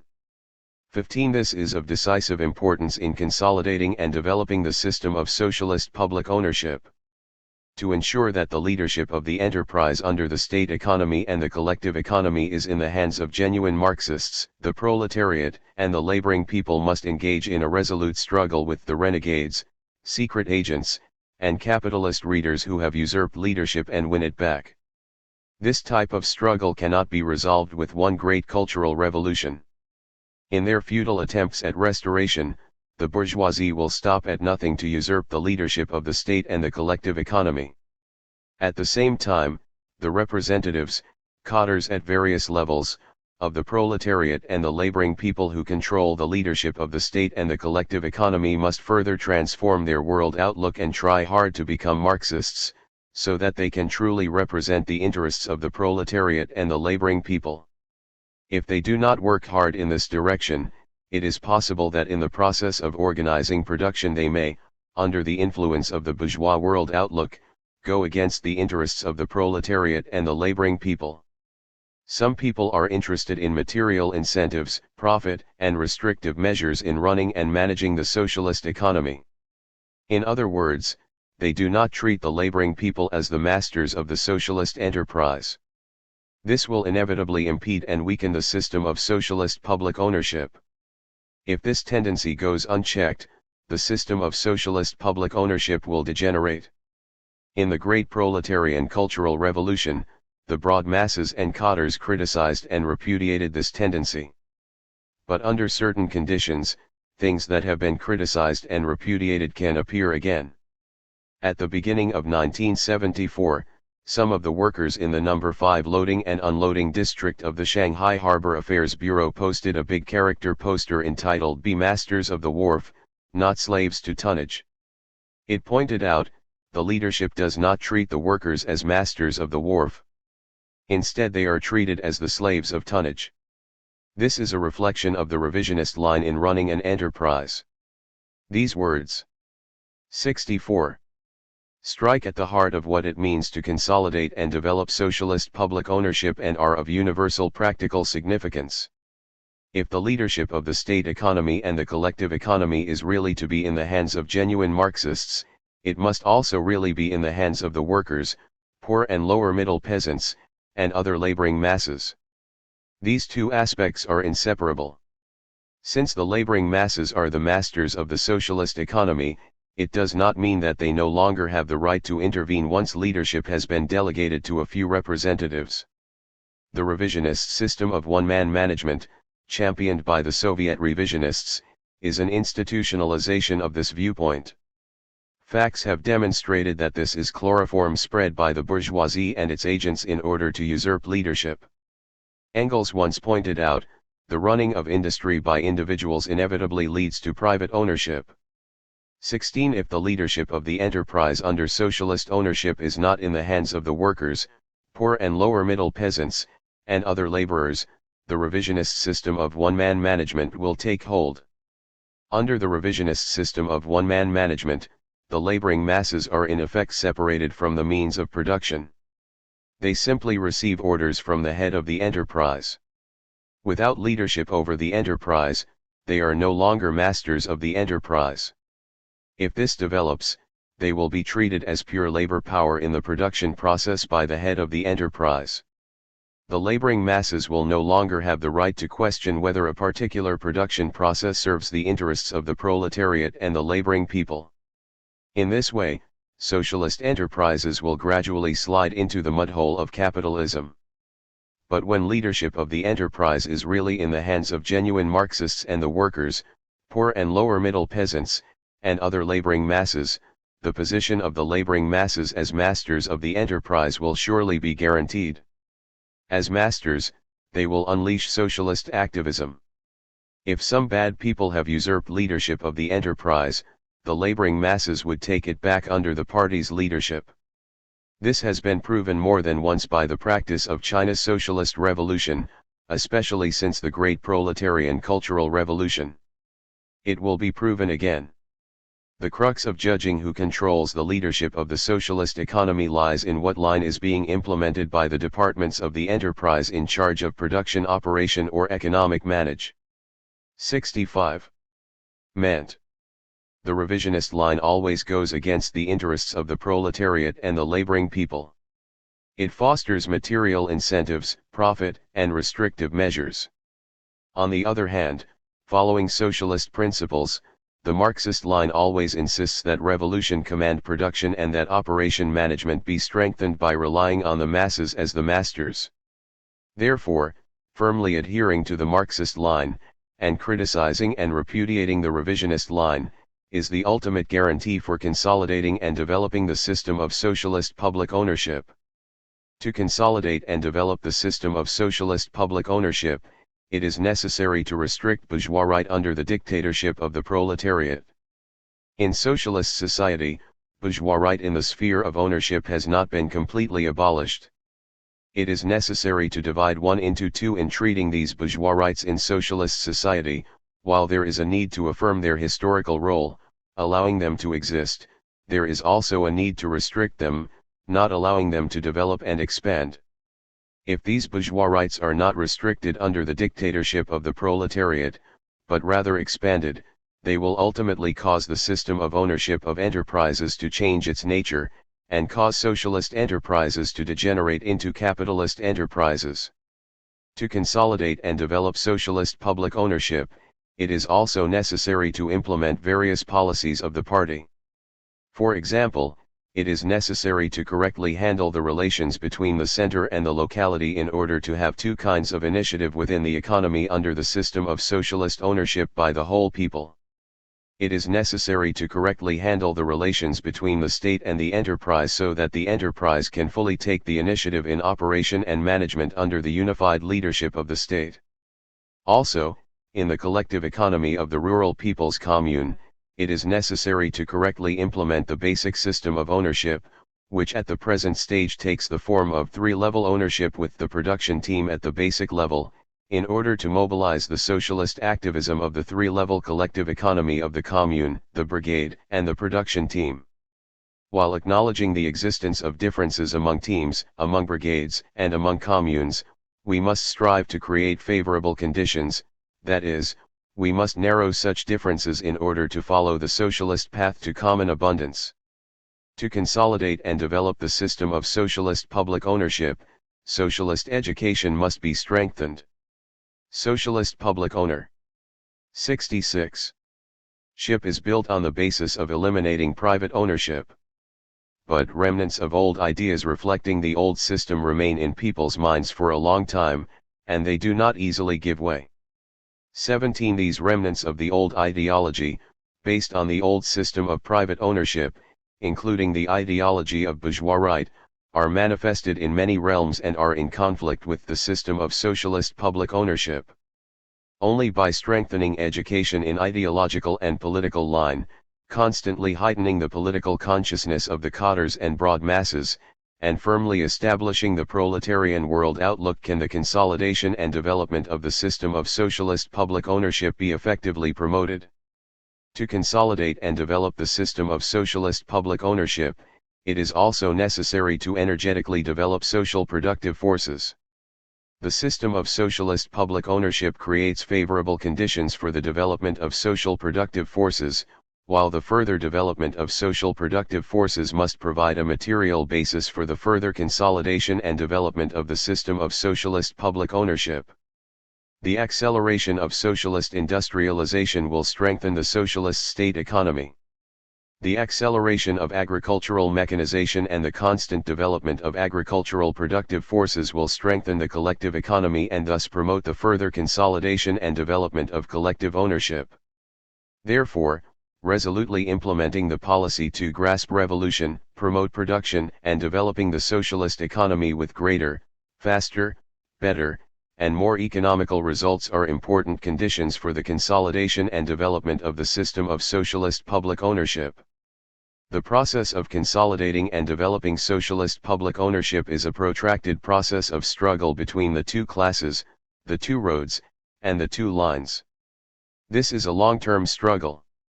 Arduous tasks lie before us, and we must fight with all our strength. 67. 4. Establish mutual relations between people according to socialist principles. The position and mutual relations of people in socialist production. The position and mutual relations of people in production are an important component of the relations of production. After the establishment of socialist public ownership, it is very important to forge mutual relations of people in production that are compatible with this form of ownership. If this middle link of the relations of production is grasped and constantly improved, the system of socialist public ownership and its relations of distribution will continue to consolidate and develop further. The position and mutual relations of people in production have undergone a fundamental change. The system of socialist public ownership is the precondition for the establishment of socialist mutual relations in history. The position and mutual relations of people in production have always been determined by the system of ownership of the means of production. The system of slave ownership determined the relationship between the slave owner and his slaves. The system of ownership of the feudal lords determined the relationship between the landlord and the peasant. The system of ownership of the capitalist 69. Determine the relationship between the capitalist and the worker. In slave and feudal societies, the mutual relations between people in production are a nakedly unequal relationship, the relations of exploiting and being exploited, of oppressing and being oppressed, are very transparent. But as between the capitalists and workers in capitalist society, the relations of exploiting and being exploited, of ruling and being ruled, are concealed by the false appearance of equality. Besides, these relations often involve goods and are manifested as relations between goods. For a long time, bourgeois economists have written books and concocted theories about relations between things in an attempt to conceal the reality of class antagonisms between people. Where the bourgeois economists saw a relation between things, the exchange of one commodity for another, Marx revealed a relation between people. 1. Economics deals not with things but with relations between persons, and, in the last resort, between classes. 2. The mutual relations between people in socialist production are established only after the proletariat and the broad masses of laboring people overthrow the bourgeois state machinery with violence and establish the dictatorship of the proletariat and the system of socialist public ownership of the means of production. In socialist society, the relationship which existed in the old society between the ruling and the ruled, with the working class and the broad mass of peasants on one side and the bourgeoisie, the landlords, and the rich peasants on the other, has been reversed. This reversal has as its precondition the transformation of the system of private ownership of the means of production into the system of socialist public ownership. The establishment of the system of socialist public ownership is a coercive economic measure. In this system, the exploiting class is deprived of its means of exploiting the laboring people and is forced to accept transformation by the proletariat and the broad masses of laboring people. On the other hand, with the establishment of the system of socialist public ownership, the proletariat and the broad masses of laboring people, once slaves in the old society, become masters of the new society. From here on, the proletariat and the laboring people are in the ruling position in the socialist production process, while the bourgeoisie and all exploiting classes are in the position of being ruled. Socialist mutual relations are to be established and developed on this basis. 70. The system of socialist public ownership enables the laboring people to rise from the position of being oppressed and ruled in social production to the position of ruling. It is the greatest change of mutual relations between people in production since the appearance of the slave system several thousand years ago. From the aspect that the laborers have become the masters of social production, mutual social relations already contain a communist element. But as is also the case with socialist ownership and socialist relations of distribution, the socialist relations between people have yet to rid themselves of the traditions and birthmarks of the old society. Even among the laboring people, bourgeois right equality on the surface but inequality in actual fact still exists to a serious extent. This is so because in socialist social production, even though the laboring people all are in the position of being the masters, there still exist important differences.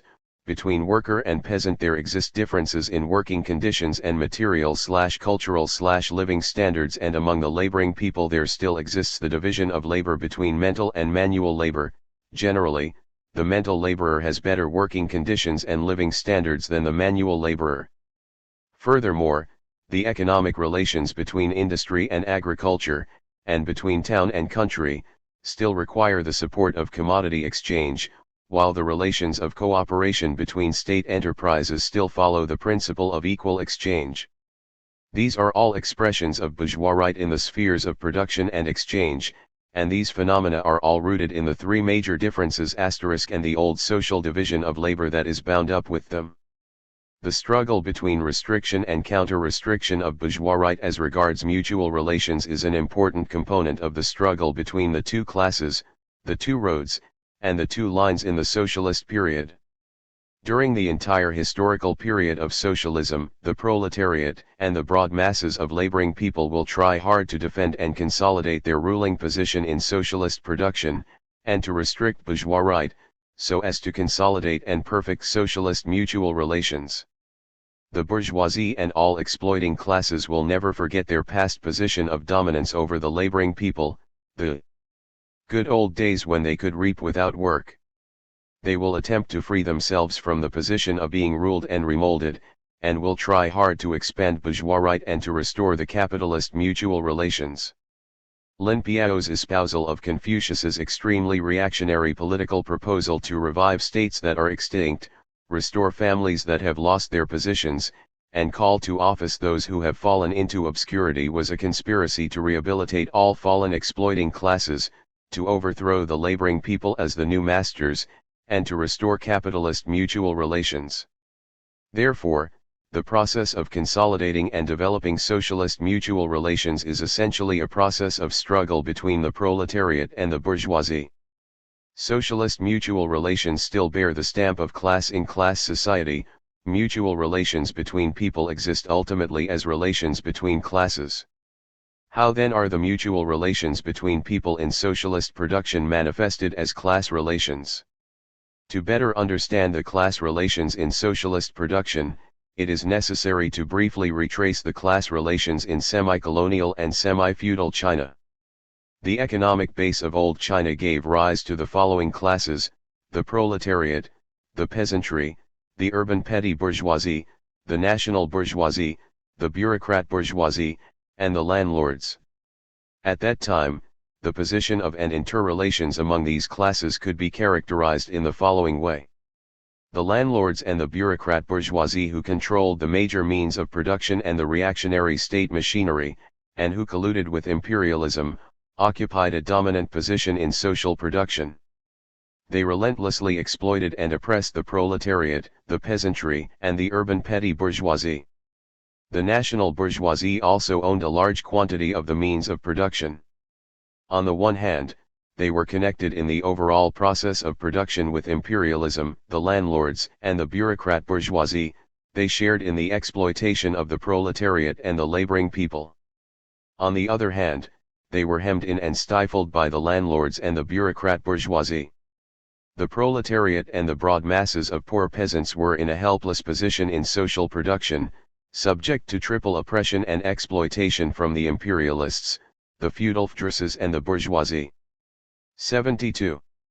Overthrowing the old social system and establishing a new one, the system of socialism, is a great struggle, a great change in the social system and in men's relations with each other.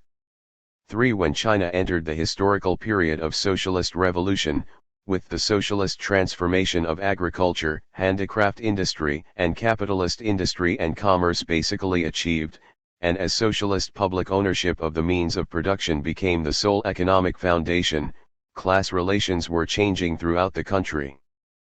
For the landlords and the bureaucrat bourgeoisie had already been overthrown and were in the position of being ruled and transformed through social production. The means of production belonging to the national bourgeoisie had already passed into the hands of the proletariat and the laboring people as a whole. Having lost their controlling position in enterprises, the national bourgeoisie had to accept education and transformation from the working class. The peasants, including individual handicraftsmen, had been transformed from individual producers into collective laborers and, with the working class, became masters of the socialist economy. The urban petty bourgeoisie had been assimilated into socialist production relations through the process of socialist transformation. The working class had become the leading class in the country, controlling the lifeblood of the socialist economy and occupying a leading position in the whole process of social production. The old classes of the semi-colonial and semi-feudal society still existed, but the relations among these classes had undergone fundamental change. Revisionists from Khrushchev and Brezhnev to Liu Shaoqi and Lin Piao and their associates peddle the doctrine that when the system of socialist public ownership becomes the sole economic foundation, all exploiting classes vanish. Consequently, the relations of production, which include relations between people, lose their class character, and the mutual relations between people become relations among so-called comrades, friends, and brothers. This fallacy runs totally counter to Marxism and flies in the face of the reality of socialist society. In socialist society, although the exploiting class has lost its means of production, it still exists as a class. After socialist transformation of ownership of the means of production is basically accomplished, the existence of classes is bound up with people's economic relations prior to socialist transformation and their political stands in the struggle between the socialist and capitalist roads. Moreover, and of 73. Great importance, the continuing existence of the three great differences and the continuing existence of bourgeois right, the soil that nurtures capitalism and from which new bourgeois elements are engendered, means that classes will exist for a long time. In fact, after the land reform and socialist transformation of the means of production have basically been accomplished, not only do the landlords and the bourgeoisie still exist, but within the laboring classes new bourgeois elements are constantly being engendered. Lenin once pointed out, in order to abolish classes completely, it is not enough to overthrow the exploiters, the landowners, and capitalists, not enough to abolish their rights of ownership, it is necessary also to abolish all private ownership of the means of production, it is necessary to abolish the distinction between town and country, as well as the distinction between manual workers and brain workers. This requires a very long period of time. 5. Although some people concede that there are still exploiting classes in socialist society, they refuse to admit that these classes survive within socialist relations of production. After overthrowing the exploiting classes, the proletariat still needs to transform, step by step, the great majority of members of these classes into self-supporting laborers. For this to happen, it is impossible to seal them off in a vacuum, it is necessary to put them to work in the socialist state and collective enterprises so that they can receive supervision from and undergo transformation by the proletariat and the poor and lower middle peasants. These relations, whereby the proletariat rules and transforms the members of the exploiting classes, are an essential part of the basic content of the mutual relations between people in socialist society. To think that socialist relations of production do not manifest themselves as relations in which the working class and the laboring people rule and transform the exploiting classes will lead to the revisionist conclusion that socialist relations of production are independent of classes. Some people think that since we all earn our living through labor, everyone is the same, and that, therefore, classes no longer exist. This erroneous concept is closely related to the theoretical negation of the class nature of socialist relations of production. In the conditions of China, there exist two exploiting classes and two laboring classes. The two exploiting classes are the remnants of the landlord and comprador classes and the bourgeoisie and their affiliates. 74. Aided intellectuals. The two laboring classes are the working class and the collective peasants and their affiliated laboring intellectuals. The mutual relations in socialist production are mainly the relations among and within these four classes. The relations among these four classes are not of equal importance. Throughout the entire historical period of socialism, the principal contradiction is between the proletariat and the bourgeoisie. The relationship between the ruling proletariat and the dominated bourgeoisie is the basic class relationship in socialist society. Mutual relations between people in production are inevitably governed, regulated, and influenced by this relationship. Modem revisionists gloss over the class nature of mutual relations between people in production. They loudly proclaim that the mutual relations between people are all relations among comrades, friends, and brothers. The Lin Piao clique trumpeted such slogans as "While the two struggles turn all people into enemies, the two pieces turn all people into friends, and within the four C's all are brothers." How absurd! Anyone who has been exposed to Marxism-Leninism knows that there are no relations among comrades, friends, and brothers that are independent of classes in a class society. The hatred of the proletariat for the bourgeoisie originated in the exploitation and oppression of the proletariat by the bourgeoisie.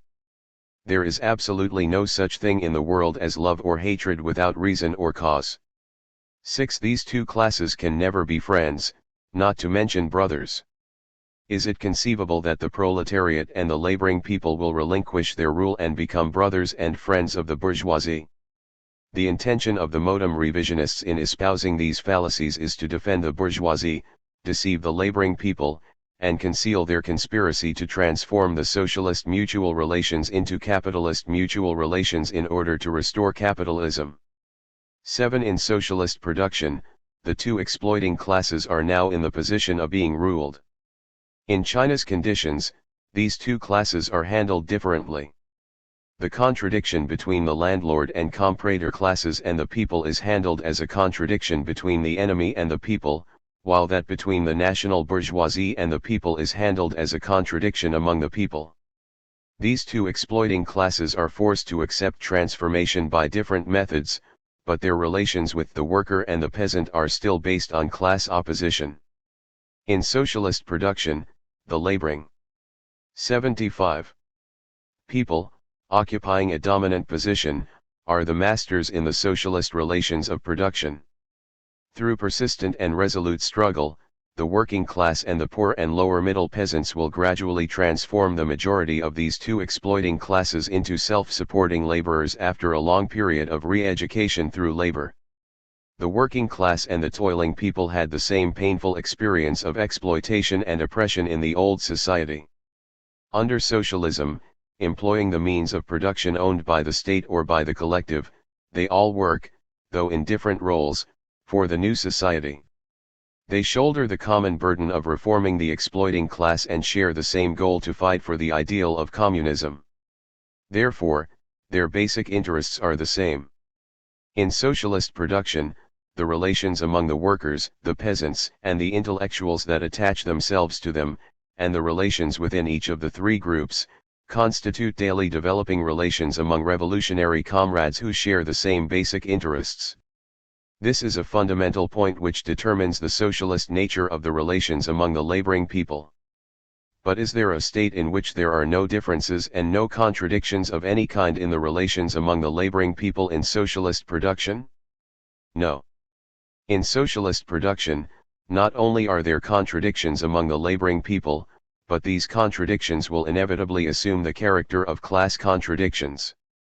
This is due not only to the existence of the differences between worker and peasant, town and country, and mental and manual labor, it is also the case that the two laboring classes, workers and peasants, are still bound together by two different kinds of socialist ownership. Furthermore, the differences between the intelligentsia and the worker-peasant masses also assume the character of class difference. At the same time, class struggles between the proletariat and the bourgeoisie will inevitably be reflected among the laboring people. All issues of right and wrong, revolutionary and conservative, and advanced and backward bear the stamp of class. They are governed, regulated, and influenced by the contradiction between the proletariat and the bourgeoisie, which is the principal contradiction in society. The contradictions among the people will also reflect, to varying degrees, the contra. 76. Dictions and struggles between the socialist road and the capitalist road. Therefore, in the final analysis, the mutual relations among the laboring people are class relations *. The immensely active role of mutual relations between people in production are based on a corresponding system of ownership of the means of production. But mutual relations also play an immensely active role with respect to the two other aspects of the relations of production, namely, the form of ownership of the means of production and its corresponding relations of distribution. The function of the mutual relations between people in production as regards the two other aspects of the relations of production was very apparent in the historical period preceding the emergence of socialist society. For example, in order to establish and consolidate the system of capitalist ownership and its relations of distribution, the bourgeoisie had to establish mutual relations between people based on capitalist principles, that is, relations in which the bourgeoisie ruled the worker. In refuting the reactionary arguments of the defenders of the American slave system who had claimed that the work of supervision and management justified exploitation and oppression, Marx pointed out, now, the wage laborer, like the slave, must have a master who puts him to work and rules over him. 8. If the capitalists and their agents did not wield absolute powers of domination over the worker and if they could not compel the worker to work according to their will, then capitalist exploitation would not materialize and the system of capitalist ownership and capitalist relations of distribution, in which the laborer does not reap and the reaper does not labor, could never be consolidated and developed. Therefore, the bourgeoisie pays a great deal of attention to the establishment and consolidation of the subordinate position of the worker to capital, in order to consolidate and develop capitalist ownership and distribution. In socialist society, the transformation of mutual relations is also an important link in the transformation of the relations of production. When this link is grasped and continually improved, the implications are enormous for consolidating and perfecting the system of socialist ownership and the relations of socialist distribution, and consequently for promoting the development of social productive forces. The historical experience of the dictatorship of the proletariat, nationally and internationally, tells us that whether the socialist system progresses or retrogresses is tightly bound up with whether or not the mutual relations between people can be adjusted. When bourgeois right is restricted under the conditions of proletarian dictatorship, and the communist elements are promoted, making it possible to gradually establish mutual relations between people on the basis of socialist principles, the activism and creativity of the laborers can be more fully developed, the socialist orientation of enterprises can be more solidly ensured, the system of socialist ownership can be further consolidated, and the relations of distribution can be further perfected. When bourgeois right is strengthened and expanded, giving free play to capitalist money relations, capitalist labor relations, and capitalist relations of competition, and making it possible for bourgeois elements to violate and sabotage socialist mutual relations, the position of the masses as masters will be threatened and their socialist activism will be suppressed and inhibited. As a result, socialist ownership and relations of distribution will be damaged, indeed, they may even degenerate and change their nature. Mutual relations, gradually established on the basis of public ownership of the means of production and in accordance with socialist principles, are not confined to one enterprise. They encompass all enterprises, all economic sectors, the system of ownership by the whole people, and the system of collective ownership. Mutual relations between people are manifested in inter-enterprise activities, such as cooperation in production and exchanges of advanced experience and advanced technology. The development of such mutual links and exchanges in production, involving coordinated leadership and planning among enterprises and sectors, embodies the superiority of the system of socialist public ownership. But cooperation among socialist enterprises must often take the form of commodity exchange and comply with the principle of equal 78. Exchange wherein lies bourgeois right and the soil that engenders capitalism. Only by restricting this kind of bourgeois right under the dictatorship of the proletariat can the proletariat promote the consolidation and development of socialist ownership, fully mobilize the forces of various economic sectors, fully tap production potentialities, and promote the rapid development of social productive forces. The step-by-step improvement of mutual relations is of great importance with respect to the consolidation of the relations of production and the development of social productive forces. It deserves our full attention. After the establishment of the system of socialist public ownership, the issue of mutual relations must be continually and painstakingly resolved. Consolidate and develop socialist mutual relations in the course of struggle. Develop relations of mutual support and mutual promotion between industry and agriculture viewed from the perspective of social production as a whole, rather than from the standpoint of a particular enterprise. Mutual relations are primarily manifested as relations between industry and agriculture. Industry and agriculture are the two basic sectors of material production. Socialist ownership by the whole people, which is dominant in industry, and socialist collective ownership by working people, which is dominant in agriculture, are two kinds of socialist ownership. From the standpoint of class relations, this economic structure is a relationship between worker and peasant. This class relationship is fundamentally different from the relationship between the laboring class and the exploiting class. It is the relation of a worker-peasant alliance in which basic interests are identical and leadership is in the hands of the working class. After basic victory in the sphere of ownership had been won in China's Socialist Revolution, Chairman Mao pointed out, relations between production and exchange in accordance with socialist principles are still being gradually established in various departments of our economy and more appropriate forms are being sought. 9. The interrelations among various economic sectors are primarily interrelations between industry and agriculture and, consequently, interrela. 79. Relations between worker and peasant. The worker and the peasant are both masters of the means of production. The worker labors in enterprises under the system of ownership by the whole people. The peasant labors in enterprises under collective ownership. The worker and the peasant must trade with each other so that social production can be carried on. In socialist society, the worker and the peasant constitute an industrial army in socialist construction. Their relationship as revolutionary comrades in production is a daily developing one of mutual support and mutual promotion based on the system of socialist public ownership. In the production and exchange processes, the worker produces various agricultural machines, chemical fertilizers, insecticides, and industrial products for daily use in the countryside in support of the development of agricultural production and the improvement of the livelihood of the peasant. The peasant produces food grain, raw materials, and various agricultural and sideline products.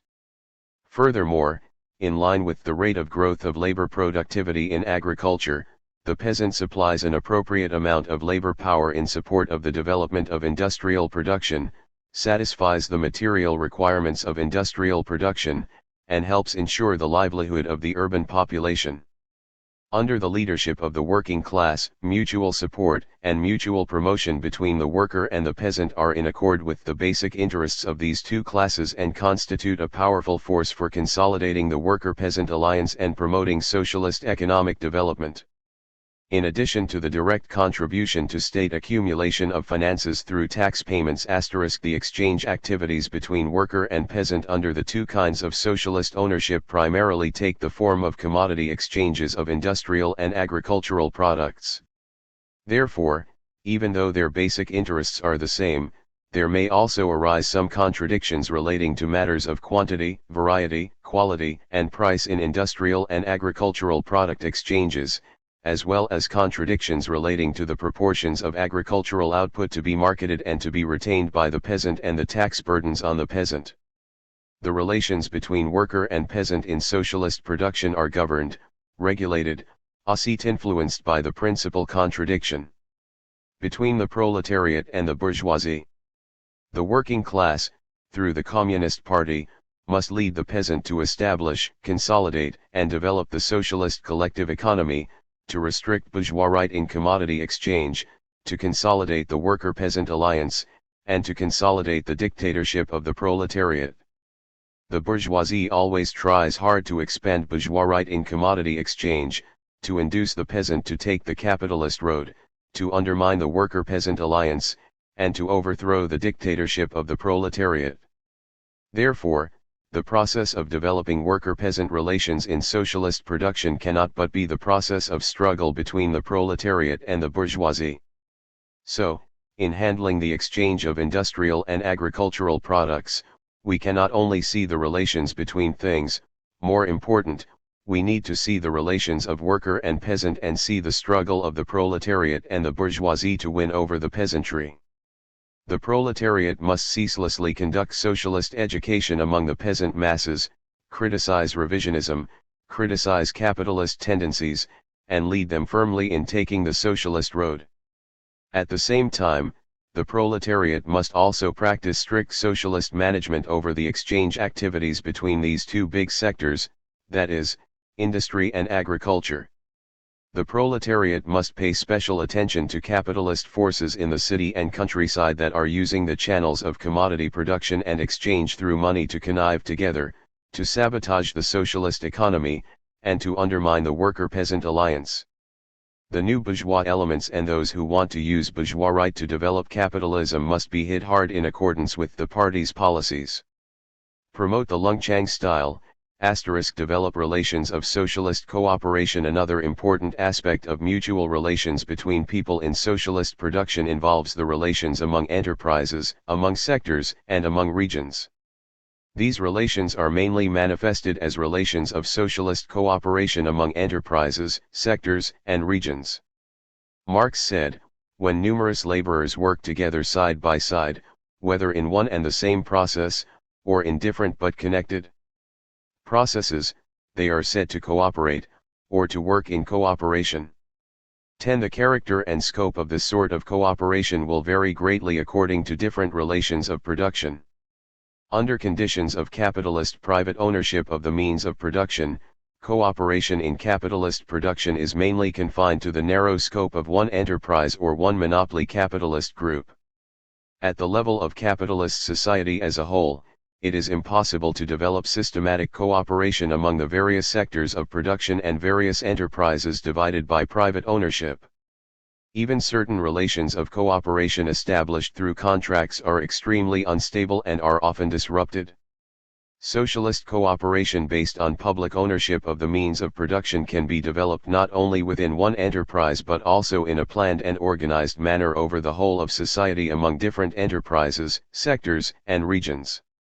When one plant participates, 100 plants cooperate. When each plant makes 100 plants form into a production line. Socialist cooperation creates a new productive force.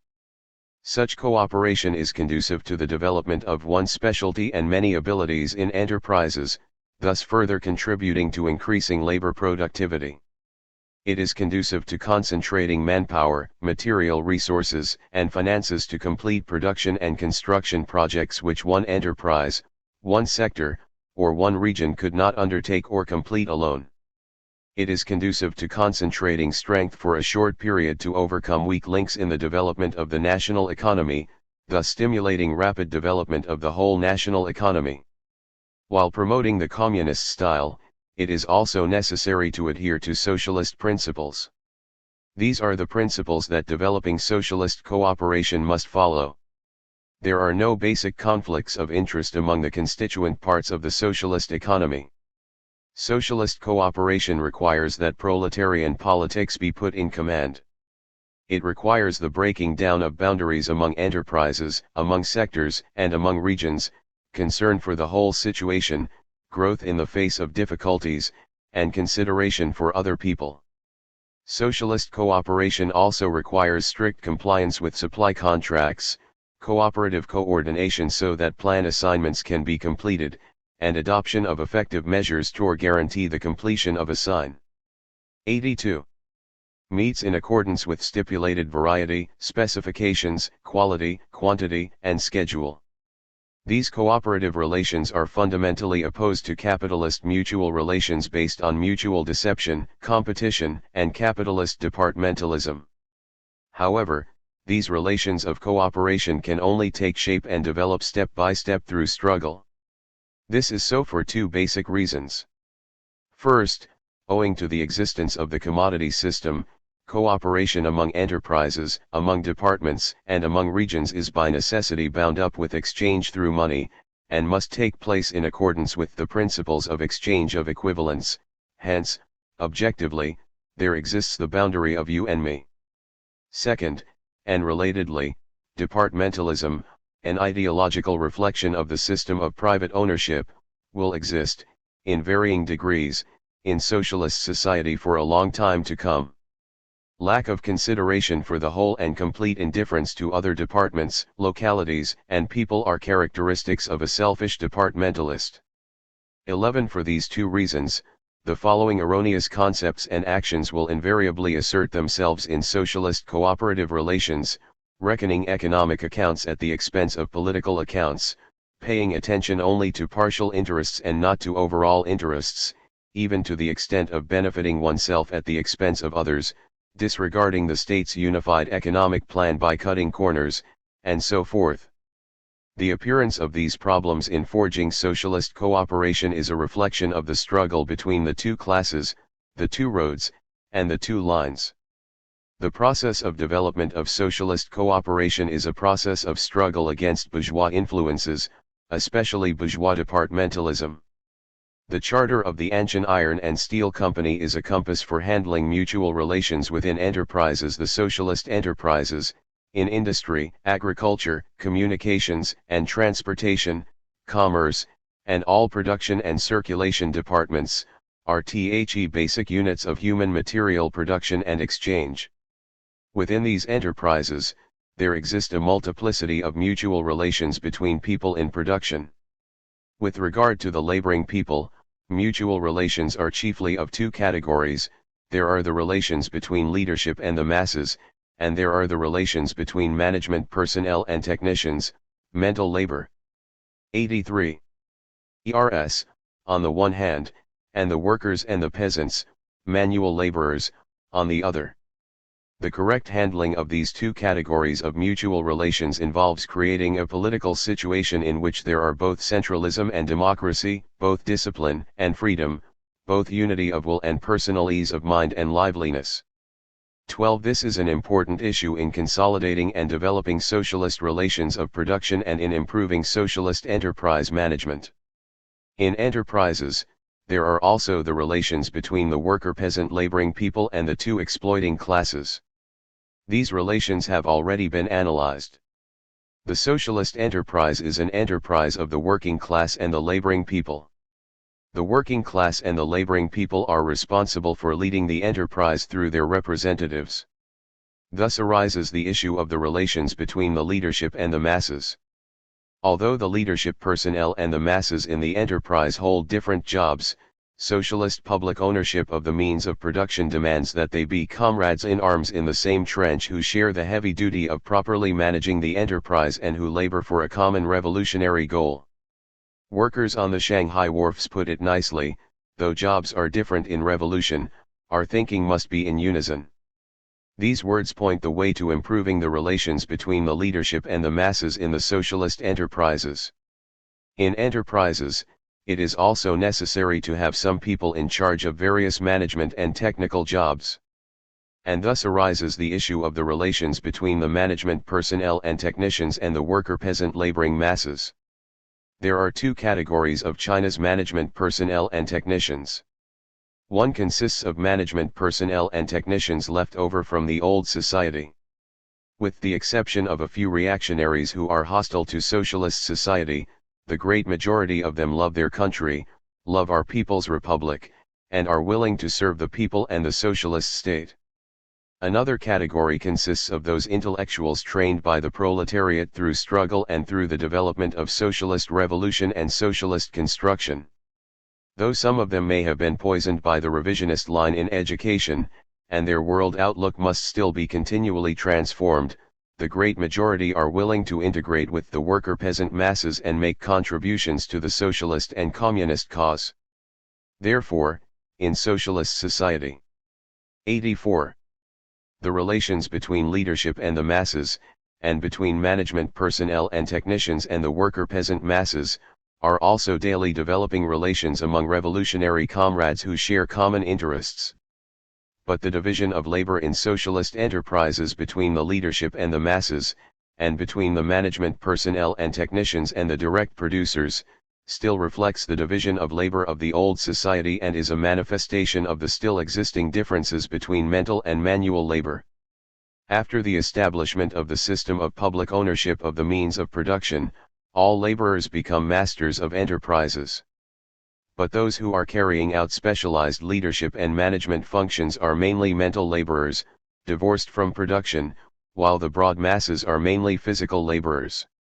Lenin described the opposition between mental and manual labor as one of the principal sources of modern social inequality.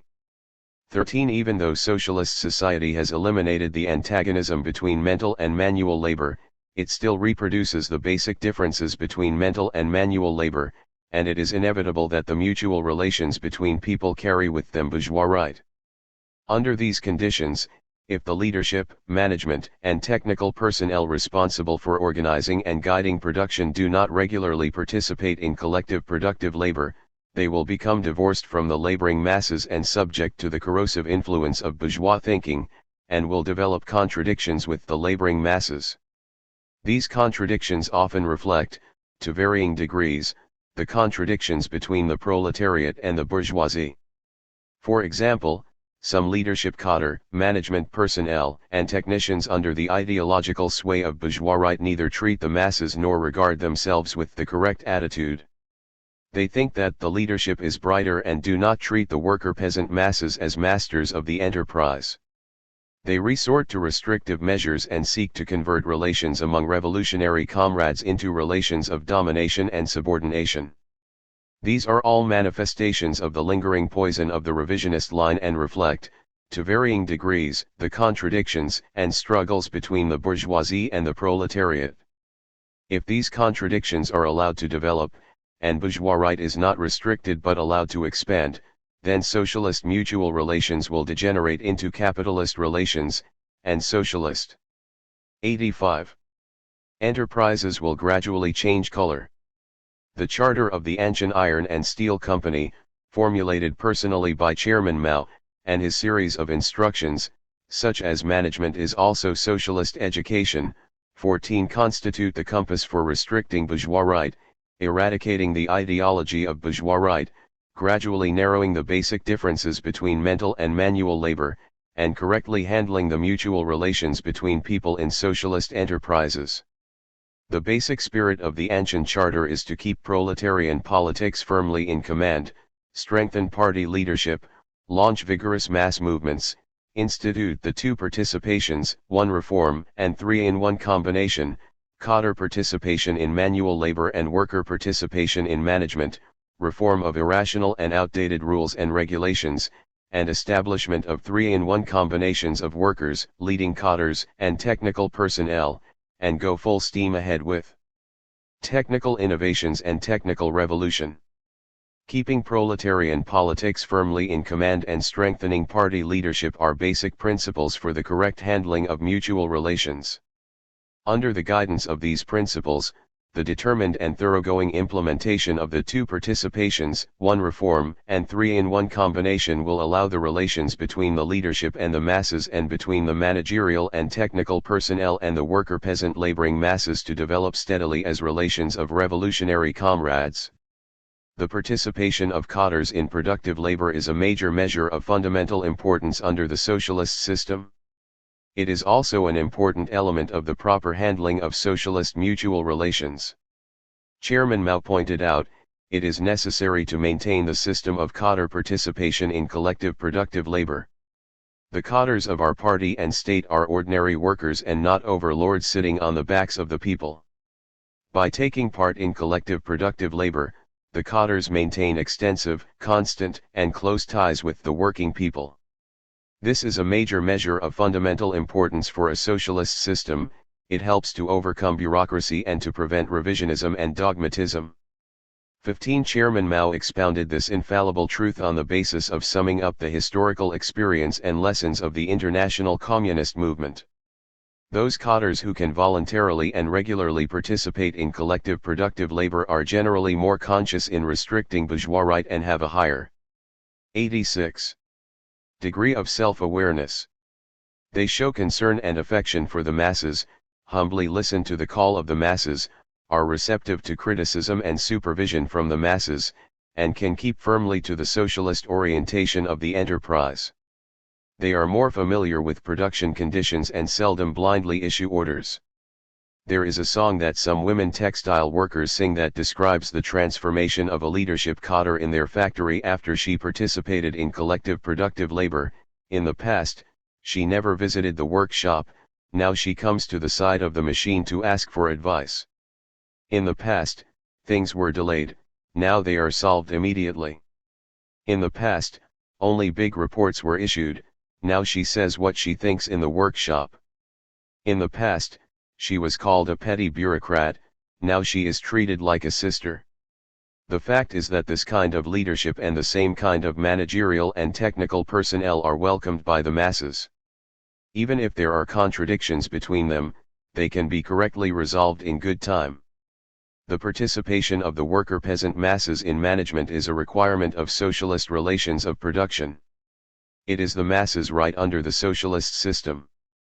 Only by insisting on worker-peasant participation in management can the position of the laboring masses as masters in the enterprises be defended and consolidated.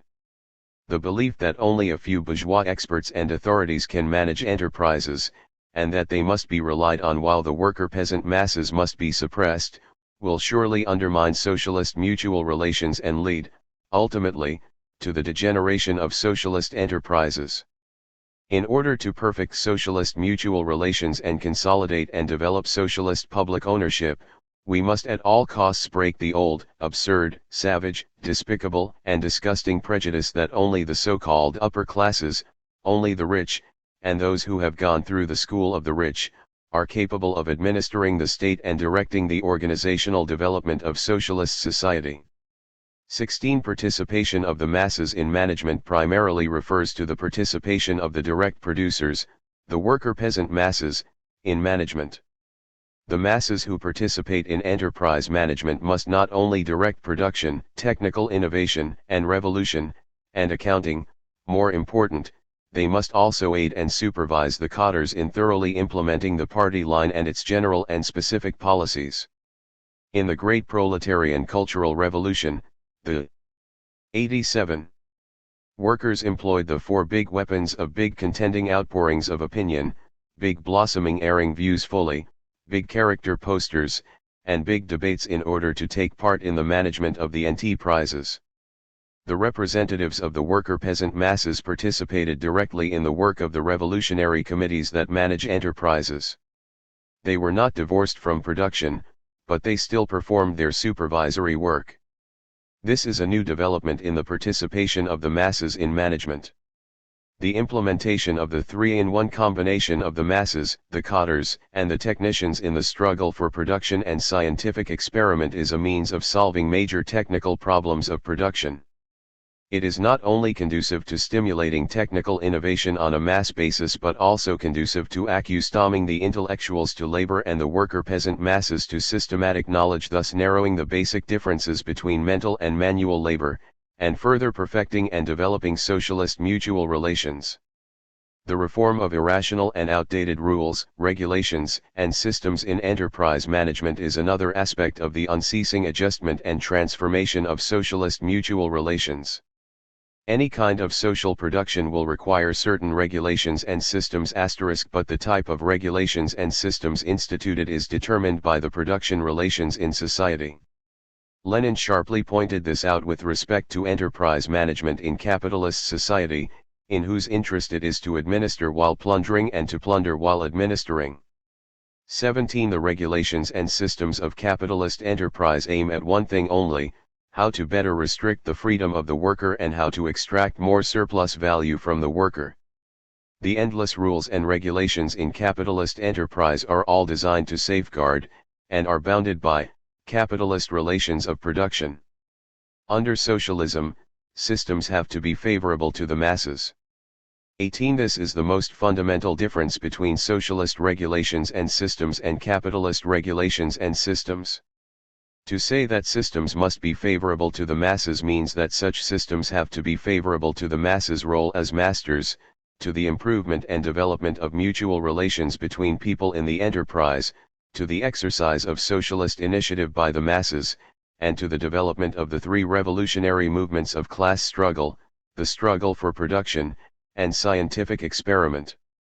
Regulations and systems which are favorable to the masses will certainly be favorable to the development of production, as they will unleash the activism of the masses. Under the influence of the revisionist line of Liu Shaoqi and Lin Piao, the regulations and systems of some enterprises often restricted the masses.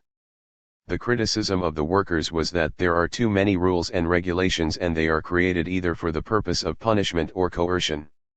Under good leadership, the masses should be mobilized to carefully revise the rules and regulations that are irrational, restrictive, and detrimental to production, and that sow discord and alienation among workers.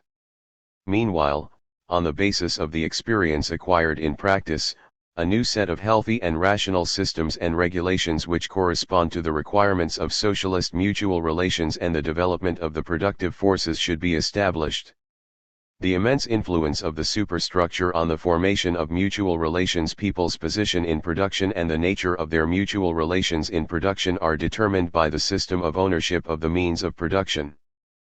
But the superstructure also reacts on the position and mutual relations of people in production, influencing both their form and development. In fact, without the active role of the superstructure, the position and mutual relations of people in production will not be able to cohere, to consolidate, and to develop. The ruling class of any society invariably uses the power of the superstructure to safeguard, by all means at its disposal, the system of ownership that has been established and to consolidate and develop the position and mutual relations of people in production and the corresponding relations of distribution. This is a general law. Take capitalist society. The bourgeoisie of any capitalist country uses the power of the superstructure to establish and extend by force its domination of wage labor as expressed in the capital-labor relationship. Marx pointed out that to establish and extend the domination of 89. Capital over labor, the newly emerging bourgeoisie wants and uses the power of the state. 19. From the end of the 15th century to the first half of the 19th century, the bourgeoisie in England resorted to violent measures, the most prominent of which was the enclosure movement, 20, to evict a large number of poor peasants from the English countryside. These now destitute and uprooted peasants drifted into the urban areas only to become objects of domination by capital.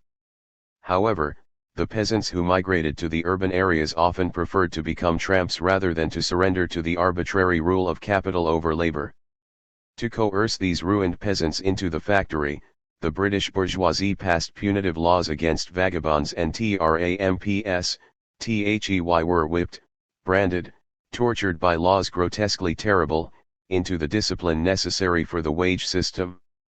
21. Look how cruel were the means used by the bourgeoisie to establish and develop mutual relations between people in which capital dominated labor. This relationship of domination by capital over labor was established through force, and it is a relationship that can only be destroyed by force. In socialist countries under proletarian dictatorship, this relationship was destroyed precisely by means of force. Because socialist relations of production can only be established under the dictatorship of the proletariat, the reaction of the socialist superstructure on the socialist economic base is especially apparent.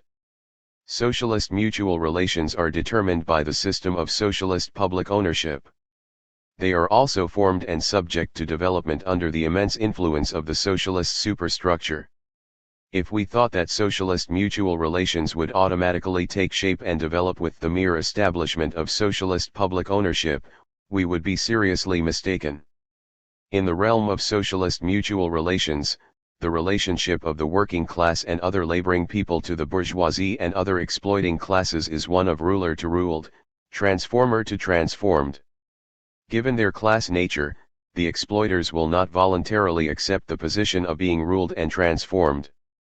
The proletariat is capable of compelling some of them into accepting socialist transformation because it controls the powerful state machinery. Without state power as a precondition, the rule over, and the transformation of, the bourgeoisie is impossible. As far as the relations among the laboring people are concerned, if their mutual relations as revolutionary comrades are to develop steadily. 90. In accordance with socialist principles, it is necessary to rely on, and grasp the role of, the socialist superstructure.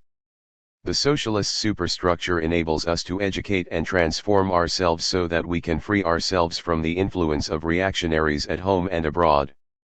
Chairman Mao pointed out, the people's state protects the people. Only when the people have such a state can they educate and remold themselves by democratic methods on a country-wide scale, with everyone taking part, and shake off the influence of domestic and foreign reactionaries. 22. Only by persisting in waging socialist revolution in the superstructure, using proletarian ideology to gradually overcome bourgeois ideology, and by ceaselessly uprooting capitalist traditions and influences in the sphere of mutual relations between people, can revolutionary and comradely relations among the laboring people steadily develop. Only on this basis can the way be cleared for the formation and development of the mutual relations of socialist production. To sum up, the process of formation and development of socialist mutual relations is a prolonged process of political and ideological struggle between the two classes. To safeguard and develop socialist mutual relations, the proletariat must firmly adhere to the basic party line for the entire historical period of socialism. After a basic victory has been won in the socialist revolution in the sphere of ownership of the means of production, the proletariat must continue to penetratingly carry out socialist revolution in the political and ideological spheres, root out bourgeois ideology and foster proletarian ideology, and fight self and criticize revisionism. This is a fundamental issue for the consolidation and perfecting of socialist mutual relations. If we thought that after the establishment of the system of socialist public ownership the exploiting classes would somehow vanish, and if we departed from the fundamental standpoint of the proletariat's opposition to the bourgeoisie in explaining socialist mutual relations, then our thinking would run counter to the basic line of the party and we would fall prey to the dying out of class struggle argument. If we did not insist on carrying out socialist revolution in the superstructure, and if we allowed bourgeois ideology to run rampant, then socialist mutual relations would degenerate into capitalist mutual relations, and the system of socialist public ownership would disintegrate. The restoration of capitalism in the Soviet Union teaches us, by way of negative example, to understand the scientific truth of Marxism in this regard. 91. 93. Appendix. Capitalist roaders are the bourgeoisie inside the party *. By Fangkong. In the great struggle to criticize Deng Xiaoping and beat back the right deviationist whine to reverse correct verdicts, Chairman Mao has pointed out, with the socialist revolution they themselves come under fire. At the time of the cooperative transformation of agriculture there were people in the party who opposed it, and when it comes to criticizing bourgeois right, they resent it. You are making the socialist revolution, and yet don't know where the bourgeoisie is. It is right in the Communist Party, those in power taking the capitalist road. The capitalist roaders are still on the capitalist road. This scientific thesis has incisively laid bare the bourgeois essence of the capitalist roaders in the party, further indicated the main target of the revolutionary struggle throughout the historical period of socialism, and defended and developed the great Marxist-Leninist theory on class struggle and the dictatorship of the proletariat. It is a powerful ideological weapon for us to persist in continuing the revolution under the dictatorship of the proletariat and to combat and prevent revisionism. An important feature of class struggle in the historical period of socialism, the emergence of capitalist roaders. The bourgeoisie inside the party is an important feature of class struggle in the historical period of socialism and is closely linked with the change in class relations under the dictatorship of the proletariat. In the period of democratic revolution, the principal contradiction in our society was the contradiction between the proletariat and the masses of the people on the one hand and imperialism, feudalism, and bureaucrat capitalism on the other. At that time, there were also opportunists, revisionists, and chieftains of the various opportunist lines inside the party. They were agents of the bourgeoisie and other exploiting classes in the party, but for the bourgeoisie as a whole, they were merely its appendages. Since the landlord and comprador capitalist classes held the reins of government at that time, the nucleus and the main force of the bourgeoisie, its headquarters and its chief political representatives were outside and not inside the party. After great victory had been won in the new democratic revolution, the rule of imperialism, feudalism, and bureaucrat capitalism was overthrown and the proletariat led the people of the whole country in seizing the political power of the state. Since then China has entered the historical period of socialist revolution and the contradiction between the proletariat and the bourgeoisie has become the principal contradiction in society. Since our party has become the ruling party, the struggle between Chairman Mao's proletarian revolutionary line and the bourgeois and revisionist line determines not only the nature of our party but also the character and prospects of our country as a whole. From that time on, our struggle against the bourgeoisie both inside and outside the party has gradually developed in depth in all spheres, centering around the basic question of whether or not to carry out the socialist revolution. The Sanfan and Wufan movements * the socialist transformation of the ownership of the means of production and the capitalist roaders. Anti-rightist struggle * were all major struggles between the proletariat and the bourgeoisie since the founding of New China. In these struggles, the bourgeoisie outside the party still had some strength to engage in a trial of strength with the proletariat and was still able to nominate its own protagonists, but even then a complicated situation had already developed in which the bourgeoisie inside and outside the party responded to and colluded with each other. In their unbridled attacks on the party, the bourgeoisie and other exploiting classes outside the party had the support of the bourgeoisie inside the party and banked on its help.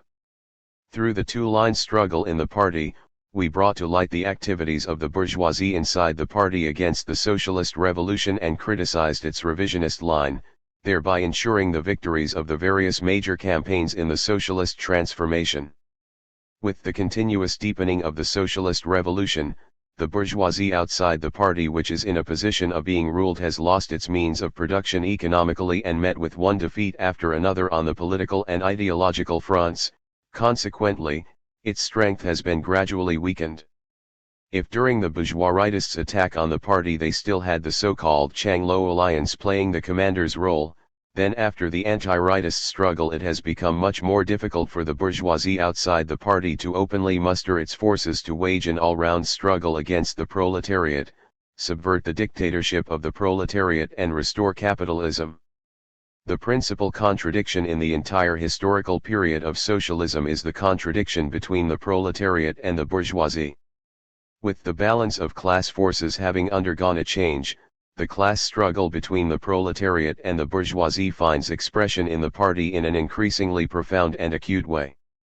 Thus the capitalist rooters emerge in the party as the force at the core of the bourgeoisie as a whole and become the main danger in subverting the proletarian dictatorship and restoring capitalism.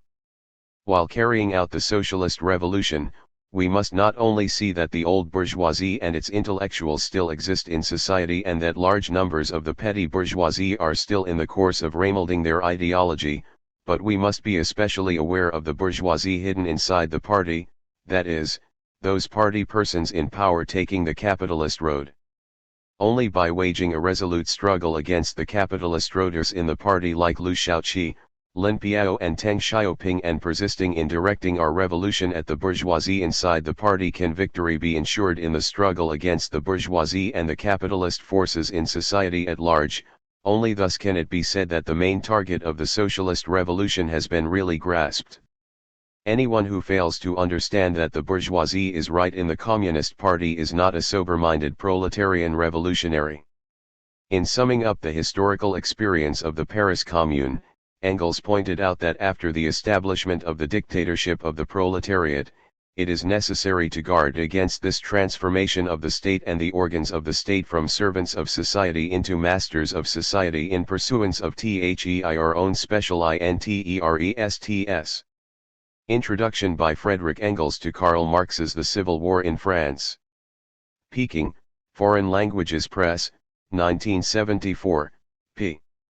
15. After the victory of the October Revolution, Lenin analyzed the actual social conditions in the Soviet Union and clearly pointed out that a new bourgeoisie existed in the country and that it was arising from among the Soviet government employees and the small producers. In the light of the historical lesson of how the Soviet Union has turned revisionist and the practical experience in exercising the dictatorship of the proletariat in China, Chairman Mao has put forward the brilliant thesis that the bourgeoisie is right in the Communist Party, those in power taking the capitalist road. This is an important development of Marxism-Leninism. Over the last 20 years and more following the founding of the People's Republic of China, Chairman Mao has not only made a profound analysis of the bourgeoisie inside the party from a theoretical angle, but has also in practice led us in carrying out repeated struggles against it.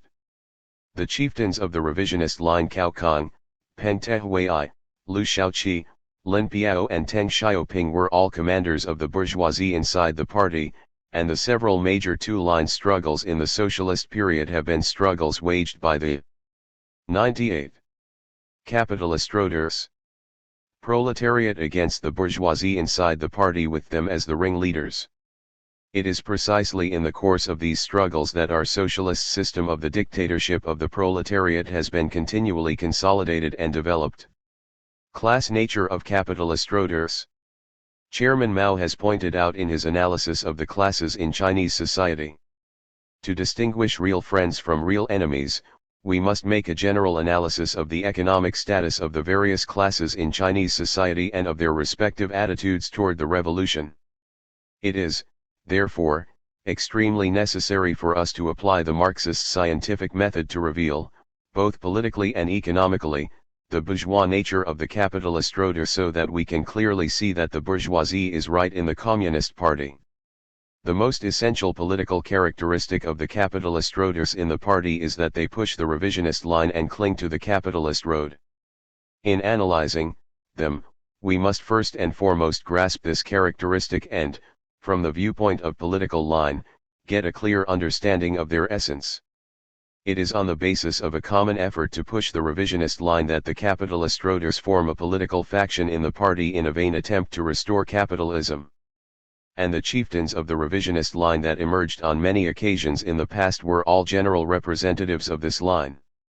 These chieftains, like Liu Shaoqi, Lin Piao and Teng Xiaoping, all held a very large portion of the party and state power, so they were in a position to recruit deserters and renegades, form cliques to pursue their own selfish interests and set up bourgeois headquarters, turn the instruments of the dictatorship of the proletariat into those of the dictatorship of the bourgeoisie, and hoodwink for a time a number of people who lack an understanding of the real situation and do not have a high level of consciousness, inveigling them into following their revisionist line. They were more ruthless and dangerous than the bourgeoisie outside the party in their efforts to restore capitalism. The revisionist line pushed by the capitalistroders in the party represents in a concentrated way the interests of the old and new bourgeoisie and all other exploiting classes, and this determines the bourgeois nature of the capitalistroders. The socialist period is a period of struggle between moribund capitalism and nascent. 99. Communism. Lenin, Economics and Politics in the Era of the Dictatorship of the Proletariat. It is beyond doubt that the capitalistroders as the bourgeoisie inside the party are part of the declining bourgeoisie as a whole. Precisely because the bourgeoisie is a moribund and decadent class, its reactionary nature is all the more pronounced. The rise to power of revisionism means the rise to power of the bourgeoisie. Mao, quoted in Wang Hongwen, Report on the Revision of the Party Constitution, 10th Party Congress 1973, in Lotta, and Mao makes 5, p. 96. Bent on practicing revisionism, Lin Piao went so far as to cook up the outline of Project 571 and to launch a counter-revolutionary armed coup d'état, while Teng Xiaoping, who persisted in practicing revisionism, caused the counter-revolutionary political riot like the incident at Tiananmen Square. These soul-stirring facts of class struggle have bared in an extremely sharp and clear-cut manner the reactionary nature of the bourgeoisie inside the party. Economically, the reason why the capitalistroders are the bourgeoisie inside the party is that they represent the decadent capitalist relations of production. In the socialist period, the proletariat wants to constantly transform those parts of the superstructure and the relations of production which are not in harmony with the socialist economic base and the productive forces and carry the socialist revolution through to the end. The capitalistroders in the party, however, do everything possible to preserve those parts of the superstructure and the relations of production which hamper the development of the socialist economic base and the productive forces. Their vain attempt is to restore capitalism. If we examine the position of the capitalistroders in the party in the relations of social production by following Lenin's teaching on the meaning of classes as expounded in his A Great Beginning and Chairman Mao's analysis on the correct handling of contradictions among the people regarding classes and class struggle in socialist society after the basic completion of the socialist transformation of the ownership of the means of production, we will get a fairly clear understanding of their bourgeois nature. We can see from real life that once the leadership in certain units or departments was controlled by capitalistroders like Liu Shaoqi, Lin Piao and Teng Xiaoping, they would use the power in their hands to energetically push. 100. Capitalistroders. The revisionist line and turn the socialist mutual relations among people into capitalist relations between employers and employees. They would use legal and numerous illegal means to expand bourgeois right with respect to distribution and appropriate the fruits of other people's labor without compensation, and they would also take advantage of their position and power to dispose of state or collectively owned means of production and consumption, with the result that socialist ownership exists only in name but is actually turned into capitalist ownership under the control of the capitalistroders. In the final analysis, the revisionist line pushed by Liu Shaoqi, Lin Piao and Teng Xiaoping was designed to preserve the decadent and declining capitalist relations of production, to cling to the bourgeois ideology of oppression and exploitation of the proletariat and to the capitalist system and to serve the economic interests of the bourgeoisie as a whole, so as to drag our country back to those dark days of the semi-colonial and semi-feudal old China ***.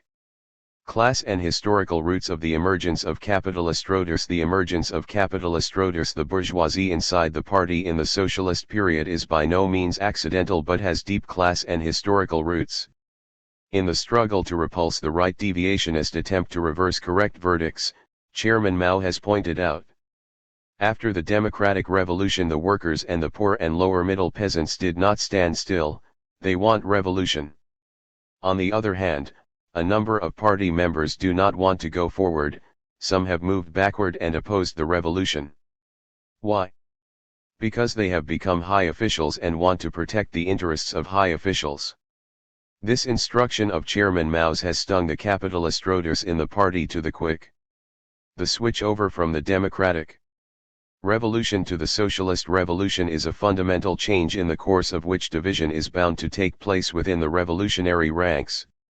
The workers and poor and lower middle peasants want revolution, and Chairman Mao's revolutionary line reflects their demand and guides the whole party and the people throughout the country to continue to make the socialist revolution, but a number of people in the party who cling to bourgeois democratic ideas and refuse to remold themselves do not want to go forward.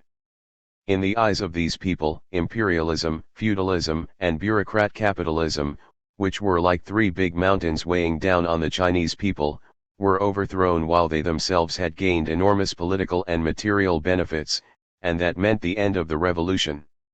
Some of them whose revolutionary will had sagged failed to keep pace with the times, some others clung to the reactionary bourgeois stand and, in order to protect their own interests, which are, in essence, those of the bourgeoisie as a whole, came out into the open to oppose the proletarian socialist revolution and the dictatorship of the proletariat, in a vain attempt to turn back the wheel of history and restore capitalism, and these people are none other than those party persons in power. Taking the capitalist road. The arch-unrepentant capitalist roader in the party Deng Xiaoping is just such a person, and turning from a bourgeois democrat into a capitalist roader is the course he actually followed. An important reason why the capitalist roaders oppose the socialist revolution is that they are against restricting bourgeois right.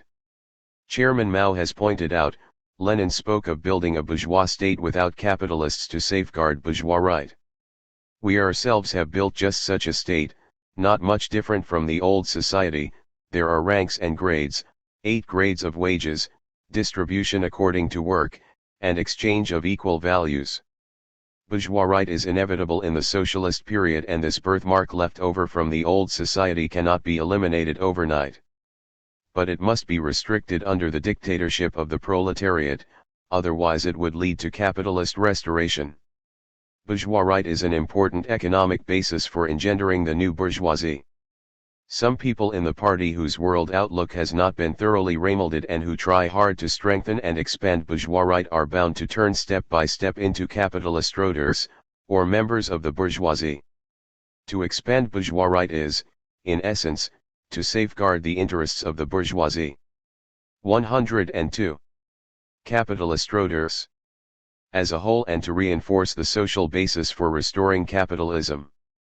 That Deng Xiaoping was so resentful and panic-stricken when he heard that bourgeois right was being criticized was because bourgeois right is the lifeblood of the bourgeoisie inside the party, and any restriction of bourgeois right means directing the revolution against it. In the socialist period, what attitude one takes toward bourgeois right to restrict it or expand it is an important criterion for distinguishing whether one is continuing the revolution or is standing still or even opposing the revolution. On this issue, our struggle against the capitalist roaders in the party, a struggle between restriction and counter-restriction, will continue for a long time to come. 103. 5. Develop socialist production with greater, faster, better, and more economical results. The nature and goal of socialist production and the means of achieving this goal, the establishment of the system of socialist public ownership, has led to a fundamental change in the social relations of people in the production, exchange, and distribution processes. To begin with, the nature of social production has changed. And the goal of social production and the means to attain the goal of social production have also changed. Thus, the development of socialist production follows laws that are different from the laws of capitalist production. Only by correctly understanding and making use of these laws can socialist production be developed with greater, faster, better, and more economical results. Socialist public ownership has fundamentally changed the nature of social production. The socialist labor product is both direct social product and commodity production of material wealth is a necessary condition for the survival and development of human society. Under different social and economic systems, however, social products possess different characteristics. Under the system of private ownership of the means of production, production is a private affair.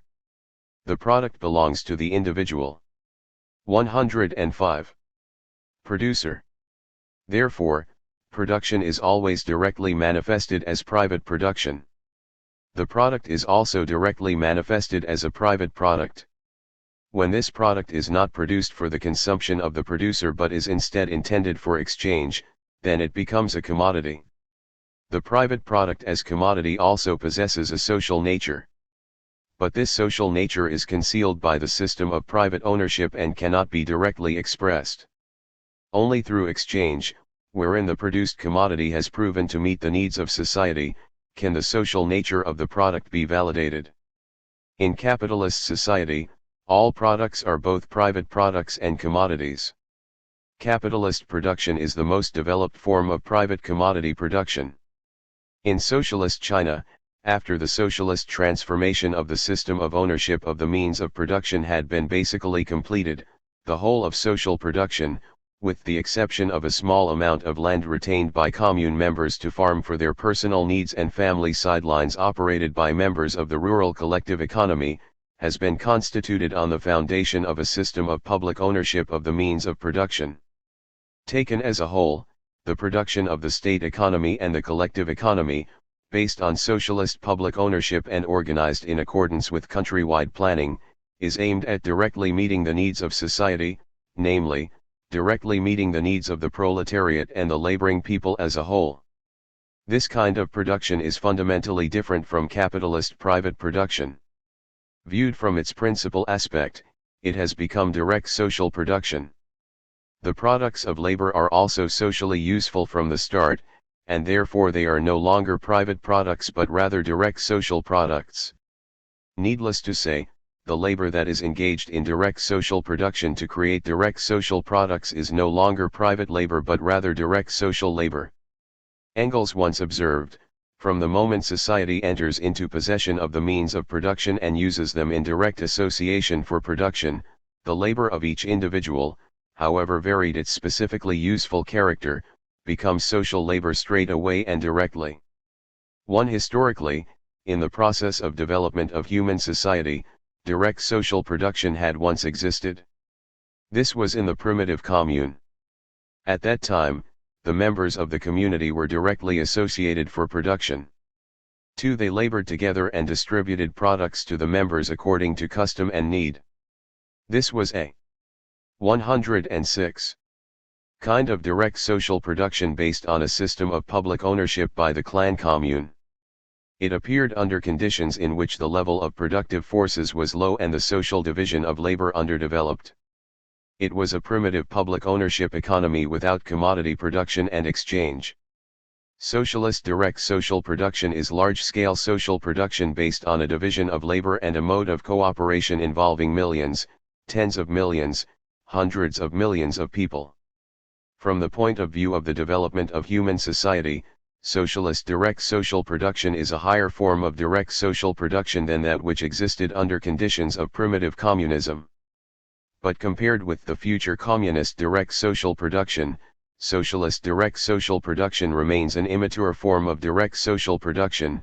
It has not yet rid itself of the traditions and birthmarks of the old society, nor has it freed itself from commodity production. In the fairly long historical period of socialist society, the socialist system of public ownership consists of two kinds of socialist public ownership, and socialist production is conducted on the basis of these two forms of ownership. Products are owned, respectively, by the socialist state and by various units and enterprises under the collective ownership system. This determines that while socialist production is direct social production, it cannot but be commodity production. To attain normal economic relations between the state and collective sectors of the system of socialist public ownership and between industry and agriculture, and to facilitate the consolidation of the worker-peasant alliance, it is necessary to retain and suitably develop commodity production and exchange for a fairly long period of time. This cannot be changed at will. Lenin pointed out, commodity exchange is a test of the relationship between industry and agriculture. 3. In analyzing the primitive origins of the commodity, Marx had already pointed out, so soon, however, as products once become commodities in the external relations of a community, they also, by reaction, become so in its internal intercourse. 4. The community to which Marx referred is primitive communism.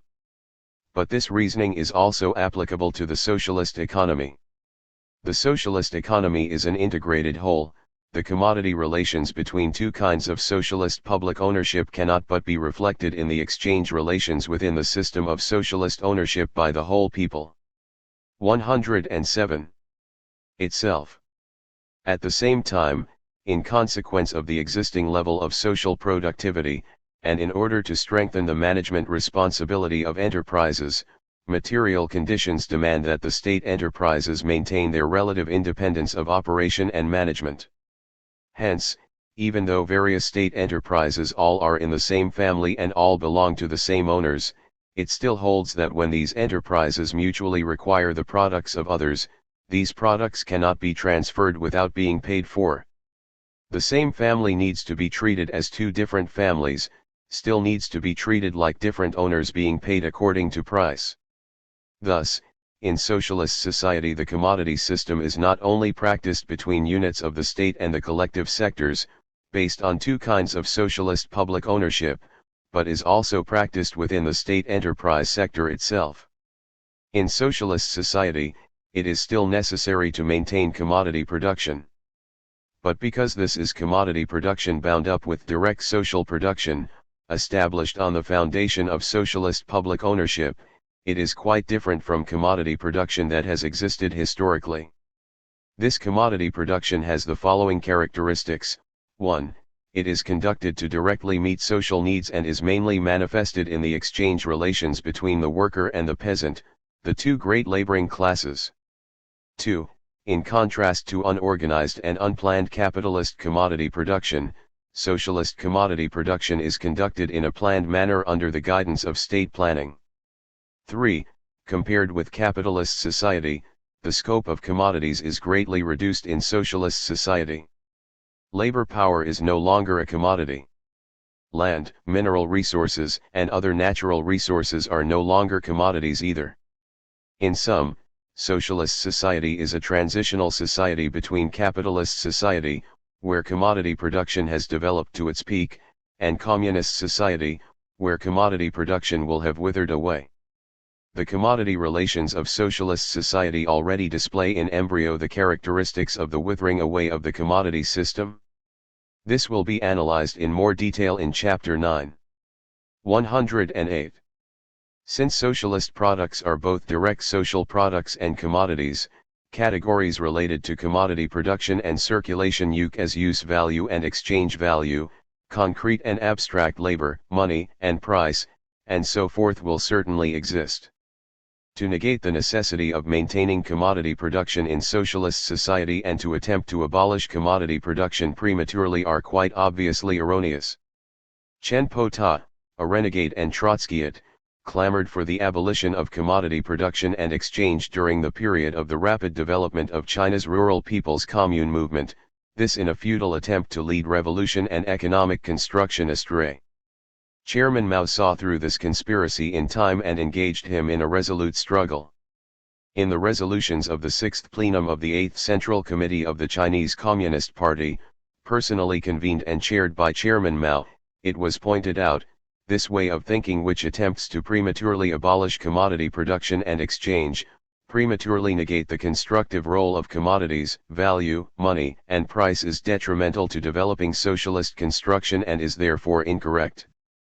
5. Socialist commodity production must not only be retained but must also be developed to consolidate the economic link between China's industry and agriculture and between urban and rural areas for the purpose of promoting the development of socialist construction.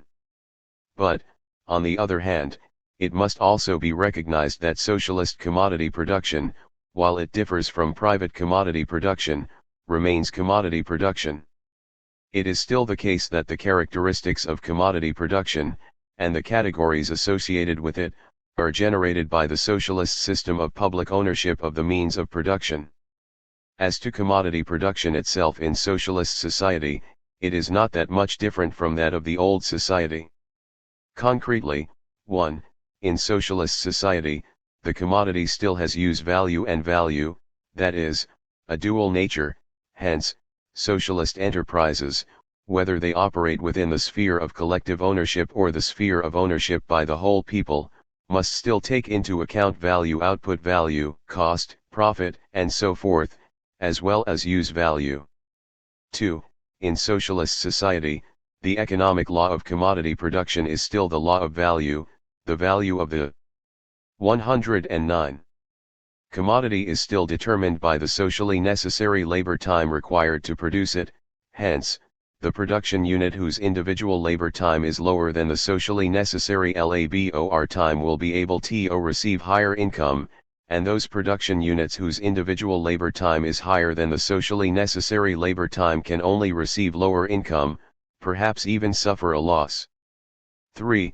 In socialist society, owing to the existence of commodity production, money will continue to function as the general equivalent, and the value of commodities still needs to be expressed in terms of money, i.e., expressed as price.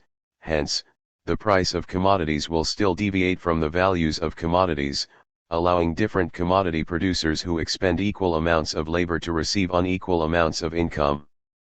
The phenomena described above reveal that socialist commodity production involves bourgeois right, equality on the surface but inequality in actual fact.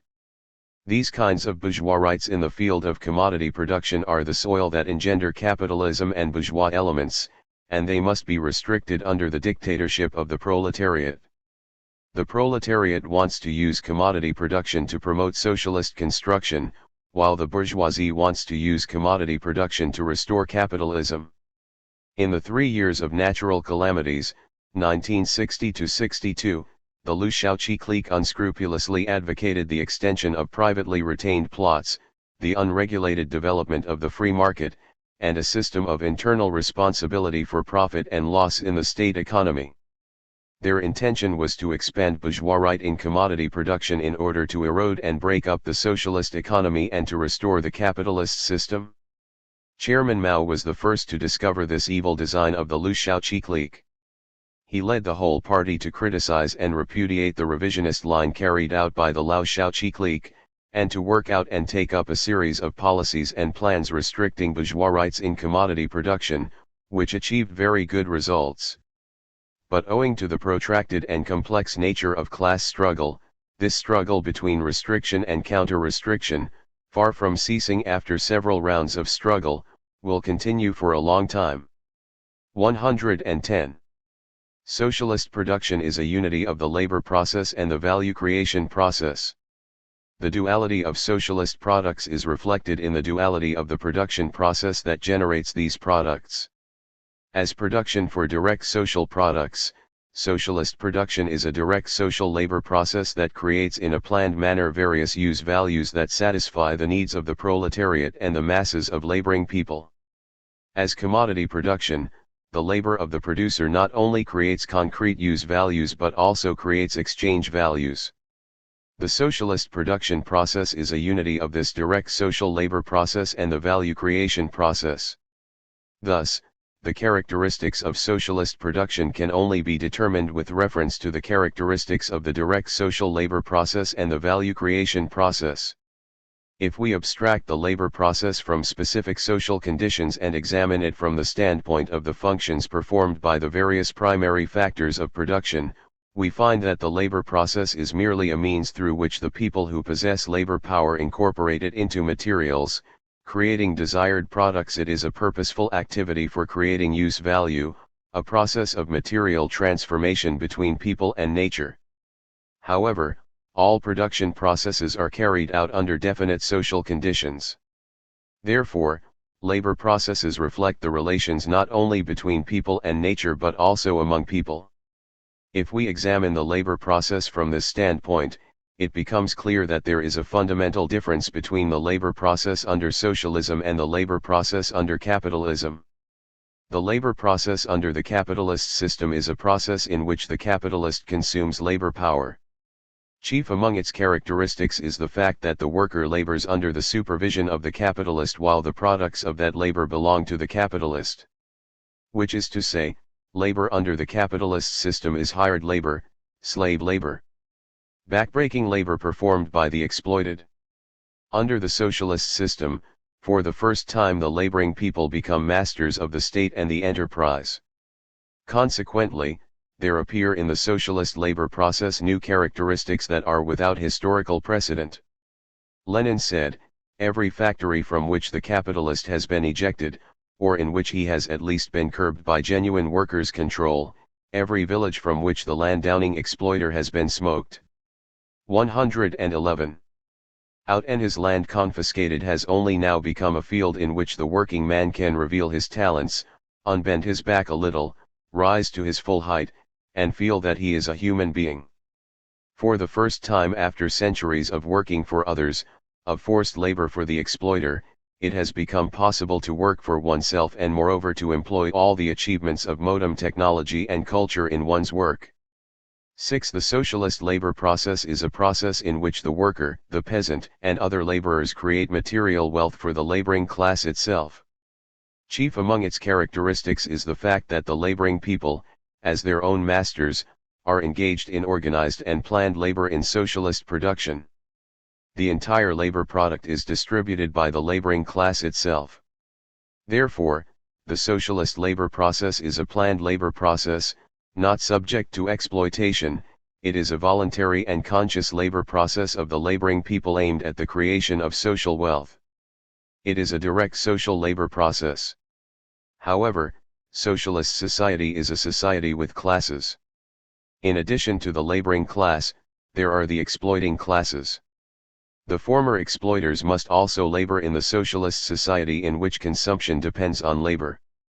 Supervised labor is imposed on the landlords, the rich peasants, and members of other antagonistic classes. The bourgeois elements are allowed to reform through labor in the enterprise. The treatment accorded these two exploiting classes is different, because the nature of their contradictions with the laboring people is different. But as exploiters, their labor necessarily carries with it varying degrees of compulsion. Naturally, the compulsion imposed on the exploiter by the laborer is fundamentally different from the compulsion imposed by the exploiter on the laborer. In the past, the exploiter compelled the laborer to labor in order to extract surplus value from the laborer. Now the laborer compels the exploiter to labor in order to transform him into a new person. Therefore, the socialist labor process is also a process for reforming the exploiter. This is to say, the socialist labor process does not merely involve material transformation between people and nature but also involves social and class reform. As far as the laboring people are concerned, the socialist labor process still carries with it traditions and influences of the old society. This is because the old social division of labor inherited from capitalist society can only be eliminated gradually, through the entire historical period of socialism. The position of the laboring people in socialist. 112. Production cannot but be restricted and affected by the old social division of labor. Some people are primarily engaged in mental labor, while others are primarily engaged in manual labor. Some people occupy a position of leadership and management in production, while others occupy the position of direct producers. The antagonistic opposition between mental and manual labor is one of the most important sources of inequality in capitalist society. Socialist society has overcome this antagonism. But there still exists a fundamental difference between mental and manual labor, a difference that can also become antagonistic under certain conditions. The Soviet Union, under the rule of the Brezhnev renegade clique, is ruled by a bureaucrat monopoly bourgeoisie, a handful of people using their brains, including party bureaucrats, intellectual aristocrats, and technical bureaucrats. Therefore, the process by which the laboring people come to be the masters of society and enterprise in socialist society is a long process of struggle. It is not only a process of struggle with the bourgeoisie and its agents in the party, it is also a process in which favorable conditions are created to gradually eliminate the basic differences between mental and manual labor. In the socialist period, although all the laboring people are free from exploitation, labor has still not become life's prime want for all the laborers. The traditions and influences of the old society continue to leave their mark on labor and can only be swept away, once and for all, in the highest stage of communism. These characteristics of the socialist labor process are also reflected in the value creation process. Every commodity embodies the duality of labor. Concrete labor creates use value, while abstract labor creates value. Value reflects certain social relations. Under different social and economic conditions, the social relations reflected by value are different, and so too does this apply to the formation of value. Under the conditions of a simple commodity economy, the peasant or handicraftsman produces by using his or her own means of production. Labor products and their values naturally belong to the producer. After the commodity is sold, the producer gets back the value of the means of production used up in the production process. But the producer also realizes the new value created by his or her own labor. This new value compensates for the value of the means of subsistence required for the reproduction of labor power. In such a way, the Pro. 113 Production process can continue on the scale of simple reproduction. Marx called the value formation process under simple commodity production the simple value formation process. Under capitalism, the aim of commodity production undertaken by the capitalist is to extract surplus value from the worker. Through the production and sale of commodities, the capitalist gets back the value of the means of production used up in the production process.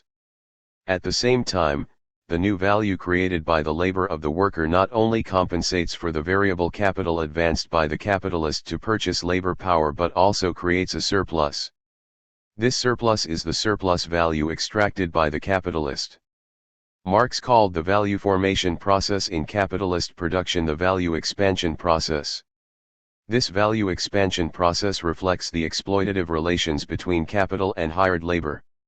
In the socialist production process, the labor of the laborer, as concrete labor, transfers and preserves the value of the means of production used up in the production process. As abstract labor, it creates new value. Should this new value created by the producer belong entirely to the producer himself? No. To realize socialist expanded reproduction and to satisfy the diverse common needs of the laborers, society must control various social funds. These social funds can only come from the new value created by the producer. If the newly created value belonged entirely to the direct producer, then the socialist economy would not be able to carry on expanded reproduction. It could only maintain simple reproduction. The common needs of the laborers could not be satisfied either. Therefore, in socialist society, the new value created by the producer must be divided into two parts. One part is at the disposal of the producer himself. It constitutes the personal consumption fund of the producer and is used to satisfy the personal living requirements of the producer. Another part constitutes various social funds. This social net income is at the disposal of society and is used to further develop socialist production and to satisfy the various common needs of the masses of laboring people. Actually, this situation shows that in socialist society the labor of the producer is also divided into two parts. One part can be designated as the labor that constitutes the social fund, the other part can be designated as the labor that constitutes the personal consumption fund for the producer. 114. The differentiation of the new value created by the producer into the labor remuneration hind and the social fund under the socialist system is fundamentally different from the differentiation of the new value created by the worker into wages and surplus value under the capitalist system. Under the capitalist system, labor power is a commodity and is subject to the law of value. Wage means the price of labor power. No matter how large the newly created value, the part that belongs to the individual worker is only equal to the value of those means of consumption necessary for the reproduction of labor power. The rest, that is, surplus value, is not only appropriated by the capitalist but used as a means to increase the exploitation of the worker. Under the socialist system, labor power is no longer a commodity. The laborer is no longer exploited. All of the value created by the producer is at the service of the laboring class. As producer, part of the new value created by the laborer has to be deducted and placed at the disposal of society as social funds. As part of the laboring people, the producer is fully entitled to enjoy the social welfare made possible by the social funds. The distribution of newly created value into the personal consumption fund for the producer and the social fund at the disposal of society is regulated by an overall consideration of the common and the individual interests, and the long-term and the short-term interests, of the laboring people. Consequently, the value formation process under the socialist system is different not only from the simple value formation process in simple commodity production but also from the value expansion process in capitalist production. It is a particular and unique process of value creation reflecting socialist relations of production. The socialist production process is a unity of this direct social labor process and the value creation process. The fundamental economic law of socialism embodies the most fundamental relations of socialist production. The aim of socialist production is to satisfy the ever-increasing needs of the state and the people. If socialist production is a unity of the direct social labor process and the value creation process, what then is the principal aspect of this contradiction? 115. The principal aspect of a contradiction in social production embodies the objective aim of this social production and reflects the most fundamental relations of this social production. It is independent of people's will and is ultimately determined by the nature of the ownership of the means of production. Social production has to serve the interests of the class which owns the means of production. Under the system of capitalist ownership of the means of production, the labor process also creates use values. But this is not the aim of capitalist production. The capitalist operates factories in order to exploit the worker and obtain profit through the value expansion process. Value expansion is the principal aspect of capitalist production. It embodies the most fundamental relations of capitalist production. Marx pointed out, the aim of capital is not to minister to certain wants, but to produce profit. 7. Capital and its self-expansion appear as the starting and the closing point, the motive and the purpose of production. 8. The system of socialist public ownership of the means of production enables the laboring people to become the masters of production. Social production must serve the needs of the laboring people as a whole. Therefore, a direct social labor process that creates use values in a planned manner to satisfy the needs of the laboring people is the principal aspect of socialist production.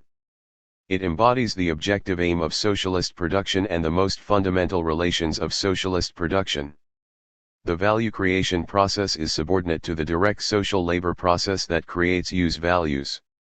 In the socialist production process, it is entirely necessary to calculate labor expenditure and profit and loss. But what and how much to produce cannot be determined by the magnitude of output value and the magnitude of profit. What and how much to produce should be based instead on the needs of the masses of laboring people. Whatever is urgently needed by the laboring people should be produced in greater quantity with the greatest possible effort, even at the risk of temporary losses. On the other hand, anything that is not urgently required by the laboring people, even if it yields high output value and high profits, cannot be indiscriminately produced in great quantity. The reason the socialist enterprise must calculate labor expenditure and profit and loss is not only so that it can reduce production costs in order to reimburse value expenditure but also to provide an ever 116. Increasing social fund for developing production at a high speed and increasing the supply of social product. The subordination of the value creation process to the direct social labor process is aimed, in the final analysis, at creating an ever-increasing quantity of social wealth to satisfy the needs of the laboring people as a whole. Before the victory of the October Revolution, Lenin pointed out that in socialist society, the wealth created by the common labor will go to benefit, not a handful of rich men, but all those who work. 9. The purpose of socialist production is to satisfy the needs of the laboring people as a whole. But the long-term interests of the laboring people and their overall interests can only be reflected and expressed through the state system under the dictatorship of the proletariat. Therefore, the aim of socialist production can also be described as the satisfaction of the ever-increasing needs of the socialist state and the people. These needs are multifaceted. To develop their intellectual and physical well-being, and their moral sense of right and wrong, there is a need for the proletariat and the laboring people to continuously raise the level of their material and cultural life. There is also a need, since classes, class contradictions, class struggle, the danger of capitalist restoration, and the threat of sabotage and aggression from imperialism and social imperialism still exist in socialist society, for the socialist country to consolidate proletarian dictatorship and strengthen national defense. And since the proletariat can emancipate itself, once and for all, only by emancipating all of humanity, the socialist country must fulfill its internationalist duties and support the revolutionary struggles of the peoples of the world. Therefore, the aim of socialist production is to raise the level of the material and cultural life of the proletariat and the laboring people, consolidate the dictatorship of the proletariat, strengthen national defense, and support the revolutionary struggles of the peoples of the world. In the final analysis, socialist production is aimed at eliminating classes and realizing communism. The great strategic policy formulated by Chairman Mao to be prepared against war, be prepared against natural disasters, and do everything for the people fully embodies the objective aim of socialist production and indicates a correct direction for the development of China's socialist production and the whole national economy. Under the guidance of Chairman Mao's proletarian revolutionary line, and his general and specific policies, China's socialist production develops Vig. 117. Oriously. The level of the people's material and cultural life is increasing all the time. The dictatorship of the proletariat is being continuously strengthened and consolidated. Within our capabilities, we have given aid to the cause of world revolution. In the Soviet Union under the rule of the Brezhnev renegade clique, the law of surplus value governs social production. The aim of production is to pursue profit and to guarantee that the largest possible amount of surplus value is extracted from the laboring people of the Soviet Union by the bureaucrat monopoly bourgeoisie. On the one hand, the Soviet revisionist renegade clique rants and raves that the most important summary indicator of an enterprise's productive activity is profit and the rate of profit, and continually calls on enterprises to struggle to raise profit. But, on the other hand, in order to deceive the masses, this clique still morbidly clings to the signboard of pseudo-socialism, trying hard to distort the aim of socialist production. It typically proclaims that the highest purpose is to raise people's welfare, or that everybody will have enough food, clothing, shoes, housing, and books. We call this communism. This renegade clique deceives the masses with the sweet talk of bourgeois welfarism, the purpose of which is to make people forget class struggle and revolution in order to facilitate the restoration of capitalism. In the Soviet Union, the only people who eat well, dress well, and are properly sheltered are the bureaucrat monopoly bourgeoisie and the revisionist intellectual aristocracy under their wing. The broad laboring people have again fallen into the abyss of exploitation and suffering. Grasp revolution, promote production. The principal aspect of the socialist production process, the most essential thing that determines socialist production, is the satisfaction of the ever-increasing needs of the state and the people. To serve this aim, social production must be developed so as to increase total social output. Marx and Engels pointed out in the Communist Manifesto that after the proletariat has overthrown bourgeois rule, it will use its political rule to expropriate the capitalist.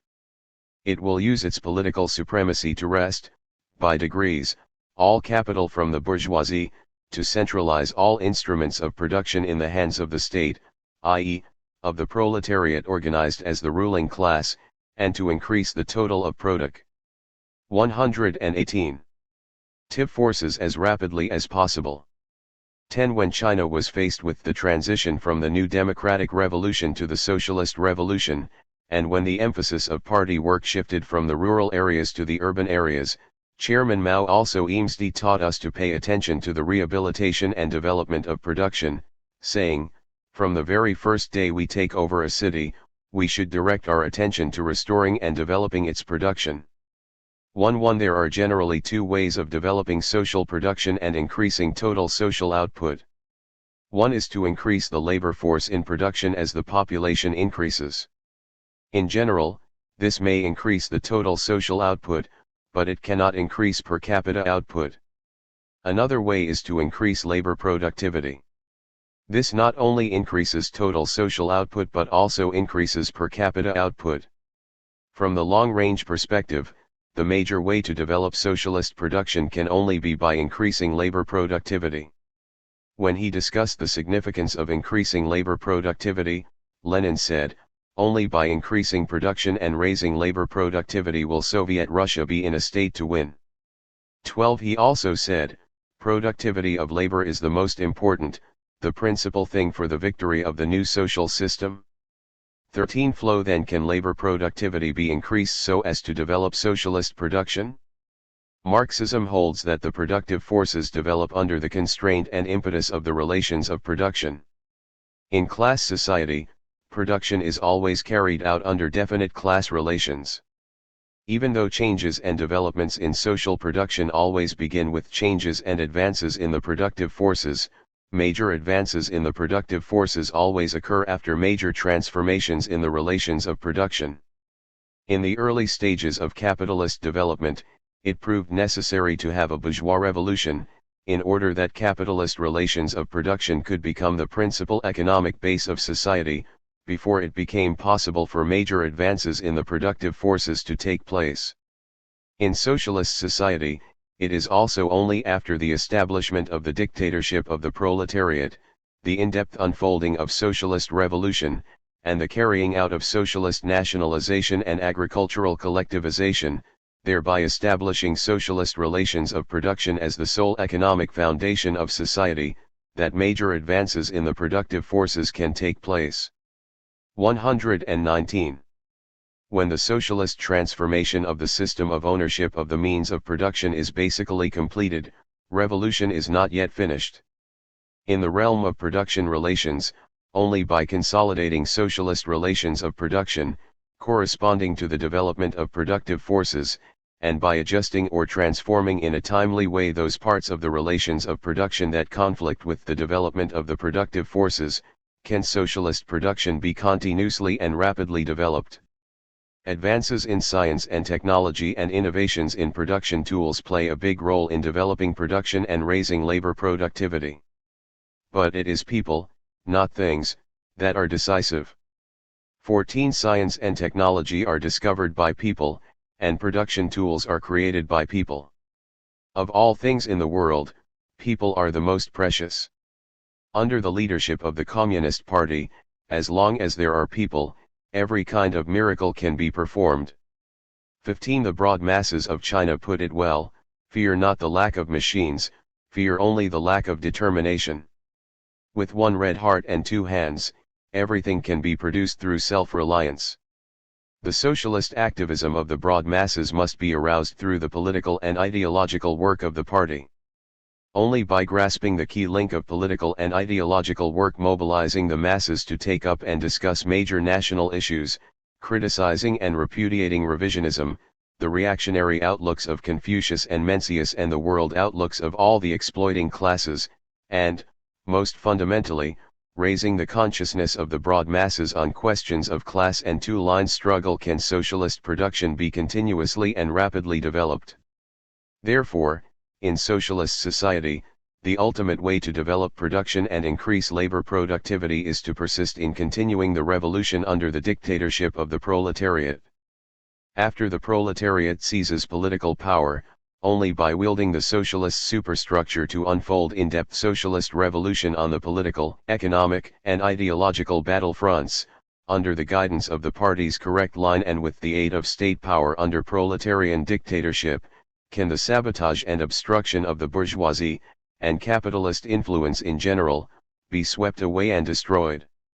Only then can socialist relations of production be consolidated and improved, and can all positive factors be mobilized to promote the development of socialist production. 120. At high speed. The policy grasp revolution and promote production formulated by Chairman Mao correctly reflects the requirements of the objective laws governing the motion of the basic contradictions of socialist society. This policy teaches us that proletarian politics must command all economic work and that revolution must guide and propel production. Only in this way can China's socialist production be guaranteed to advance with big strides in the correct direction. The modern-day revisionists have always used the reactionary theory of the productive forces to oppose continued revolution under the dictatorship of the proletariat. The renegade cliques of Liu Shaoqi and Lin Piao always opposed revolution under the pretext of developing production. They even attributed the development of production wholly to the development of science and technology and the improvement of production tools to reliance on bourgeois experts. The revisionist line pushed by the cliques of Liu Shaoqi and Lin Piao has been overthrown, but the lingering poison of this theory of the productive forces has not been completely swept away and has to be criticized and repudiated repeatedly. The fundamental economic law of socialism determines all major aspects of development of the socialist economy. The objective aim of social production and the means to realize it express the basic direction of development of social production and embody the requirements of the economic laws of society. Different social and economic systems have different aims of production and different means to achieve them. Consequently, there are different fundamental economic laws. The aim of socialist production is to satisfy the ever-increasing needs of the state and the people. This aim is attained by means of propelling the development of technology and production through revolution. Therefore, to sum up briefly, the major characteristics and requirements of the fundamental economic law of socialism are, to opportunely adjust and transform the relations of production and the superstructure, to steadily raise the level of technology, to develop socialist production with greater, faster, better, and more economical results, to satisfy the ever-increasing needs of the state and the people, and create the material conditions for the ultimate elimination of classes and the realization of communism. 121. The fundamental economic law of socialism determines all major aspects of development of the socialist economy and the basic content of socialist production, exchange, distribution, and consumption. As far as production is concerned, what and how much to produce, and how production should be arranged in socialist society, must obey the requirements of the fundamental economic law of socialism. In drawing up plans, the socialist country specifies the variety, quantity, and arrangement of production in keeping with this law, so that the development of socialist production can be conducive to consolidating the dictatorship of the proletariat, strengthening national defense, supporting the revolutionary struggles of the peoples of the world, and steadily raising the level of material and cultural life of the laboring people. Socialist exchange must also obey the requirements of the fundamental economic law of socialism. In determining the proportions of exports and imports to domestic production and consumption, the proportions between military and civilian use, the proportions between supply to the rural areas and supply to the urban areas, and the prices of products, the first thing that the socialist country considers is not how much money can be made or how much the profit is. The first thing it considers is whether the arrangement is favorable to raising the level of material and cultural life of the laboring people, consolidating the worker-peasant alliance, strengthening national defense, and supporting the revolutionary struggles of the peoples of the world. The fundamental economic law of socialism also determines socialist distribution and consumption. In the distribution of national income and personal consumption goods, the socialist state must obey the requirements of the fundamental economic law of socialism. For example, the determination of the proper ratio between accumulation and consumption, as well as the level of wages, must take into account both the long-term and immediate, and the collective and individual, interests of the proletariat and laboring people. Similarly, socialist consumption, whether it be collective or individual consumption, must be favorable to improving the material and cultural life of the proletariat and laboring people, revolutionizing people's thought, fostering new socialist ideological standards of behavior, consolidating the dictatorship of the proletariat, and accelerating socialist construction. 122. In summary, the fundamental economic law of socialism embodies the most essential links between socialist production, exchange, distribution, and consumption. It determines the ultimate direction of development of the socialist economy. The correct understanding and use of the fundamental economic law of socialism can raise our consciousness, help us overcome spontaneity in our work, and enable us to advance with big strides in the correct socialist direction. The high-speed development of socialist production is a unity of objective possibility and subjective initiative. The socialist system enables production to develop at speeds unattainable in the old society. The aim of socialist production is to satisfy the ever-increasing needs of the state and the people. The degree of satisfaction of these needs is closely related to the speed with which production develops.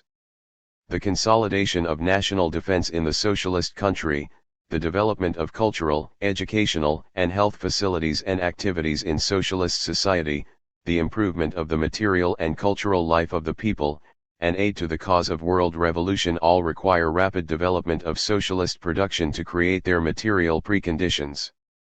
Also, because imperialist rule is generally overthrown at its weakest link, the first countries in which socialist revolution is successful are likely to have a relatively weak industrial base. This creates an even greater necessity for high-speed development of socialist construction. Under the socialist system, it is not only necessary but possible to have rapid development of production. Chairman Mao pointed out, in saying that socialist relations of production are better suited to the development of the productive forces than are the old relations of production, we mean that they permit the productive forces to develop at a speed unattainable in the old society, so that production can expand steadily to meet the constantly growing needs of the people step by step. 16. Therefore, rapid development of socialist production is not a mere hope but is based on objective possibility inherent within socialist relations of production. It is a manifestation of the superiority of the socialist system. 123. Can socialist relations of production propel production and the whole national economy to develop at high speed? First of all, the socialist system provides wide-ranging possibilities to unleash the activism and creativity of the laboring people in the production process. Under the socialist system, the proletariat and the laboring people are no longer wage slaves selling their labor power. They have freed themselves from enslavement and exploitation and have become masters of the new society. They no longer perform hard labor for any exploiter but instead work for the interests of their own class. Labor has become a glorious and great vocation. This change in the position of the laboring people in social production allows them to begin to really concern themselves with production as masters and to exercise their inexhaustible talents. People with the ability to labor are the most important factor in production. Socialist relations of production can propel the development of production at a high speed primarily because the activism and creative talents of the laboring masses, suppressed under the capitalist system, are now liberated. Second, the socialist system eliminates the immense waste of manpower, material resources, and finances that is inevitable under the competitive and chaotic conditions of capitalism. The socialist country can fully and rationally utilize labor and material resources by drawing up a unified plan to direct the development of the whole national economy. Facilities and natural resources can be used in a planned and rational manner, and labor power can be trained and allocated in a planned and rational manner. Third, the socialist revolution has eliminated the system of man exploiting man and has made it possible to use that part of the wealth which was formerly used by a handful of members of exploiting classes for parasitic consumption to improve the livelihood of the laboring people and to develop socialist production. Fourth, the socialist system has cleared a wide road for the rapid development of science and technology. Under the capitalist system, new technology is used only when it can bring more profit to the capitalist. New technology that has already been adopted is monopolized by the capitalist as trade secrets. This inevitably restricts the development of new technology. Under the socialist system, new technology is adopted for the purpose of economizing on labor expenditure in production. It is also adopted for the purpose of reducing labor. 124. Intensity and improving working conditions. Therefore, the development of science and technology becomes a conscious demand of the laboring people. Furthermore, the advanced experience in technical innovations of any one socialist enterprise is the common property of the laboring people. It can be more quickly adopted by other enterprises after it is summed up and disseminated. Fifth, the socialist system has eliminated the contradiction between increases in production capacity and the relative decrease of mass purchasing power that is peculiar to capitalism. This is so because, with the development of socialist production, the consumption level of the proletariat and the laboring people steadily increases while the scale of national construction steadily expands. Economic crises due to overproduction never occur. This clears away artificial obstacles to the rapid development of production. Although the objective possibility exists within the socialist system for the rapid development of production, there also exist some factors that undermine and inhibit the rapid development of production. Examples are the sabotage activities of the bourgeoisie and its agents, obstruction deriving from the continuing influence of the petty bourgeoisie, the ravages brought about by natural calamities, and so forth. In addition to the objective existence of these social and natural factors, there are also subjective factors related to the proletariat itself. Along the path in unfolding socialist revolution and socialist construction, the proletariat will certainly be faced with new situations and new problems. In order to understand the objective laws of the new situations and to find correct methods to solve the new problems, a period of time is needed to accumulate experience. Socialist construction should not be expected to proceed smoothly, it can only advance in a wave-like manner.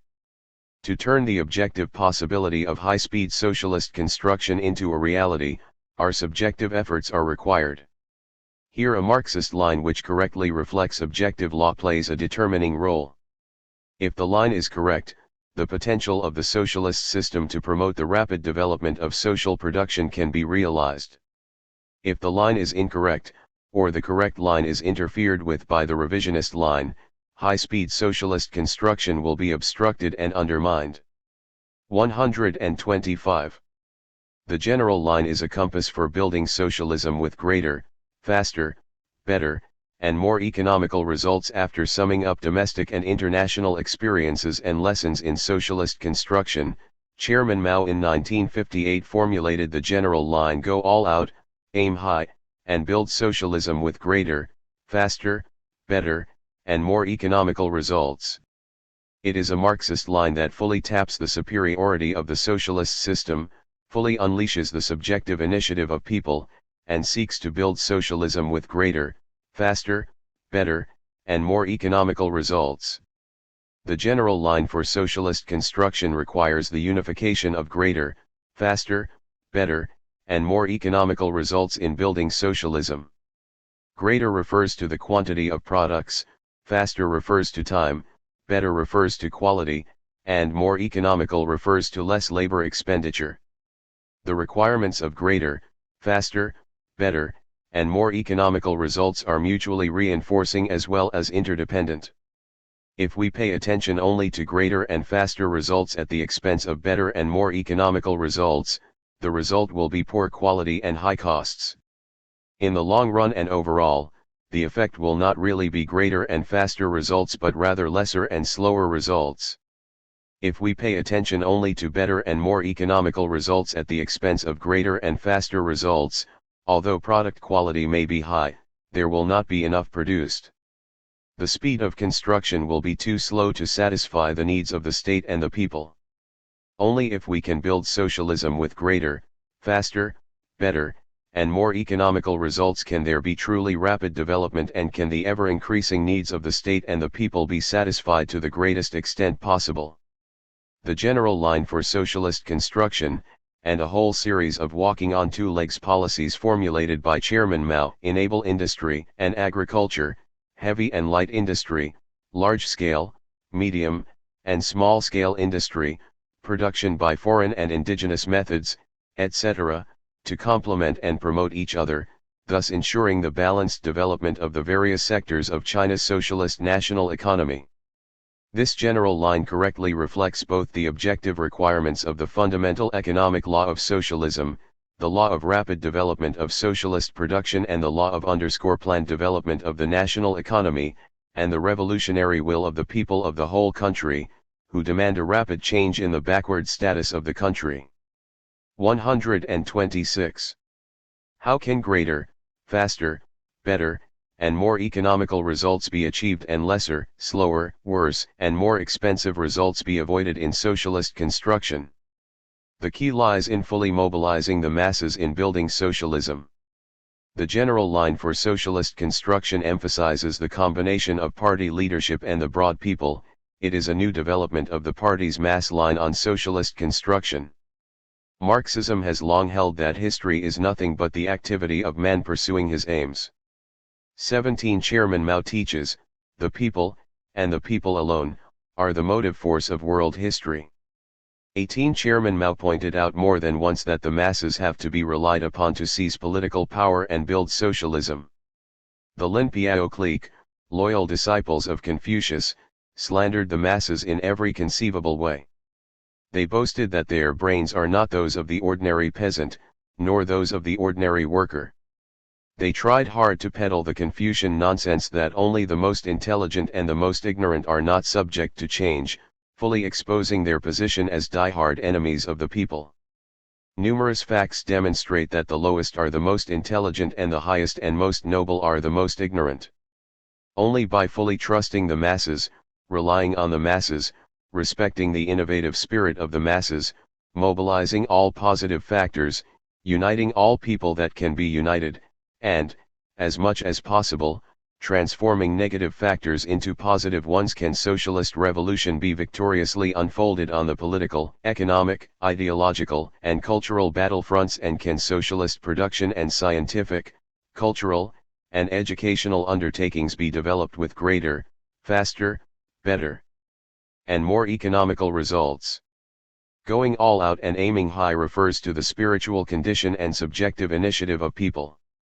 Thus the general line gives prominence to putting proletarian politics in command and emphasizes the role of the revolutionary enthusiasm and creativeness of the masses in socialist construction. The party's task in socialist construction is to grasp the key link of political ideological work, raise the socialist consciousness of the people, help the masses to master the party's Marxist line and general and specific policies, and mobilize and organize the broad masses to struggle for the great cause of building socialism. Chairman Mao teaches us, social wealth is created by the worker, the peasant, and the educated. As long as these people control their destiny, have a Marxist-Leninist line, and solve problems with a constructive attitude. 127. Rather than avoiding them, any difficulty in the human world is solvable. 19 Once the broad revolutionary masses have mastered the party's Marxist line, their immense revolutionary zeal will be aroused and will become a powerful material force for creating miracles in the human world. The great leap forward in China's national economy emerged because of this. Achieve a great leap forward in the national economy through independence and self-reliance under the guidance of the general line, go all out, aim high, and build socialism with greater, faster, better, and more economical results. The working class and all the laboring people of China are high-spirited and combat-ready. Their revolutionary spirit of daring to think, speak, and act is sky-high. The upsurge in socialist emulation, campaigns to compare with, learn from, and catch up to the advanced, while helping the backward, is rising to ever greater heights. The correct leadership of the party's Marxist line enables China's national economy to develop vigorously through independence and self-reliance. A great leap forward situation has appeared. Under the oppression and enslavement of imperialism, feudalism, and bureaucrat capitalism, the broad laboring people of old China were in the grips of tremendous hardship and suffering. The national economy was at a standstill. For a long time, many industrial products for daily use were all imported from foreign countries. A box of now commonplace matches was called foreign fire, machine-woven fabrics were called foreign cloth, and nails were called foreign nails. There were also foreign umbrellas, foreign oil, and so forth. Foreign goods flooded the domestic market, driving out the products of China's domestic industries. This was what was left behind by old China. Since liberation, under the wise leadership of the Chinese Communist Party, the heroic Chinese working class and laboring people have stood up and are determined to transform the backward old China and construct a prosperous and strong socialist new China. The basic completion of socialist revolution in the system of ownership of the means of production and the proclamation of the party's general line for socialist construction greatly propel the development. 128. Of socialist construction.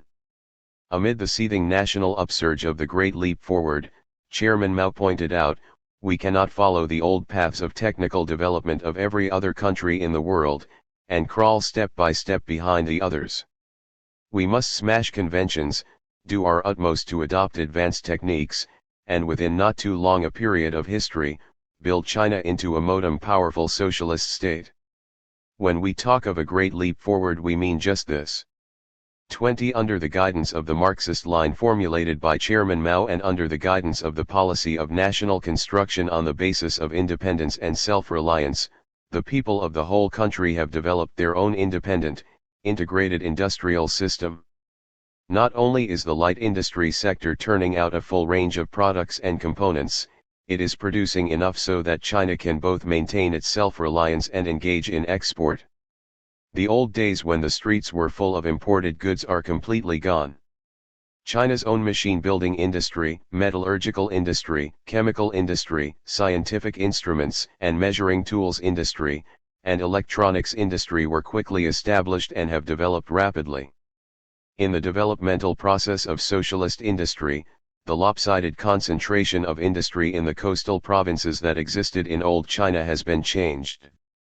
New industrial bases in the interior have been built, thus gradually rationalizing the location of production capacities and meeting the needs of China's economic construction and national defense construction. In the practice of the three great revolutionary movements, class struggle, the struggle for production, and scientific experiment, new scientific and technical manpower has rapidly expanded, and the level of science and technology is rising steadily. Many large pieces of precision equipment and major projects can now be designed and manufactured by us without outside help. On this basis, China has exploded atomic and hydrogen bombs and launched man-made satellites. China was the first country in the world to successfully synthesize insulin, thereby making an important contribution to the study of the origin of life. China was the first country in the world to successfully manufacture a double internal water cooling turbogenerator. Under the guidance of Mao Zedong thought, the Chinese people have broken through scientific and technological barriers, one after another, and have set new records by leaps and bounds. With the soaring leap in the development of industry, science, and 129. Technology, China's agricultural mechanization is also rapidly pushing ahead. Significant achievements have been won in China's farmland water control construction, and the acreage under effective irrigation has greatly expanded. The 8-character charter of soil, fertilizer, water, seeds, close planting, plant protection, and field management for higher agricultural output has been widely practiced. In the course of China's socialist construction, a certain pause once appeared for some time in some sectors as a result of the sabotage and interference of the revisionist line pushed by the Liu Shaoqi and Lin Piao cliques. This was a manifestation of the struggle between the two classes and the struggle between the two lines in the process of socialist construction. It is a struggle between progress and retrogression. Judging from the whole process and from the whole situation since the establishment of the People's Republic, China's national economy has been developing by leaps and bounds under the guidance of the dominant Marxist line formulated by Chairman Mao. From 1949 to 1973, the total value of our country's agricultural production has increased 1.8 times, the value of light industrial production has increased 12.8 times, and the value of heavy industrial production has increased 59 times. Along with the development of industrial and agricultural production, China's communications and transportation, its commerce, banking, and finance, and its cultural and educational endeavors have also rapidly advanced. The level of material and cultural life of the people has also been raised substantially. These indisputable facts cannot be denied by anyone. The I.INPIO clique attempted unsuccessfully to negate the brilliant achievements scored by the Chinese people under the radiance of the general line by slanderously declaring that the national economy is stagnant. This merely further exposed their position as agents of imperialism, revisionism, and reaction, their hatred for socialism, and their wolfish ambition to restore capitalism. The brilliance of the party's basic line for the entire historical period of socialism and the general line for socialist construction illumines our big strides forward. Our great socialist motherland is prospering and progressing. When we look to the future, we feel confident and vigorous. What the Western bourgeoisie failed to do, the Eastern proletariat must and can achieve. 130. Major study references. Lenin, once again on the trade unions, the current situation, and the mistakes of Trotsky and Bukharin, CTF 31 JV. Stalin, economic problems of socialism. Mao, we must learn to do economic work, SW 3. 6. The socialist economy is a planned economy. Planned and proportionate development of the national economy. Any form of social production must solve the problem of regulating and distributing social labor, that is, allocating both manpower, living labor, and material power, materialized labor, to the various sectors and branches of production. The regulation of social labor and production follows certain laws. Correctly identifying and making use of the economic laws regulating socialist production, and differentiating them from the economic laws regulating capitalist production, is very important if we are to develop socialist production with greater, faster, better, and more economical results. The law of planned development regulates socialist production. The law of planned development is the opposite of the law of competition and the anarchy of production. In any large-scale social production, there exist close relations of mutual dependence among various branches of production. For example, the * in other Chinese texts and commentaries of the period, this law was sometimes referred to as the law of planned and proportionate development. 133. Textile industry needs agriculture to supply cotton and the machine building industry to supply spinning and weaving machines. The machine building industry needs the iron and steel industry to supply a variety of rolled steel, and the iron and steel industry needs the coal industry to supply raw coal and the machine building industry to supply excavation equipment, smelting equipment, rolling equipment, and so forth. All these industrial and mining enterprises need agriculture to supply the means of subsistence, the power industry to supply electricity, and the communications and transportation departments to transport raw materials and finished goods for them.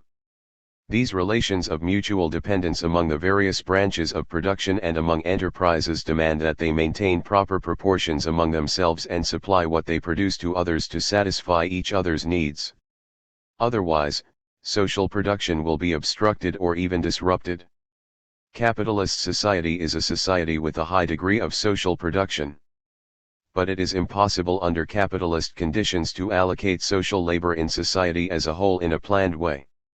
The aim of capitalist production is not the satisfaction of social needs but the expansion of value in order to obtain profit. To go after bigger profits, the capitalists engage in life and death struggles among themselves. Like flies chasing after filth, the capitalist shifts his capital around in response to the spontaneous movements of market prices, expanding commodity production first in this and then in that sector. Under these conditions, the required proportional relations among the branches of production are often violated. Only after spontaneous adjustments, through the destruction of production capacities, can the violated proportional relations be temporarily restored. Lenin's statement that for capitalism there must be a crisis so as to create a constantly disturbed proportion one exactly describes the situation. With the replacement of the capitalist system by the socialist system, economic conditions are fundamentally changed. Socialist production is based on a system of public ownership of the means of production, and its aim is to satisfy the needs of the socialist state and the laboring people as a whole. Under the socialist system, on the one hand, social production is further developed. It is all the more necessary to allocate social labor according to certain proportions and to maintain a proper balance among various branches of production. On 134. The other hand, the system of socialist public ownership of the means of production turns the laboring people into the masters of production. Their basic interests are identical. This eliminates the conflicts of interest among the various branches and enterprises that are inherent in capitalism. Thus, the socialist state, which represents the interests of the proletariat and the laboring people as a whole, can allocate labor power and the means of production among the various sectors of the national economy under a unified plan in accordance with the needs of the state and the people. This enables the various sectors of the national economy to develop in a balanced and proportionate manner. It is exactly these economic conditions underlying socialist production that eliminate the law of competition and the anarchy of production from the historical stage. These conditions also give rise to a new economic law, namely, the law of planned development of the national economy, which regulates social production and the development of the whole national economy. These inevitable changes consequent upon the replacement of capitalism by socialism were foreseen scientifically by Engels. He had pointed out, the seizure of the means of production by society eliminates commodity production and with it the domination of the product over the producer. The anarchy within social production is replaced by consciously planned organization. 2.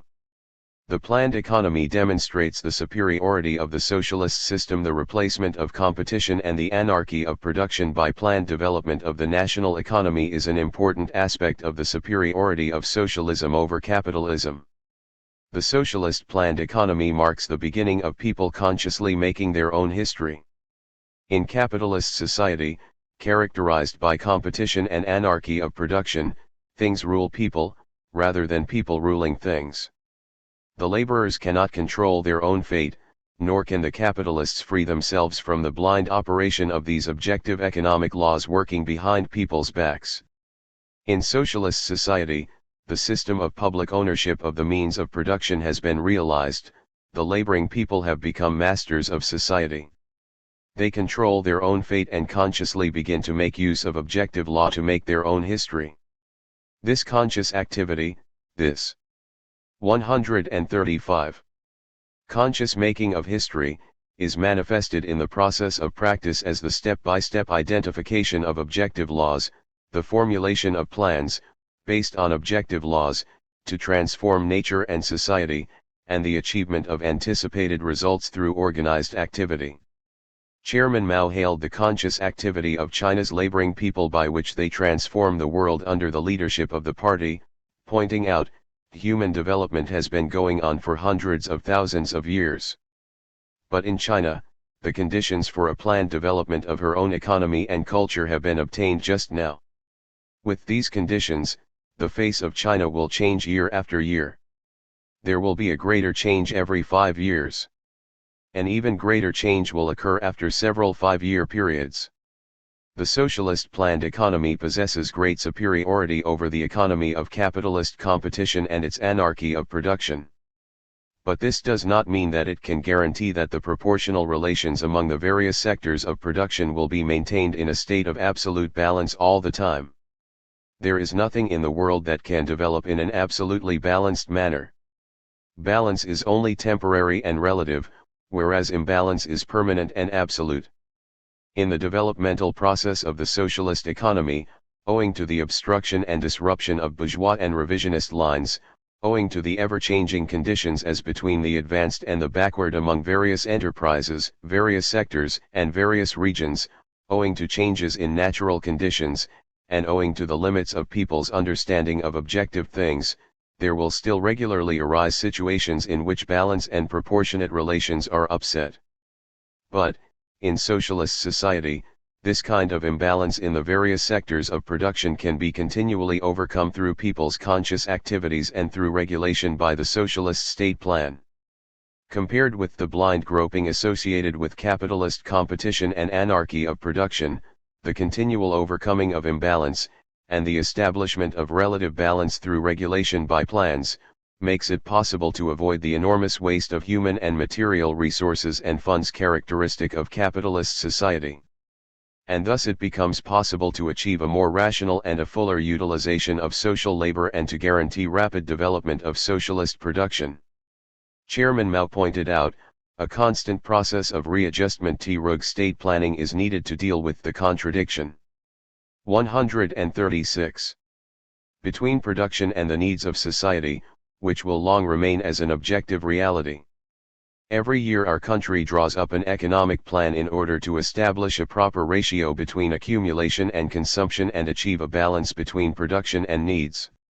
Balance is nothing but a temporary, relative unity of opposites.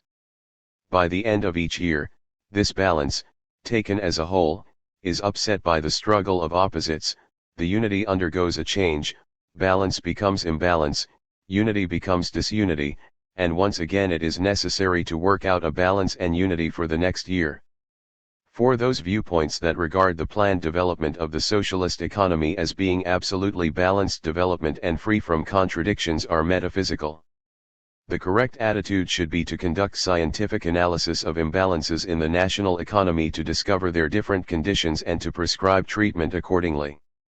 After the appearance of imbalance, we must treat it with a constructive attitude.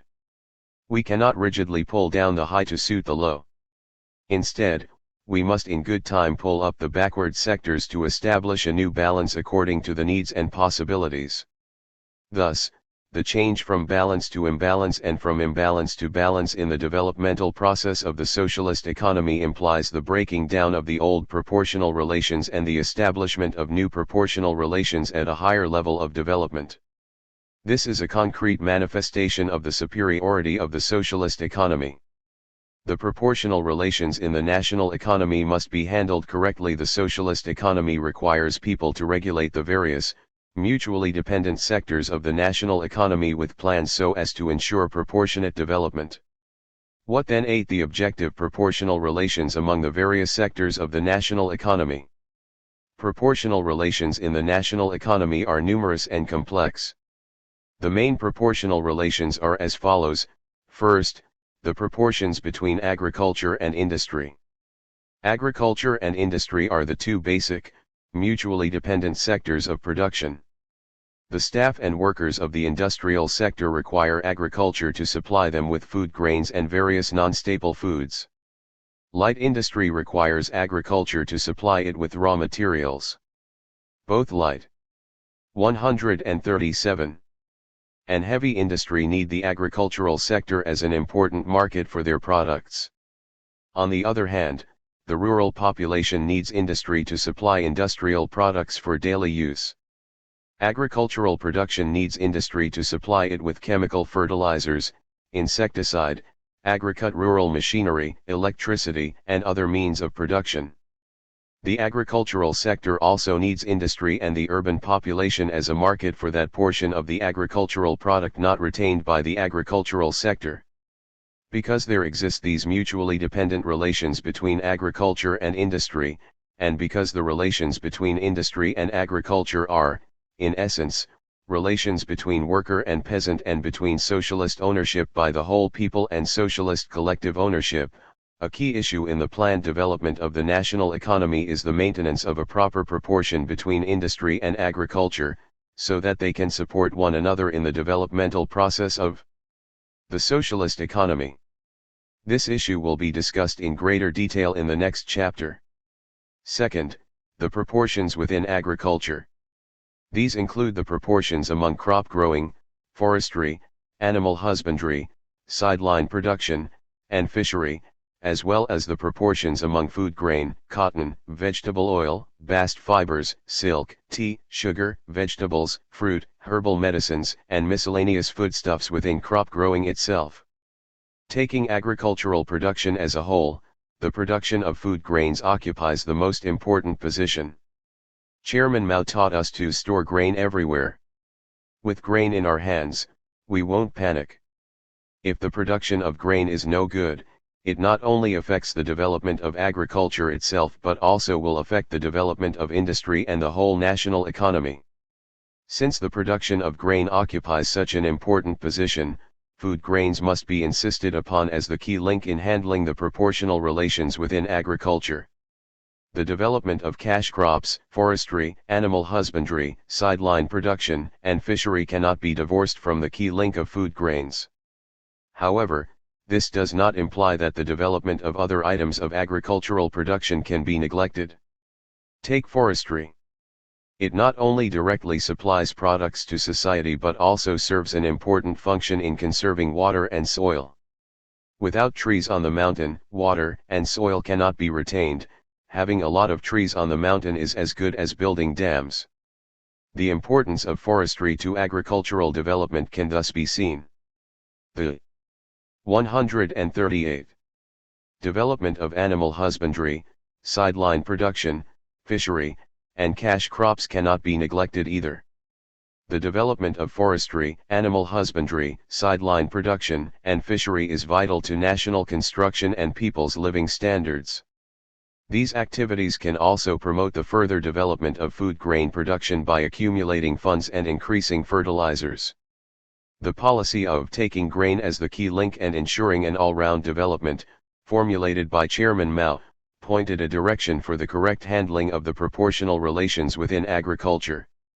Provided that food grains are taken as the key link, this policy requires that the characteristics of different regions be considered and that an overall arrangement for agriculture, forestry, animal husbandry, sideline production, and fishery, as well as food grain, cotton, oil, bast fibers, silk, tea, and so forth, be worked out so that they can support one another and develop as a whole. Third, the proportions within industry. These include the proportions between light and heavy industry, the raw materials industry and the processing industry, national defense industry and basic industry, as well as the proportions between major machines and minor machines and between whole machines and spare parts within various industries. The proportional relations within industry are even more complex than the proportional relations within agriculture. But in the complex relations, there is still a key link. This key link is steel. With steel, we can make machines, and with machines, we can develop various industries.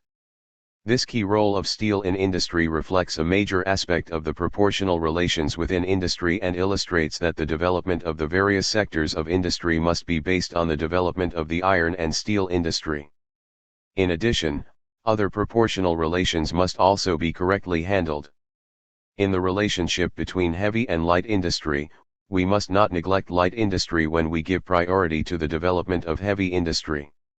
In the relationship between the raw materials industry and the processing industry, the leading aspect of the contradiction is the raw materials industry. To develop the raw materials industry, especially the mining industry, which is of decisive significance in the raw materials industry, it is important to unfold socialist construction through independence and self-reliance and to maintain a balance between the raw materials industry and the processing industry. In the relationship between national defense industry and basic industry, priority must be 139 given to the development of the basic industries. Without the development of such basic industries as the metallurgical, chemical, machine building, electronics, and measuring instruments industries, the national defense industry cannot go very far. Only by closely linking the development of the defense industry with the development of basic industry and by maintaining a relative balance between defense industry and basic industry can the defense industry and industry as a whole be developed faster. In the relationships between major and minor machines and between complete machines and spare parts within industry, it must be noted that without the complement of minor machines, major machines simply cannot operate. With complete machines but without spare parts, complete machines have to stop operation once some parts are worn out.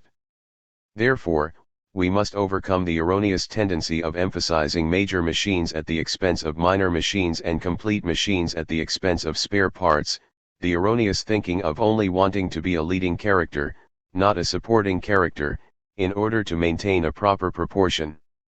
The proportional